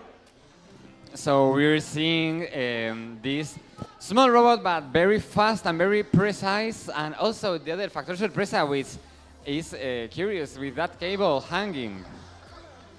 Absolutely incredible design, I think, on this Robocraft robot, where it's almost like a tank that looks like a bug that has two different arms that can separate and move them. You hear these fantastic cheers, these loud roars right now from Factor Sorpresa, being successfully moving the blocks in the right position. Let's see if Robocraft can make a comeback in the last 30 seconds. So we're in the last 30 seconds for this last quarterfinal match. We're seeing this Serbian robot flipping one more acorn, and the Pasiego bot still moving and fighting pushing and battling some pieces. These guys are fighting and battling here in this one square that you see right at the top of the screen, trying their best to move every single block that they can out in these last seconds. Here come the Simas. Every point that's inside the block is going to count. 5 seconds left. Let's see what happens. It seems like the Spanish Simas are entangled last second, and this is the end for the quarterfinals.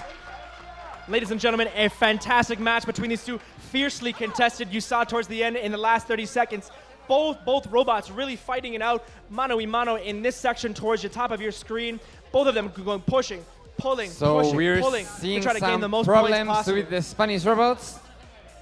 Both of these teams look to be very, very, very, very competitive during this match. Robocraft certainly sweating, certainly a little bit worried about their score. But again, Robert, until the points are tallied, we're not going to know the winner. I think it's going to be close. Yes, I'm here, the Spanish team asking for the VIR, baby, because that robot was moving and we don't know if it stopped before or after. Now we're seeing this game team with 179 points, which is one of the greatest scorings I've ever seen in these journeys. And Gertrude Robotics, had 0 points 4 for the robot, but a 4-point penalization. So game team is the one who is going to show at the semifinal. Again, like we've said, we've talked so much about it this entire time, Robert. I mean, the consistency that we have for these robots is probably the most important part. It doesn't matter if your robot is big or flashy or if it looks the coolest, but if it works every single time, you can get results. This has been the best example of that. 179 points for Game Team, the highest total that we've seen in this tournament thus far. Of course, unfortunately, heartbreak for Gertrude Robotics. No competition that they had, but Game Team is going to feel very confident going into the next round, having scored a large total like that. So we don't know who is going to win, but one thing for sure we know is that the grand final is going to be very, very exciting because we are seeing a lot of movement in the points. For example, Teclino Yaye that started the bad day, but now is very good. Game Team with one of the highest scorings of the competition. So it's going to be a great grand final. It's going to be absolutely incredible. I'm definitely looking forward to it. I think before we show the results of this match here, I don't know if there's going to be any final movement, but I think we're going to see Discovery 2 taking on Technical Jaje in the semifinals, as well as Game Team against the winner of this very tightly contested, very, very hotly contested match between Factor Sorpresa and RoboCraft. It looks as if the referees are still trying to make sure that the points are totaled correctly, or rather that the robots aren't moving before they're touched. I think it could be a while before we get a strong answer on them here, but nonetheless, an exciting match. Both these teams can feel proud, don't you think? Yes, these are very young kids coming from Serbia, and they have been performing quite well for all the competition. They are here in this great quarterfinal, and also the Spanish team is doing pretty well, but only one can go to the semifinals. Absolutely, absolutely. Okay, so let's wait to see the results from the referees. They're still deciding there with some comments from the Spanish team that they are making. As we wait for the points to be totaled here from the referees, as we try their best to collect the points, Robert, tell me, I think we can say with almost 100% certainty that Discovery 2 will go against Technical Jaye. This, again, has been the biggest surprise of the tournament. Tell me, what are you expecting coming into that next match? Do you think Discovery 2 is going to continue to steamroll, or is the Cinderella story going to continue with a happy ending for Technical Jaye? I don't know, because Discovery 2 has been performing excellently all of the competition, but Teclino Yaye is giving us a lot of surprises throughout the day. So it's going to be a factor sorpresa thing. Yes, absolutely, absolutely. It's going to be insane. I think the design of both the Discovery 2 robot and Technical Jaye have been really they have similar designs. They're both very large. They both move very meticulously. I think the speed of Discovery 2 could prove to be the X factor for them. But Technical Jaye, again, they have all the confidence in the world. They've been down in the dumps. They had a poor result in the finals, but they've done so well here. I think that they're going to also feel equally as confident. They have that confidence that might be more than Discovery 2 going into the final, or the semifinal rather. Of course. Let's see how it is. So while we're waiting, you can guys take your phones, take some photos, some videos, some reels, TikToks, I don't care. But what I care is you to use hashtag Eurobot Spain 2026 and also tag us at Alcabot, at EPS/down UAC and at UACS. That's right, that's right. If you guys do have social media at any point, we would love to see so it. Factor Sorpresa with a difference of only 3 points is the one coming to the semifinals. By only 3 points. Again, the closest matchup that we've seen, I think, thus far in the tournament style, in the sorteo. 83 points for Factor Sorpresa, RoboCraft with 80. The difference of only 3 points. No penalties for either side. It looked as if that the difference for them really ended up being RoboCraft having 15 points in the SEMAs, but only 65 for the robots. Factor Sorpresa was able to take the entire points with all 83. Yes, definitely has been very exciting, and now we are going ahead to the semifinals. Coming up shortly here, as we get to move on a little bit more, we will see the selected matchups on our very fancy screen, our very fancy monitor, but we can almost say with 100% certainty. Discovery 2 against Technical Jaye will be our first semifinal matchup. Our second one will be Game Team against the now victorious Factor Sorpresa. What do you think about his victory for Factor Sorpresa? They have been the third place team for the entire time. We're seeing ultimately 2 versus 3 from the rounds 1 through 5 going against each other in the semifinals, as many would have expected. Yes, this is quite exciting. And now we are saying, like Colin was saying before, Discovery 2 versus Teclino Yaye. and Game Team versus Factor Sorpresa. So that's very, very exciting. We don't know what's going to happen today. What we are sure is that the great final is going to be really, really exciting. It's going to be really, really exciting. Again, we're seeing from the total seeding or the total points from the ends of round 1 through 5, we are seeing 1, 2, and 3, Discovery 2. We're seeing Game Team. We're seeing Factor Sorpresa in the final 4. And again, somehow, some way, the last place team from rounds 1 through 5 in the top 4, Técnico Yaye. It's going to be fantastic. Yes, as matchup. I was saying, that was a great surprise for all, because yesterday, as we were saying, Técnico Yaye wasn't performing as well. This morning had only 12 points, and now it's here in the semifinals with Discovery 2. I think it really is a strong testament, don't you think, to some of the intuition, some of the thinking on the fly that our contestants can do. I mean, typically when we have some of these competitions, can you tell us what they might be looking for? How do they make these adjustments? What are they looking for after each matchup? I think that they are now so nervous that they are not thinking more about strategies or things. They are only thinking about play and win. Here we have Técnico Yaye, which is going to play blue. And in the other side of this field day, we are having Discovery 2 in yellow. Ladies and gentlemen, what a matchup do we have in store for you guys today? Again, Técnico Yaye has been such a great story coming in here. The change of color of the bandanas, the change of the strategy so far. Is the total strength and the total strategy of Discovery 2 going to be too much for them? Or are we going to see, again, the Cinderella story have a happy ending for Técnico Yaye? We are yet to find out, but we're going to see very shortly. I mean, wow, wow, wow. We talk, again, a lot of testament to the intelligence that these young men and women have, a lot of the technical prowess. But, again, I think the perseverance that Técnico Yaye has been probably the best story. They were down, they were out. They haven't lost a step of confidence. They haven't lost any motivation whatsoever. They're going to be coming out looking to make a strong statement. Yes, for sure. And we are also sure that we don't know which country is gonna win, because, for example, in the final here in Spain, we knew more or less which autonomous community was gonna win, but now we don't know neither the country. It's a fantastic point to make, Robert. We have 4 countries being represented in the semifinals, a fantastic showcase of, again, the European and international availability of robotics, the international spectacle that is youth robotics. Teams represented from France, Serbia, Spain, as well as France in our final 4. We're going to get ready here soon. We have 1 minute and 45 left for the setup. The teams are being very technical and obviously with tremendous, tremendous detail to make sure they can maximize their effort on what is sure to be not only a very entertaining but a very costly, very important semifinal match between the best and the most surprising. Yes, we are seeing this last minute and a half so the teams can get ready their robots.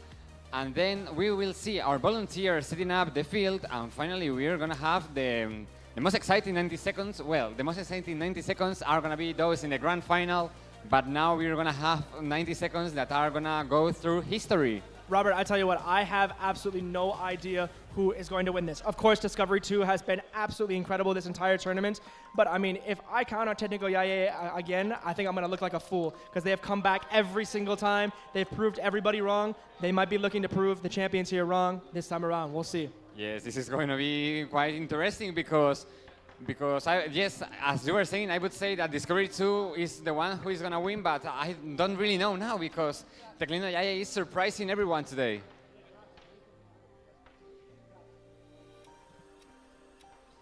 Okay, so last seconds before the beginning of this match, I think we're ready. All right. Now the referee will ask the teams if they're ready and we'll start this match.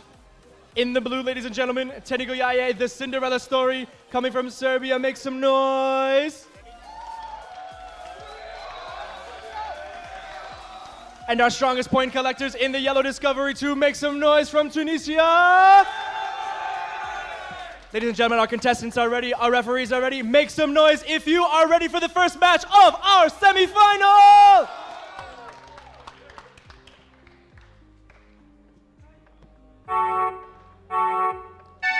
Okay, so we're starting. We see this Técnico Yaye going straight to the acorns. We're seeing also Discovery 2 flipping the first acorns. We now see Técnico Yaye go for the thermometer. Discovery 2 maintaining their same strategy as they've had this entire tournament, moving quickly over to Technical Yaye's side, stealing and flipping all of the available acorns that they had in the right middle, but it looks like Technical Yaye as well too, maintaining the calm, the composure that they've showed in the last 2 rounds where they were victorious, and being very precise, very surgical in the first 20 seconds that we've shown. Yes, all the eyes are now set in this match. We are seeing Technical Yaye going again for this cursor. We see the Tanisian robot out-of-farming, moving all of the acorns available in this court. There's no wasted movement from Discovery 2. These guys know exactly how well to move their cursor, but also at the same time, move the bricks simultaneously. It's incredible that they're able to do 2 jobs at the same time, proving the sophistication as well as the incredible strategy that they've shown so much in this competition. Yes, and when we are finished, we wouldn't know who win because here is about summing points. Talking about points, we are 27 seconds from the end of this match. We're gonna see the Simas come on in 5 seconds, and we are seeing the last movements from the big robots. Discovery 2 having a So really now good we see the Simas moving. We have all of the Simas outside the area, so we are now seeing Teclino Yaye coming through the area, and also Discovery 2, and this has come to an end. Discovery 2 with another really good strong showing. Again, we'll see if the Simas make any difference for Technical Yaye at the end here, but I think that they can feel very confident, Discovery 2 moving on to the finals. But we'll see. Until the points are tallied, we will not know. Yes, this is going to be definitely a real hard decision for the referees, measuring every millimeter or every picometer. I don't know how they are going to do this. So we are now knowing who is going to be our first team in the grand final. Before we count all the points, let's have a word with some of our contestants if they have a quick moment. Discovery 2, you guys again have been tremendous favorites this entire team, this entire competition. You've done so well. You've come up against a team now that, even though they were last in rounds 1 through 5, have shown that they have the capability to beat anybody coming back from behind. How did you feel coming into this match, knowing that anything can happen against such an underrated opponent? I was a little stressed because of it is the demi-finals, and I messed up a little, but I think everything is good. Yeah. Absolutely. We're going to be looking forward to making sure that your team can go forward in the final. Best of luck as you guys move forward and as the points are collected. Okay, and here we have Teclino Yaye that are still counting. If you guys have a second to talk to us, how are you? Well, maybe they are too. Okay. How are you seeing now? You're in the semi-final. You're almost in the grand final. What are your feelings now?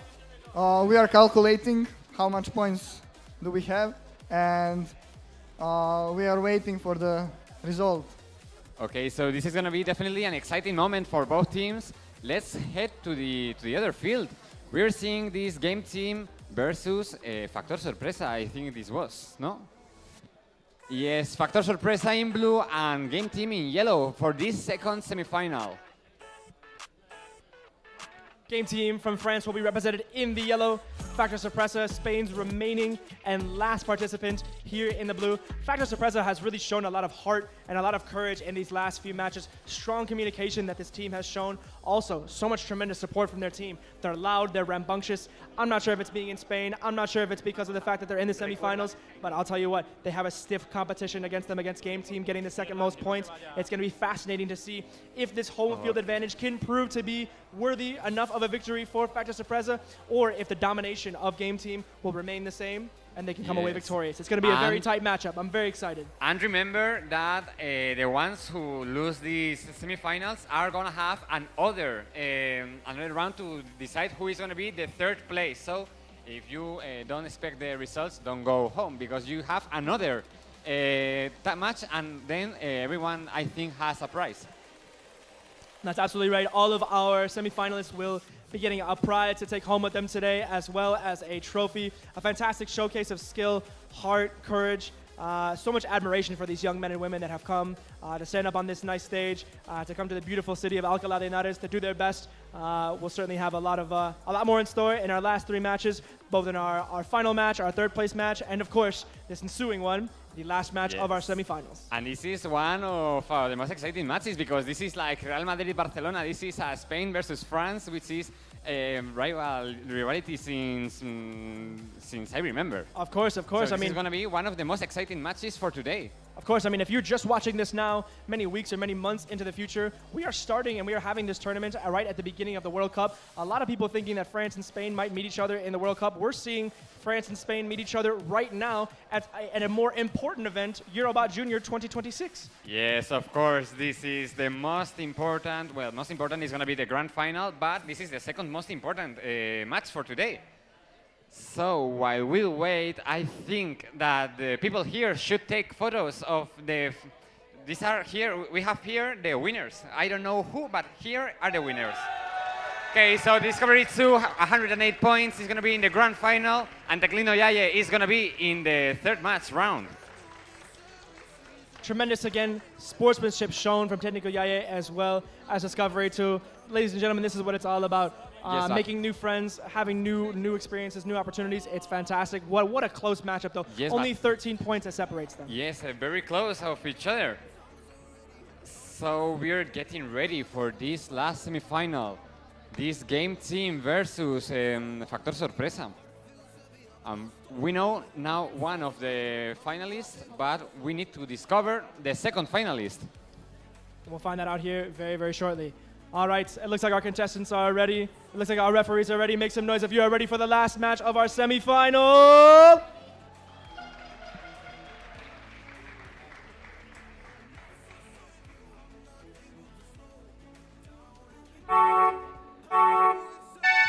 Okay, so we see movement in both robots. This Factor Sorpresa in red, and that game team with the RGBs and in purple. Well, one thing that I've been incredibly surprised about, but I think has also been a strong testament to their victories from all the good teams out here, has been how quickly they've come out of the gate. Both Factor Sorpresa and Game Team come from their nest incredibly quickly, ready with a strong and intended strategy. Strong communication being shown right away. Wow, it's getting hectic straight away, Robert.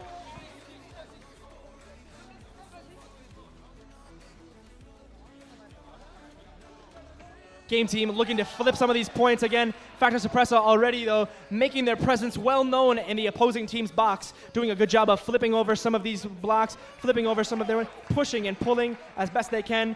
Both of their robots are moving very quickly, very well coordinated. Yes, I mean, again, it looks like a lot of chaos, but Robert, there's a lot of coordination and a lot of focus going on here. Yeah, this is one of the most exciting moments for today. We are seeing that Factor Sorpresa robot with the temperature cursor moving a lot, and Game Team going more straightforward. We're seeing that indications between the controllers and the rest of the team from this Game Team from France. We are seeing some movements. In a match that has been this tight so far, these seamless being released could make the big difference between who's going to go to the final and who's going to go to the third place match, Robert. We are now seeing these seamless moving. And for these last seconds, we are seeing 2-1, and this is the end for this semi-final.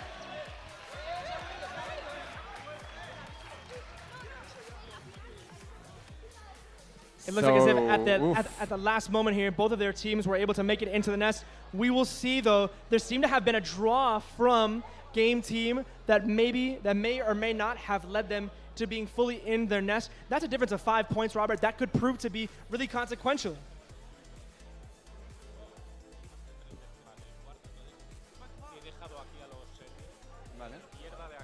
Factor Sorpresa, of course, very well represented here in their home country of Spain. Certainly not from Alcalá, Henares, but from Solares. It's going to be really crazy to see how these points are collected. It looks like a lot of the SEMAs are in place. That could be very, very, very helpful for Game Team. But we're going to see how consequential it is at that last few seconds worth.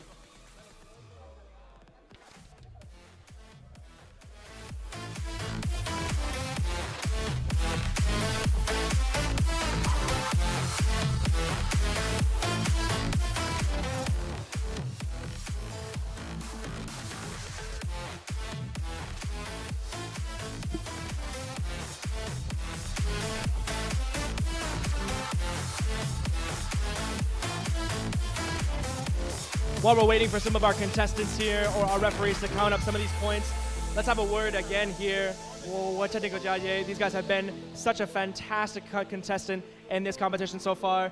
Boys, it's sad to say, but the Cinderella story has ended. You guys are still going to go on to the third place match, though. How did you feel being able to come from down so low to being able to be up now so high, competing for a third place medal? So we knew that the first day, the results from the first day was not that important, and we was really happy to compete again and again, no matter what happened on the court. And the chemistry with Carla and I was amazing today. Yesterday,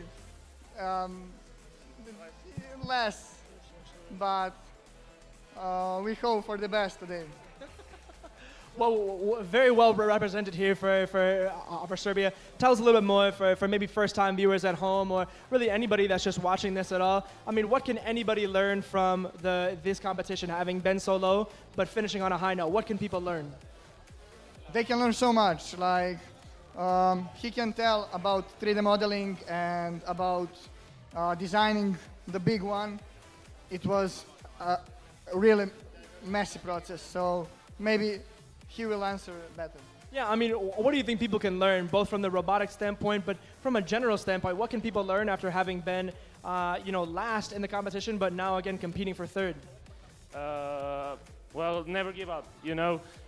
That's the main point. Also, focus on the highs. I find that for a second I feel sad. No, we lost, but then you're like, wait, tomorrow we weren't even supposed to be here. How bad the robot worked. So if somebody offered you fourth place, at least, maybe even a third, at that point you would be like, please just give it to me. So just stay consistent, try to work it out, and don't give up. Absolutely. You guys have done such a great job. We're really excited to look forward to your third place match. Ladies and gentlemen, give these guys a round of applause. Okay, so let's go over here. We're still deciding who has won this semifinal, game team or factor sorpresa. We are waiting for the referees to check with the teams if they are seeing those points, or maybe something else. This is looking to be, I think, one of the more complicated, well, maybe not complicated, but one of the more meticulous scoring. We see still the end result on the monitor here. The referees and both teams having a conversation about how the points are going to be distributed. I mean, again, we talk about how fine these margins are, from the millimeters that are being created for the robots to the millimeters on whether or not the bricks are inside the spots or the acorns are inside the holes. I mean, it is a game, it is a match of very fine margins here, Robert. Yes, we're still waiting for this game team that seems to be talking with the referees in order to check the punctuations. They are talking. Let's see, head here to the Spanish team if they want to talk. No quieren decir. They are very nervous now. This is in the moment to ask questions, because this is one of the most nervous moments of the day.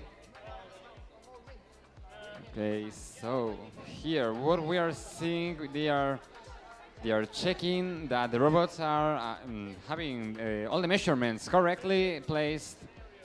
We are waiting, so there is nothing more now. I suppose that both teams are very, very nervous, because this is the final moment.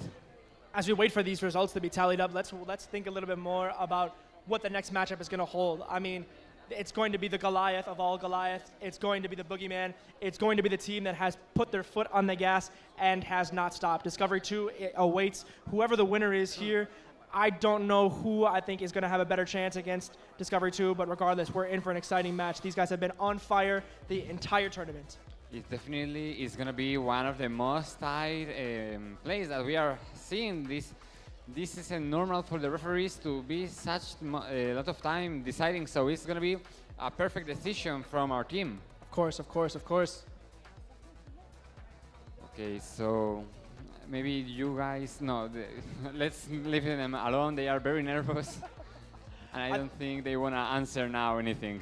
I think, again, looking ahead to our next competition to have a little bit more analysis on what Discovery 2 is going to bring into the finals, it's going to be, I think, the same. I think our competitors, whoever wins this match, is going to expect Discovery 2 to come out quickly, probably steal those blocks again from the middle left, or the middle right, rather, square over there. So we are seeing now the robots being taken away, so that means that we may have a decision from the referees.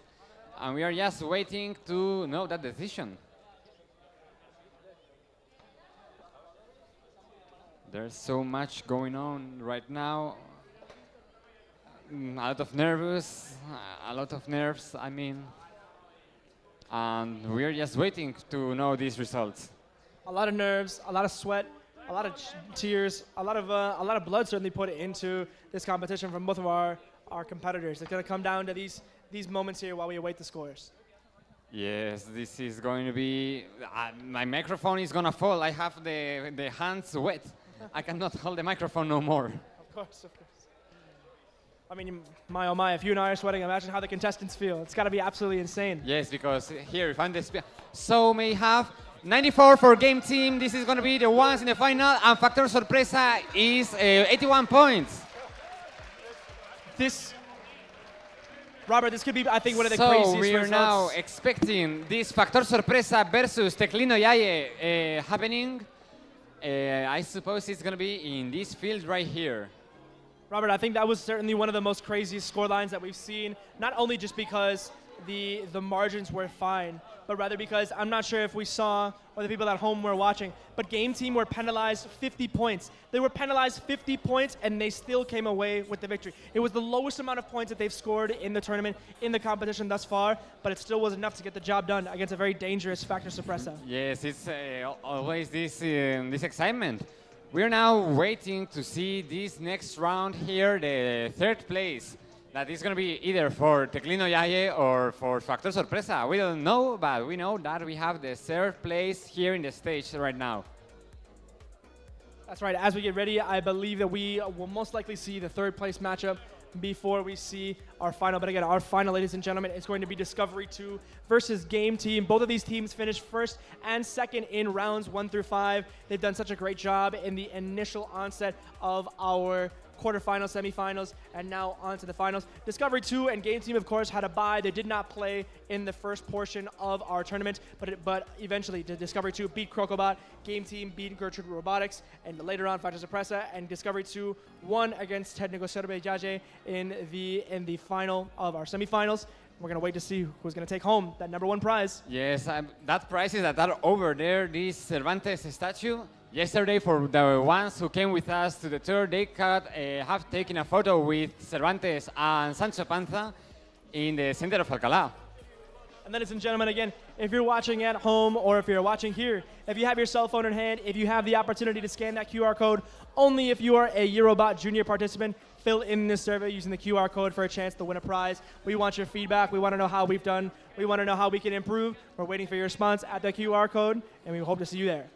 Okay, so we're seeing now these both teams coming to the field in order to prepare this third place match. Factor Sorpresa, it's gonna be blue, and Teclino Yaye is gonna be yellow. Remember, also a prize for the most active hashtag users with hashtag Eurobot 2026. Now it's a great moment to take photos to the third place and then to the grand final using this hashtag Eurobot 2026 in Facebook, Instagram, or Twitter. So we are getting ready now for this third place round or match.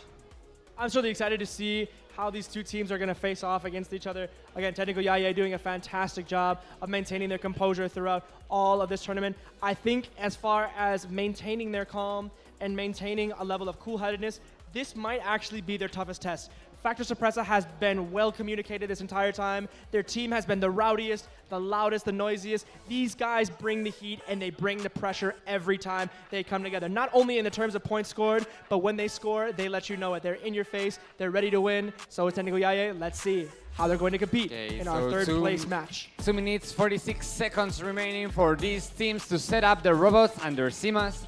Then, as always, we are seeing our volunteers setting up those acorns in the correct color. And finally, those 90 seconds that will decide the third place from this Eurobot International Final 2026.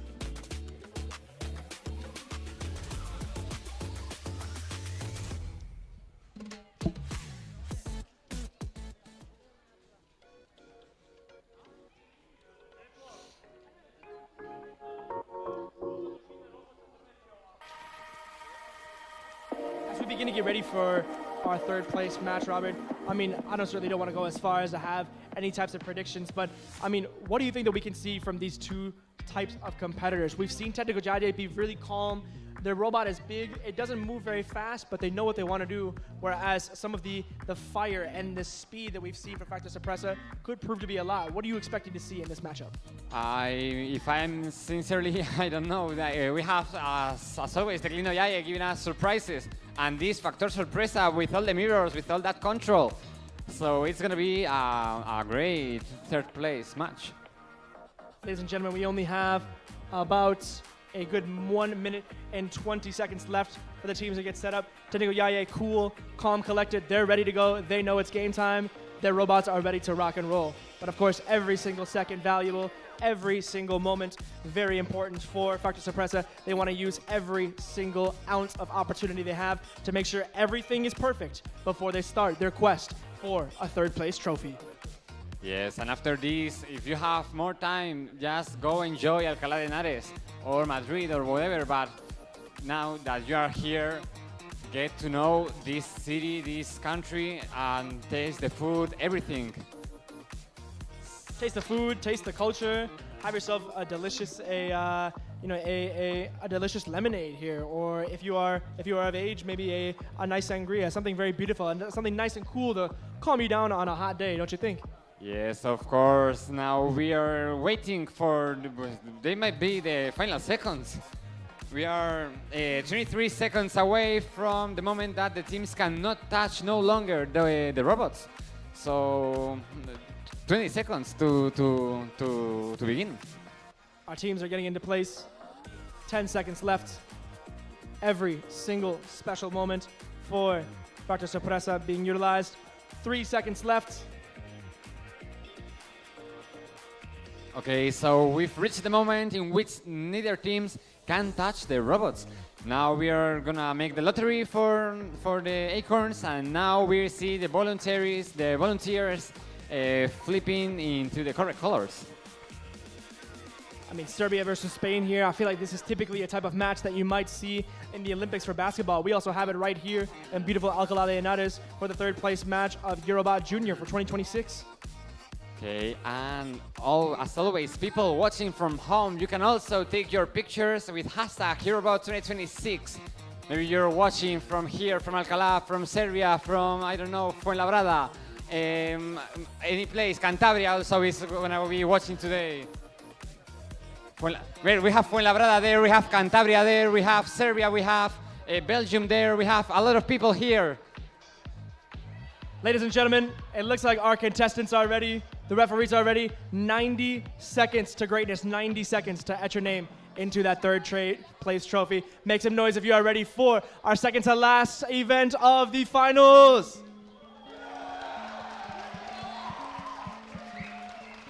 Okay, so I think we're ready.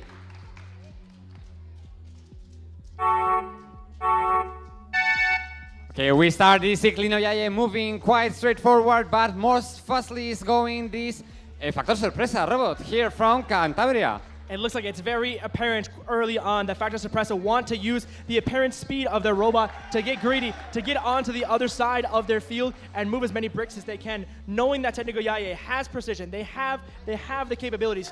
Although their robot is big and slow, they want to take advantage of their speed. Factor Suppressa. Okay, so we're seeing there both grouped in the same corner. I don't know exactly what they're doing. I think Factor Sorpresa is moving with all of those mirrors, while Teclino Yaye is pushing the acorns into the green area. Throughout this whole matchup, I think, or throughout this whole tournament, I think this has been a strong testament and a really great example of how, although Factor Suppressa's robot is not the flashiest, it's not the sexiest, it is absolutely has been one of the best and one of the most well-utilized ones in this entire time. Technical Yaye spinning, swirling, trying to do their best to collect as many as they can, put them into the remaining baskets. Only 30 seconds left in this tightly contested third place matchup. We're halfway to see these Simas moving. So we're here seeing how this Factor Sorpresa is getting the acorns into the blue area assigned to them. We see also Teclino Yaye moving a lot of wood into their area. And now we see the Simas start to move all of the Simas from both teams are moving. One, I think, has gotten stuck. This could be a decisive moment. 4 seconds left. And we have got to an end for this third place match.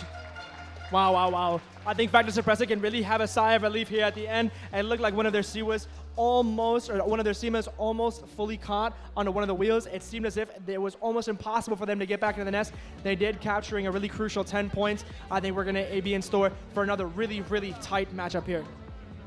Okay, so let's wait now to know who is going to be the third place for this Eurobot International 2026 competition hosted here in Spain for the first time ever. Okay, we see how the teams are communicating between each other. I think that they don't know who is going to win either. Nobody knows. Only the referees will know in just few seconds. Factor Sorpresa has been very well communicative in this entire tournament. You see them communicating here at the very end. We're going to have to wait and see what exactly the referees are going to do. This field looks like a bit of a battlefield. We see some measurements being taken place right now. We're not 100% sure how the points are going to be allocated, but my oh my, we're doing a lot here to make sure that it's fair and square. Robert, I can barely breathe. Yes. It's going to be close. It's going to be close. It's going to be close, and right after this, we are going to see the grand final for this Eurobot International 2026, which is going to be either Discovery 2 or Game Team. We're thinking a referee is having doubts with one of the pieces. They are taking a close look in order to give the perfect result, the most equal and the one with most justice for both teams. I mean, Robert, you knew from the beginning, you knew immediately, once these two teams stepped up, both these teams have had such a great performance thus far, you knew it was going to be tight. You knew it was going to come down to the very smallest pieces. We're seeing that right now. Some of our referees are shaking their head. They don't even know what to score the points at. It's going to be, my oh my, it's going to be tight. It's going to be tight. Yes, and we're having the Salón de Actos full with people that are going to watch the grand final that is going to happen right now. Let's check if the referees are already have already got a decision for this third place round. It's a replay being used not only by the referees but for fans at both Factor Sorpresa and Serbia. It's quite impressive, I have to say the least. These guys, it means so much to them. Look at what it means. It is absolutely critical. Yes, we have seen everything today. We have seen Teclino Yaye coming from almost no score to being here in the third place. We have also seen that 6-7 that we were waiting all the Eurobot to happen. Yeah, I mean, Robert, we've seen just about everything in these tournaments. We've seen 6-7s, we've seen countries represented from all teams, we've seen malfunctions, we've seen records being broken. We have also seen concerts here with that Tunisian team singing here. Absolutely, we've seen a lot of strong support. We've seen, and then most of all, a lot of fun being had, a lot of sportsmanship, and the tremendous capabilities, the intelligence of young men and women being represented from all over Europe. It's been a fantastic year for Eurobot Junior 2026. Yes, this is going to be one of the greatest moments of the day now that we know the third prize. Who is going to be? Maybe it could be Teclino Yaye, or maybe it could be this Spanish team, Factor Sorpresa, but that's something we'll know in just a few seconds.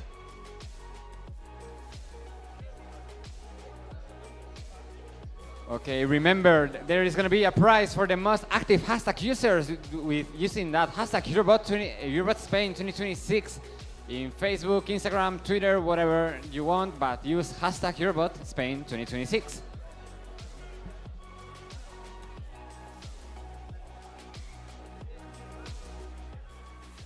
As well, if you are only a Eurobot Junior participant, if you have unfortunately been eliminated or if you are waiting for your next match, go ahead and click on that screen, use that QR code, fill in that survey using the QR code for a chance to win a great prize.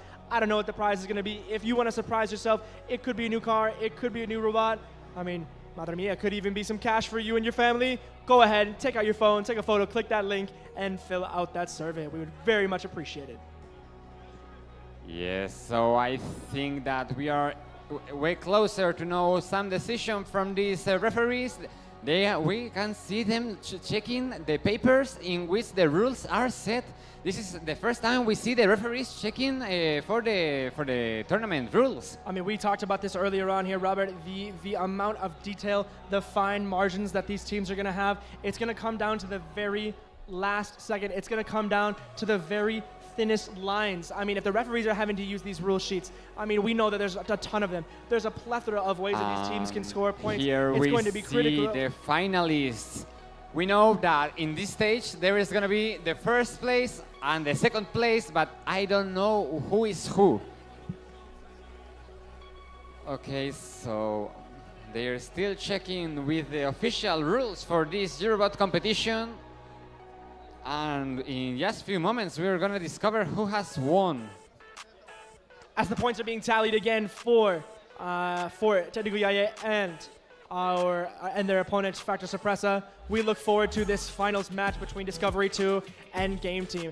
These two teams have been, of course, the highest scoring teams in this entire tournament. We've seen Discovery 2 break records. We've seen Game Team break records. 179 points in their first preliminary match in the quarterfinals against Gertrude Robotics. Absolutely insane. Granted, Gertrude Robotics unfortunately wasn't able to compete, but scoring 179 points in a quarterfinal, a testament to their ability and to their speed. But Discovery 2, they've looked unbeatable. They've looked unfathomable. They have looked absolutely incredible this entire time. This is really a clash of the titans in our final, Robert.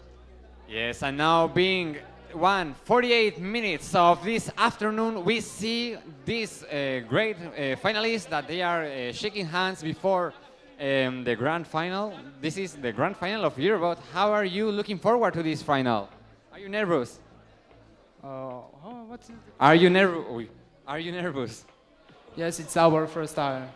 Okay, and here, how are you feeling now?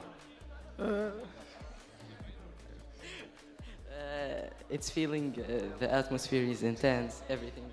Yes, so they are very tense, very nervous. I know here are the finalists, the first and second place, but I don't know who is going to win this Eurobot International Junior Final here in Spain. Robert, I'll tell you what, I don't know either. I mean, another good storyline for both these teams has been the amount of points that they've been able to score. So many points scored by both teams in the early rounds, in the later rounds as well, too, in the tournament style. I'm expecting both these teams to at least eclipse 100 points. We're going to see if that's the case, though. I mean, some of the biggest strategy that we've seen for Discovery 2 in this tournament has been their trademark pattern, go to the straight forward, go to the left, flip their blocks. We're going to see if Game Team has prepared a strategy to combat that, or if they might copy in the same way. We are now seeing this 3-minute mark that both teams have to set up the robots here in this University of Alcalá. That, as I was saying yesterday, if then when you want to make your degree or something, come here to make your Erasmus or for tourism, both as well.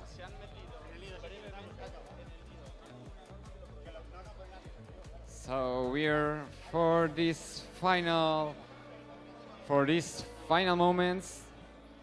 We are receiving some video from you using hashtag Eurobot Spain 2026. We are both quite of these nervous. teams meticulously being set up here, doing their very best to make sure that the robots work, that everything functions, that the controller is working and operated, it's charged. Both of these guys, we see some interesting setups here. It looks as if Discovery 2 is going to put their SEMAs in a bit of in an L shape, but one that hugs the same corner that they are in, whereas Game Team has opted to put their main robot closer to that corner. I'm not sure how that's going to showcase what we're going to see in the later parts of the round, but obviously meticulous strategy being set up. I cannot wait to see how it comes out in the next 90 seconds, and the last 90 seconds of our tournament. Last 90 seconds of matches for today and for this year. And then we'll have that's the team's notification right there. Okay, so we are waiting this final minute 22 seconds for that the teams have to get the robots ready for this grand final of Eurobot Spain Eurobot International 2026.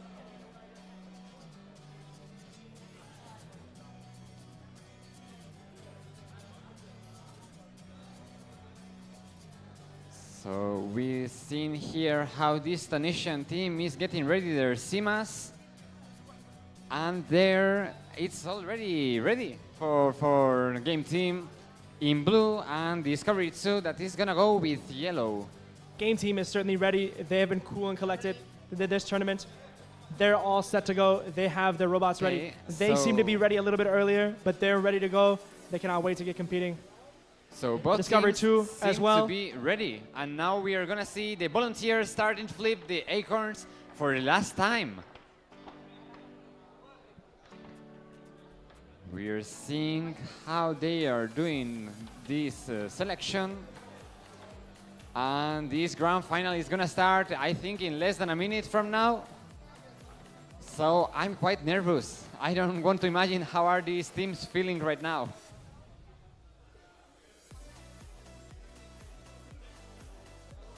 We see all of the Tunisian delegation here very close to this scenario. And I think both teams are All ready. right, ladies and gentlemen, it looks like we have our contestants ready, our referees are ready. In the yellow for this competition, hailing from Tunisia, our #1 points getters in this tournament. Make some noise for Discovery 2. They will take on challengers in the blue, hailing all the way from France. Ready and ready to go, the #2 challenger game team. Our referees are ready, our contestants are ready. Ladies and gentlemen, the audience, make some noise if you are ready for our final of Eurobot Junior 2026. Okay, so let's get ready.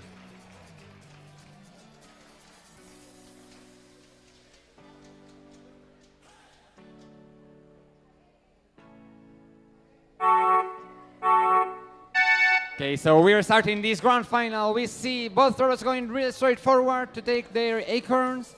We see this French robot that can carry up to 8 pieces at a time. Absolutely incredible execution immediately. Discovery 2 did exactly as we thought. They came straight out of the gate. They went to the left. They took and they ruined all the opportunity for game team to score points in the right side of the green square in the middle. They flipped those blocks as well, and already they have the middle and the left side filled with yellow. We're going to see if game team can get some blue, as Tunisia's crowd is going absolutely crazy for the last minute of this competition. We're seeing how this nation delegation is starting singing to give power to their teams, while the French ones are still moving the acorns through the stage. We're now seeing how these nations have ended moving the cursor for temperature setting. Game team certainly doing their best here, and it looks like they wanted to come across to the middle. They flipped all 4 of them to blue, a bit of a risky maneuver, but now game team is firmly in. Discovery 2's other teams, other side, trying to do their very best. The competitions are high, the stakes are high. Oh my goodness, I cannot, it's insane, Robert, so it's insane. Last 29 seconds, we are almost done for today. We are gonna see the CMAS moving in just 10 seconds from now. Both teams spending the majority of their time operating only on one side of the field. It's very obvious they want to push. You hear the Tunisian crowd going absolutely crazy, seeing a strong movement. The CMAs are being released. Robert, we're into the last 10 seconds of Eurobot Junior 2020 final. This is going to be insane. Last 5 seconds of this grand team final having some of trouble Eurobot trying to get all the way back into their nest before last they second. can. And time's up for tonight.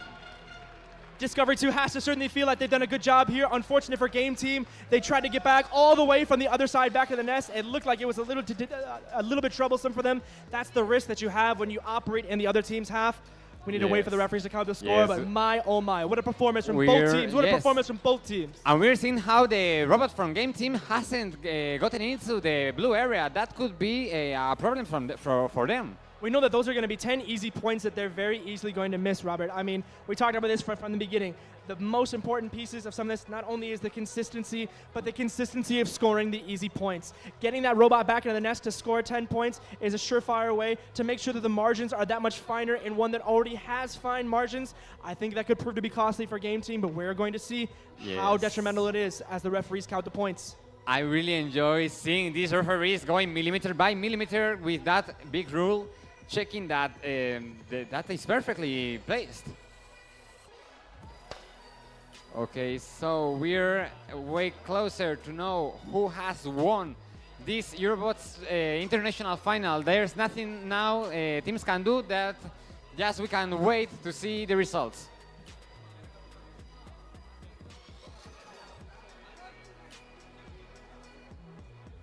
I'm like real nervous right now, and I don't want to imagine how these teams are feeling, because I'm gonna lose my microphone because my hands are completely wet. I see also sweating in both of the teams, and they are calculating their scores. Incredible competition again shown from both sides. It might be some time before we get a firm result from both of these competitors here. I mean, if we look to your left as well, I mean, we're still seeing the Técnico Yaye as well as our other contestants, Factor Suppressa, still don't have a solid score. They're still looking at the rulebooks. I mean, if this competition between Discovery 2 and Game Team is anything like the last one, we could be waiting for a while, again, showing just how competitive, how strong, how intelligent our contestants have been, how fiercely they've competed over the course of these last 2 days. Yes, we are waiting for the final results. We are waiting for those referees. Now we are calling another referee to take a closer look to another piece. It's going to be so close. They are looking to one of the blue acorns that we are not knowing if it counted or not. It's going to be real close. I mean, with so many, again, fine margins to kind of create here in a tournament full of robots, I mean, Robert, do you think there's a lot of excitement around next year's Eurobot Junior 2027? Do you think next year there might be a robot that can count the points for us automatically? I mean, that would be nice. Yeah, we should use some generative AI so we can have a camera in our ceiling to take the points instantly and help us with these waiting times, because I'm getting very nervous. Because like you said, from last year or yesterday as well too, no, rather early in the day, forgive me, the tension can be cut with a knife. It's absolutely critical. It's absolutely high stakes here. We're going to see how well both these teams do. Yes, we see now these both teams talking to each other, giving their best wishes for them. So this is a final played in French.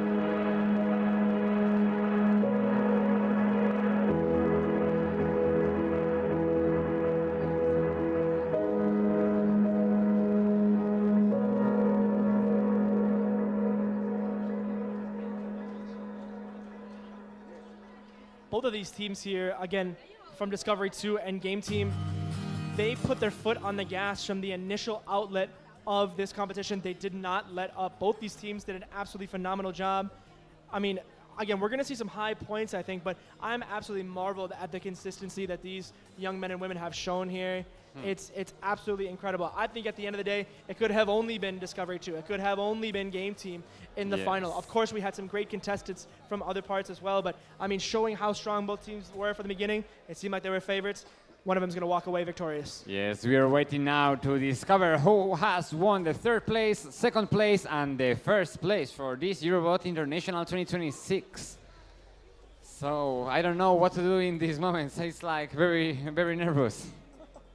Incredibly nervous. I mean, just imagine how some of these contestants are feeling. We still have teams from Factor Suppressa and Técnico Yaye still not knowing the results of their matches as well. I mean, these guys are nervous. Both Game Team and Discovery 2 are nervous. It's insane. You can touch the tension with a knife. These young men and women, they've worked so hard. They've worked so hard for several months. To have it come down to 90 seconds, it's crazy.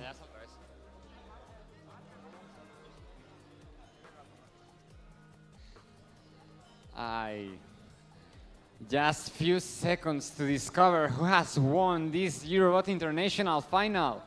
It's one of the greatest moments, well, it's the greatest moment for all the competition, knowing who has won.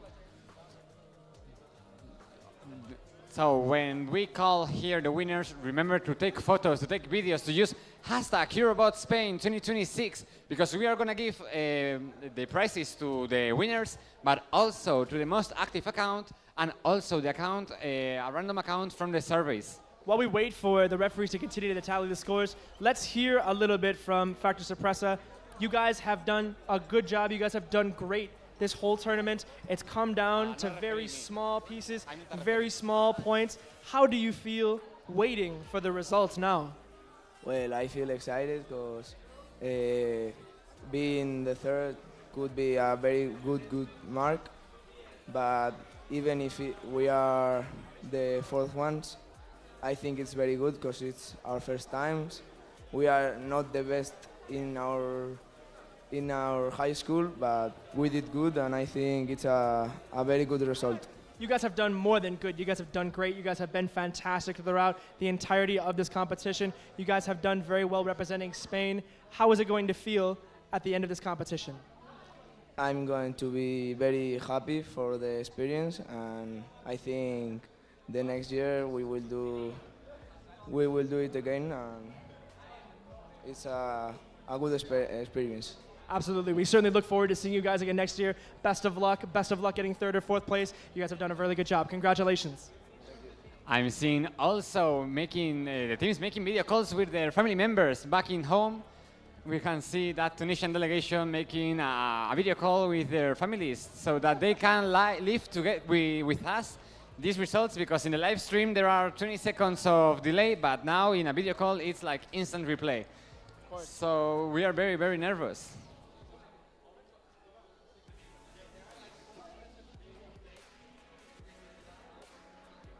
While we continue to wait for, again, some more of the points here, it looks like we have the final. Factor Sorpresa is going to be taking home 3rd place with 92 points. Seeing Factor Sorpresa winning this 3rd point. This 3rd place that goes here to Spain, to Cantabria. Absolute crazy madness final. I think this was the longest we've waited for points. Factor Sorpresa has to feel good about that. I mean, 77 points from the Robot, 15 from the CIMAs. Well-rounded effort, 62 points in total for Technical Judge. The Cinderella story ends there, but let's see if we can talk to them. Incredible competition from both sides. Absolutely incredible stuff. This Factor Sorpresa team, enhorabuena. ¿Qué tal? ¿Cómo lo has vivido here in this Eurobot 2026? I'm so excited. It's our first time. We did good, and it's excellent for us. So this is your first international final? Yes, it's our first time participating in Spain and now in the global one. Okay, so we hope to see you next year here. And now, anywhere soon, we are going to discover who has won this Eurobot Grand Final. Could be Discovery 2 or could be Game Team. I know that we have here the 1st place and 2nd place, but I don't know who is who. But I know you are a finalist, and that also is finalist.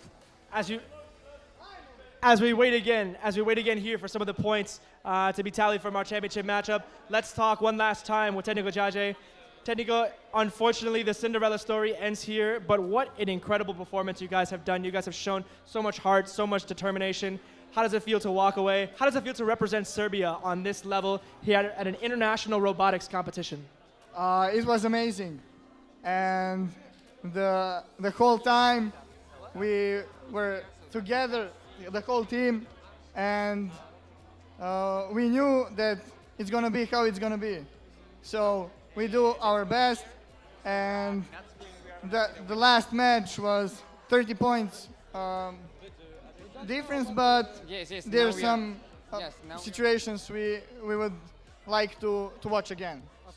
Of course. I mean, only 30 points difference on the scoreboard, but really, I think looking at it on paper, I mean, only the finest of margins. You guys only lost by so little, considering from how far you came from behind. It was incredible. You guys have represented Serbia, your hometown. You guys have represented your people very, very well, as well as robotics in general. Anything else you'd like to share as you receive your 4th place trophy? Yeah, we would like to kako se kaže, pozdravimo I ostale ekipe. Oof, tough word. We would like to give a shout out to all the rest of the crew. They're down there. You only see us two, but they're also part of this. They've done a big part, even more than us, because only 2 people here. What I would like, also other teams from Serbia, we would like to congratulate them on coming all the way here. Also, I would like to say that we are sad that we didn't show the world what this robot could do. We have prepared so much. We have put so many functionalities, which would have been really nice to see, but I guess you're not going to see them. I think regardless of how you feel that maybe the potential could have been, you showed a lot of people so much more than that. You showed heart, determination, the ability to come back down from the bottom. I think something that everybody can take home with them. Again, you guys, congratulations on the 4th place finish, and we hope you guys enjoy the rest of your time here. Thank you very much. Thank you. Okay, Colin, so we are seconds away from knowing this winner for Eurobot Spain 2026. Or Eurobot International, hosted here in Spain. I see Eurobot Spain because it's what we have on screen. So I think that you are all very nervous right now. Do you want to say something real quick? I hope we win. Nothing real quick. And you want to say something real quick? It was a nice match. Okay, so nice match from both teams. We are waiting to know this winner for Eurobot International 2026. There is a moment of a lot of nervousness. I don't know what to say. I'm just gonna wait to know these results that could be anywhere soon.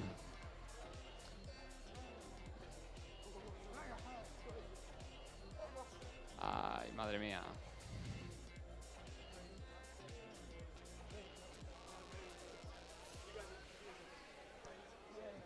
So we're hearing that this has been a close match.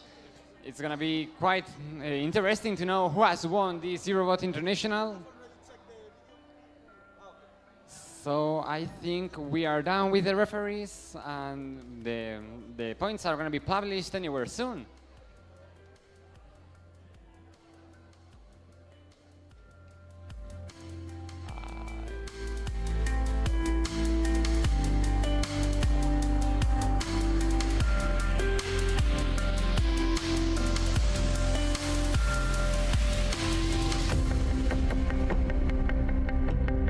While we wait, I almost forgot to mention if you're taking photos and videos, post them to social media, y'all know what to do.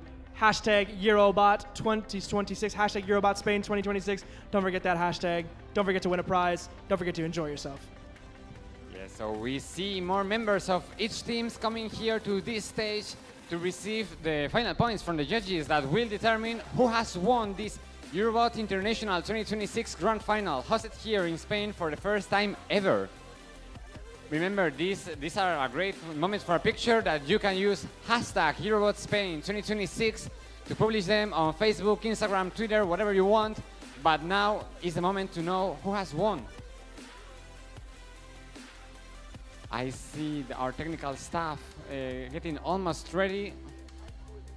And these are moments of true nervousness. We are making sure that what is said now is the final decision. We're still waiting for referees so that we can make sure. Okay, so I was told just now that they are still checking so that the results are perfectly determined, so we don't have any surprises, any bad surprises, so that the winner that we tell now is going to be the final one. I don't know, have you been doing tourism here in Spain? What do you like the most until now? What's your question? I actually enjoy the food. Yes, Spanish food is one of the greatest references from this country. And you, what have you been enjoying more from Spain? What?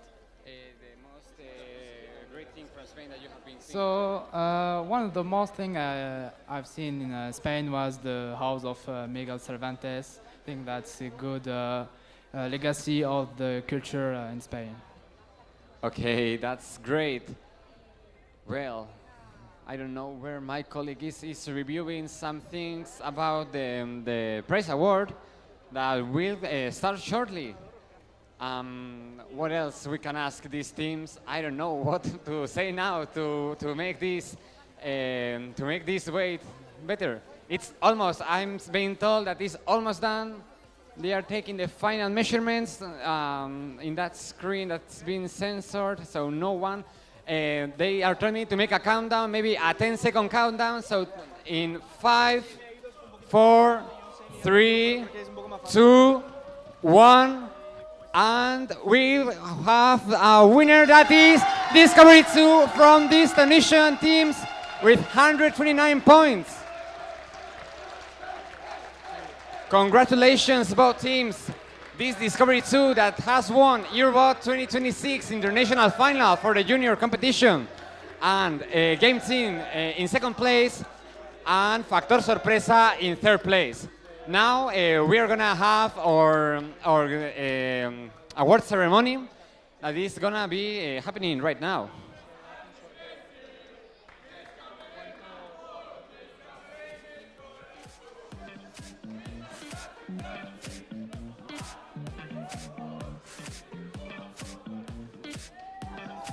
Ladies and gentlemen, again, let's give a big round of applause to Discovery 2 for their win in Eurobot 2026 Junior Final. Let's speak with some of our contestants again, real quick. Game team, forgive me, Discovery 2. Discovery 2, you guys had consistently shown the most points throughout the entirety of the competition. You always had high marks. You always did very well against the competition. Coming into the number 2 seeded ranked game against Game Team, was there ever any doubt? Did you ever think you were not going to win this competition given how well you did? Of course, there was doubt. We were scared, and we're so grateful that we won, and we've worked so hard for this. Yes, absolutely. I mean, months and months of preparation go into this type of competition, into this type of tournament. I mean, tell me, what does it mean to you? Tell me what this means. I mean, how important is this to you to represent Tunisia, to represent your country, to represent, I mean, ultimately, the robotics that you've created? Yes, we're very honored to present our country and to raise the flag of our country here. Awesome. That's absolutely fantastic. We really appreciate all of your fantastic efforts and your tremendous victory here. We want to say again, congratulations, and we can't wait to give you guys the award. Thank you so much. And remember not to leave. I don't know if ahora. And remember not to leave because we are having prizes for every team. So don't leave. I am seeing people going. But there is going to be a prize for every team, so don't go home. Ladies and gentlemen, make sure to stick around because we do have our end of the tournament ceremony where we are going to give out our awards to our first, second, third, and fourth place contestants, as well as announce the winners of the social media competition, the Outstanding Project Awards, and of course, present all of our fantastic contestants from multiple parts of Europe. So stick around as we begin.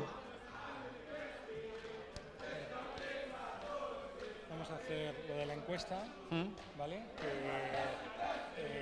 Hay muy poquitos, solamente hay 16, entonces no lo vamos a poner arriba ni nada. Vamos a sortear algo que parezca que lo estamos sorteando aquí y decimos 16 y tal, ¿vale? Que lo presenta profesora Ana Belén García, que es ella. Vale. ¿Vale? Hace la tal y luego le da el premio. Vale. Luego al More Active in Social Media, que la idea es que lo haga el chico este... Vale. Antonio, que está grabando. Luego el Outstanding Project Award. Que le da en representación del jurado. Y luego ya tercero, segundo y primero. Vale. Empezamos ya, les digo que empezamos. Okay, so in just a few moments we are going to start with this award ceremony. We are having a lot of awards. Also, for every team, we are going to have something. Also, for the surveys, for the most active account on social media, and an outstanding project, because there is also an outstanding project award in this Eurobot International Final 2026.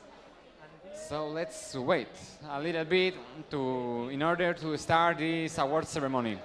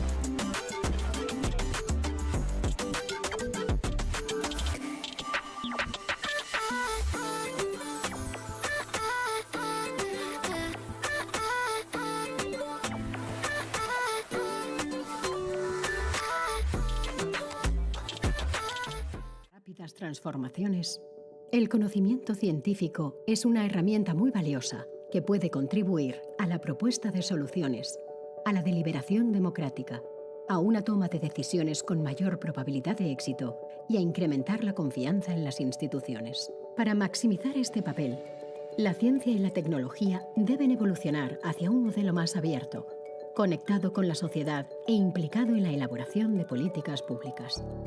El nuevo Plan Estratégico 2025-2027 de FECID nos da la oportunidad de proponer el papel de FECID en esta apuesta porque el conocimiento científico esté todavía más en el corazón de nuestro abordaje de los retos globales. Nuestro recorrido trabajando por la confianza social en la ciencia y la tecnología, facilitando el acceso universal al conocimiento científico, fomentando la inclusión del conocimiento en la toma de decisiones y contribuyendo a una ciencia europea, nos posicionan en un lugar clave para ello. Este plan refuerza el papel de FECID en la conexión entre ciencia, sociedad y políticas públicas. Además, posiciona el conocimiento científico como un elemento fundamental para las democracias. Para elaborar este nuevo plan, hemos seguido una metodología participativa, involucrando a toda la Fundación en diferentes fases del proceso. Ha colaborado todo el personal de la Fundación a través de grupos de trabajo transversales, utilizando la metodología Teoría del Cambio para articular una visión compartida y una estrategia clara. Nuestra meta es fomentar el valor público y social de la ciencia y la innovación, contribuyendo a la calidad democrática y al bienestar social. Nuestra misión es impulsar los cambios culturales necesarios para reforzar el diálogo y compromiso entre ciencia, sociedad y gestión pública. Lo hacemos a través de la ciencia abierta, la ciencia para las políticas públicas y la comunicación social de la ciencia. Y nuestra visión es una sociedad donde la ciencia y la innovación estén estrechamente relacionadas con la política pública y las personas. Una ciencia abierta, relevante, transparente y cooperativa. Para alcanzar esta visión, hemos definido 5 objetivos estratégicos clave que se complementan y refuerzan mutuamente. Con ellos, queremos fomentar un ecosistema científico vibrante y colaborativo que refuerce su impacto en la sociedad y, a su vez, aumente la confianza ciudadana en la ciencia. A estos objetivos estratégicos se añaden otras dimensiones de carácter transversal a las que FECID también dará respuesta a través de su actividad: perspectiva de género, inteligencia artificial, carreras en ciencia. Cada objetivo estratégico se desglosa en líneas de actuación específicas, con un contenido claro, que contribuyen de manera directa a la consecución de nuestros objetivos estratégicos. Este nuevo Plan Estratégico 2025-2027 supone un esfuerzo colaborativo y un mayor compromiso con la gestión eficaz.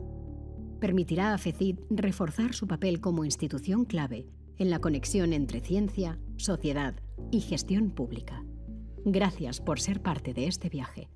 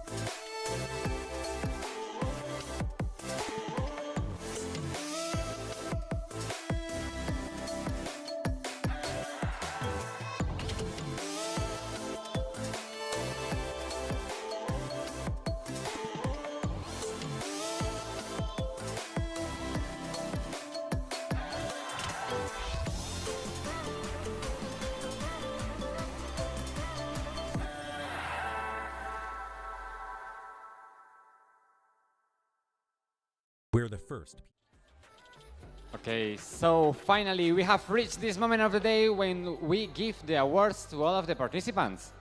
Ladies and gentlemen, we want to thank everybody again for coming out to a fantastic Eurobot Spain 2026 junior final. It's been an absolute pleasure to call this event. It's been fantastic to see the fantastic, intelligent young men and women representing all parts of Africa, of Europe, here at the final. We're going to go forward with and begin our our final presentation to not only give awards to some of the winners of the competition, but also for some of the other prizes that we were going to give. So before we begin, or rather to begin, for those that had completed this survey, for those participants that completed this survey with the QR code that we were talking about, that prize is going to be a robotic kit sponsored by Complubot, and Professor Ana Belén Garcia will prepare the lottery whenever she is ready to present that award. Please welcome to the stage Ana Belén Garcia.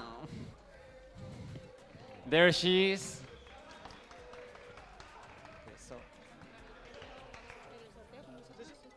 Okay, so we are gonna do the lottery right now.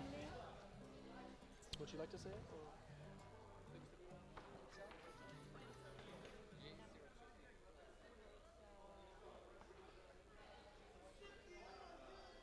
All right, and so our winner of the robotic kit sponsored by Complubot in our sorteo, in our lottery, is going to be Álvaro Blanco from El Factor Sorpresa. Come on stage and get your award.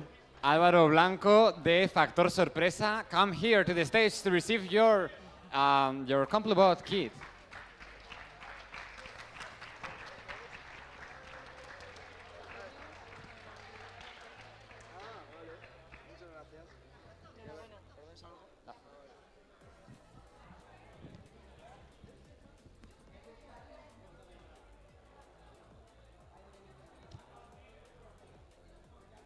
Congratulations. Okay, thank you. Now let's head to the next prize. Our next prize is going to be that individual that was the most active on social media. Ladies and gentlemen, like you said, if you were sitting in the crowd, if you were waiting for the results to be tallied, you didn't know what else to do, we really encourage you to scan that QR code and to be active with the hashtag Eurobot Spain 2026. For this next award, Antonio, the community manager of the content, will present our project. It is going to be, or the prize rather, it's going to be a robotic kit, again, sponsored by Complubot. And whenever he's ready, Antonio, come on out to present our award. So welcome our community manager to give this prize.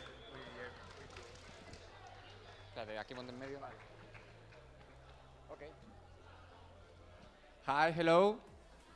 Hello. Okay, so I'm gonna give the special prize for the social media most engaging team. And that is, I hope I can say it right and properly. Wobbly Wiggly. Wobbly Wiggly Bot. Please come here to the stage to receive your prize for the most active social account in social media using this hashtag Eurobot Spain 2026. Ladies and gentlemen, we can be a little bit louder for the only team representing Alcalá de Henares. Again, Wobbly Wiggly Bots from Alcalá de Henares.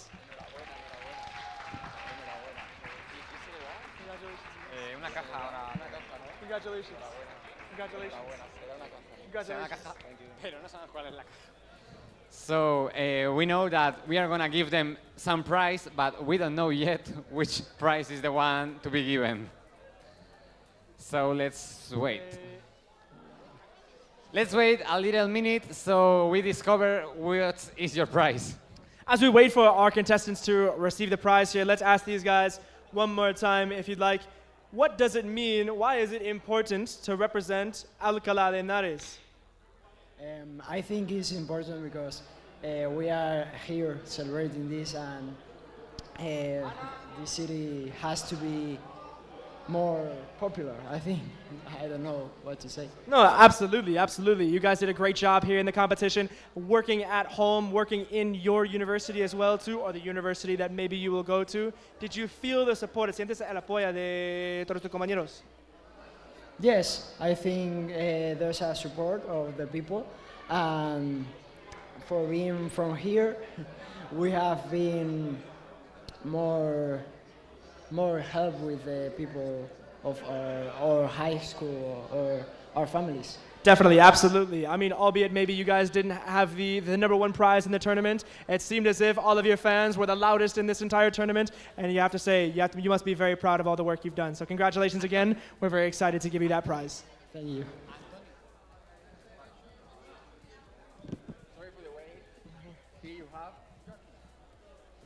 Okay, ladies and gentlemen, make some noise one more time for Wobbly Wiggly Bots from Alcalá de Henares.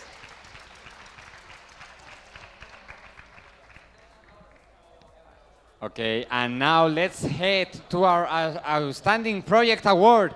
This is going to be given by Professor Arantxa Fraile, representing the judges from the poster presents. So here we have Arantxa.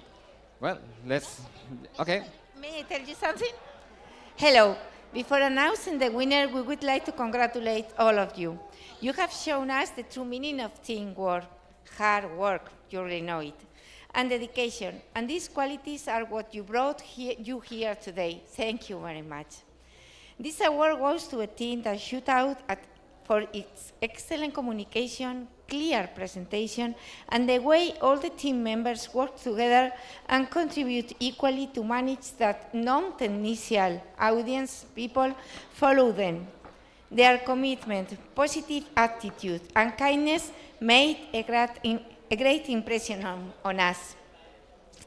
So, the Outstanding Project Award Eurobot Junior International goes to Walter and Chipmunks from El Salvador. Congratulations.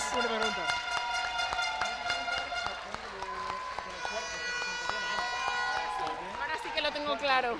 Vale. Cuidado con esto que no se os vaya a caer. Aquí también. So Walter and the Chipmunks from San Salvador in El Salvador, come here please to get your award.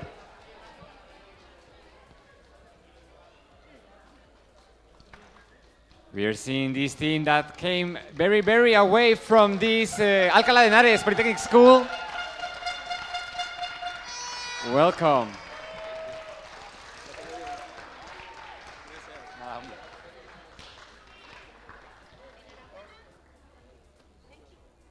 So this is the most outstanding project from this international competition.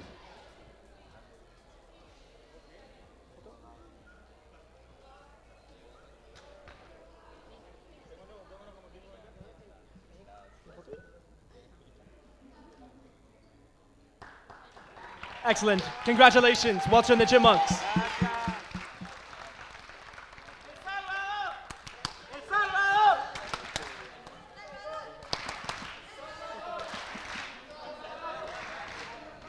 Okay, thank you for being here today.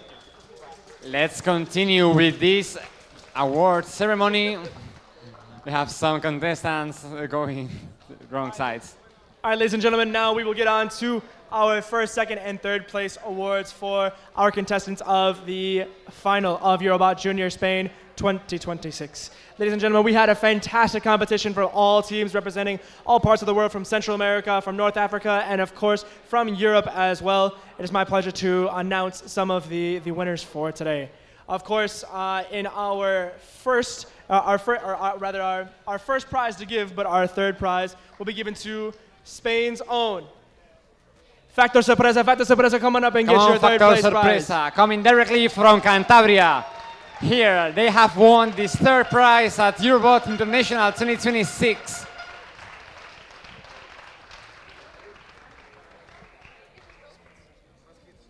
Our president of Eurobot, Julio Pastor, will be the individual giving out our prizes to our lucky contestants. Yes, this compliment kids and that statue of Miguel Cervantes, no. Ladies and gentlemen, give it up again one more time for Factor Sorpresa.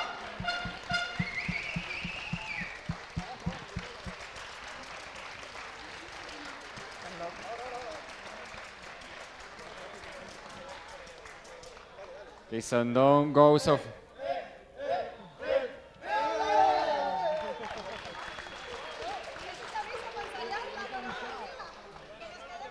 Aquí, don't go, please. Quedaos aquí arriba.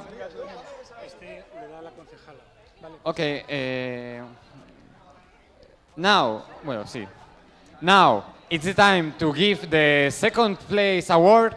For this award, we are going to receive here in this stage our Counselor for Education. Lola, come here, please. Welcome to this Eurobot Grand Final. And well, we have to give the award to the second team. which is Game Team, no? That's right. We are going to have to give our award to our second place team. That team is representing the institution of Robotique Saint Louis from, I hope I'm saying this right, Viry Châtillon, from the country of France. Game Team! Please come here, Game Team.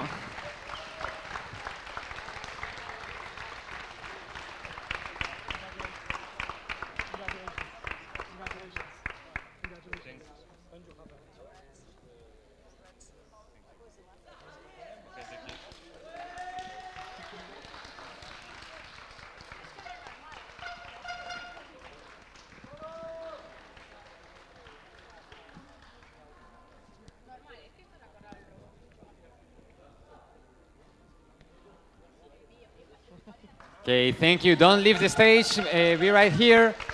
And now it's time for giving the great first prize of this Eurobot International 2026. Of course, ladies and gentlemen, multiple hours, multiple months, many days, long hours. It's been fantastic again to call this event. It's certainly going to be fantastic to give this to our first place winner.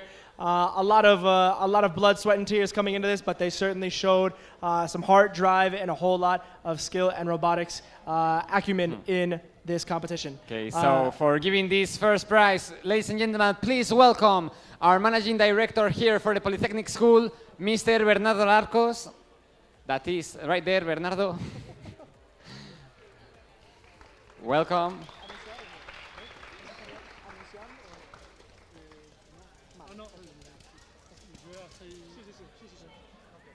Mare, again, it is my pleasure to announce the winners again of Eurobot 2026 Junior here in Spain in the institution of Discovery Club Junior from the city of Manouba from Tunisia. Ladies and gentlemen, your champions this year, Discovery 2! Please welcome to the stage this Discovery 2 team that has won the first Eurobot International Final hosted here in the Polytechnic School of the University of Alcalá. Congratulations. Please come here.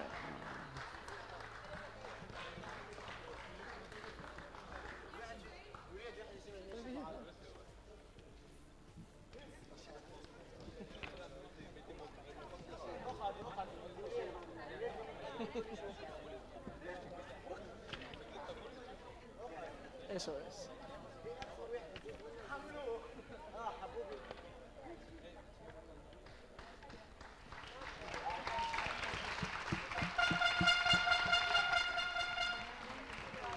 Ladies and gentlemen, one more time for your winners, Discovery 2!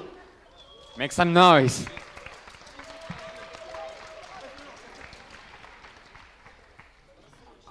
All right, so Discovery 2, stay on stage while you finish taking your photos. Again, we have had so many fantastic men and women that have competed here at Eurobot Final. What we would like to do is we'd like to ask our three teams, if it's possible, for them to stand in front of the stage whenever possible, to move down while we welcome the rest of the teams.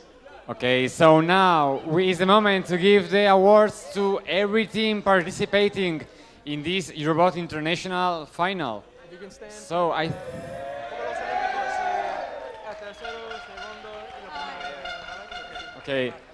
Okay, so now we are gonna call these teams to receive their prizes for being here at this grand final. So if you want to start calling teams? Yes, of course. So again, we will ask our first and second place teams to make our way to stand in front of the stage to make some room for the rest of the teams that we will be calling to receive their prize as well. The wall, I think.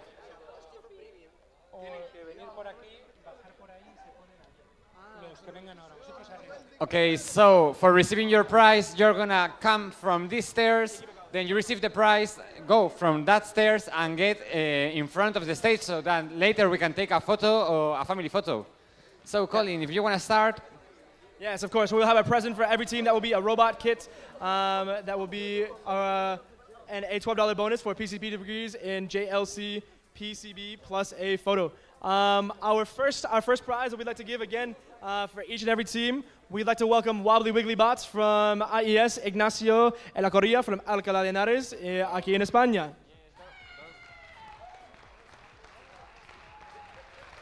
Those wibbly bots from here in Elacorria come to receive your prize.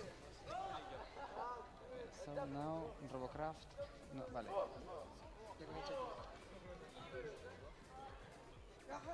Okay, so get from that stairs and get in front of the stage. Sí, sí, enfrente. And now, please welcome, coming directly from Novi Sad, please welcome Robocrafts from Serbia.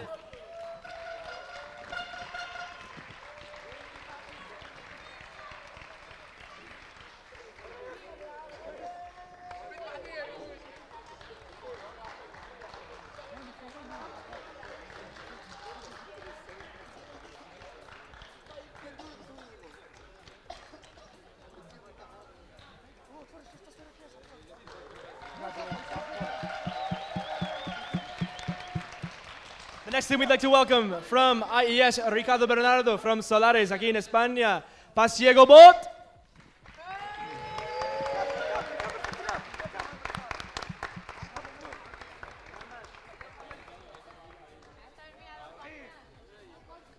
Okay, please welcome this Eurobot team from Spain. And now we are calling from the city of Shid in Serbia, please welcome Crocobot.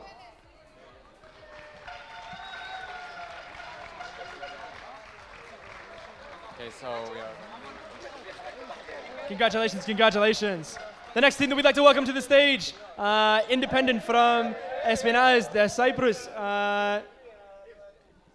What? From Ksiu Władysławski. From Władysławski, Poland, Frost. I don't know how to say the first word. Forgive us.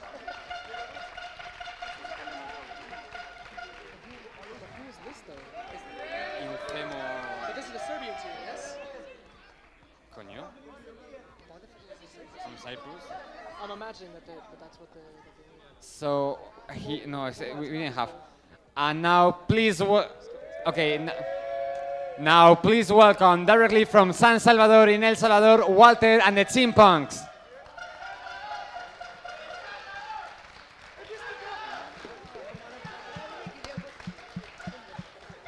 Our next team that we'd like to welcome will be Discovery One from Discovery Junior Club Junior from Managua, Tunisia.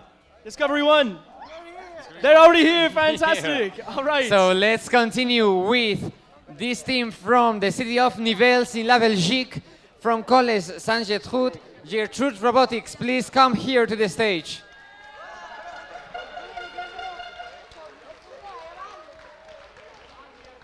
Our next team, of course, that we'd like to welcome is Electrobot from Electrolab, Nanterre, France. This is the same, no? And last but not least, our Cinderella story from Serbia. Technika Jaje, come up and receive your prize. That Teklino Yaye, who has been surprising us all the journey. Please welcome them to the stage.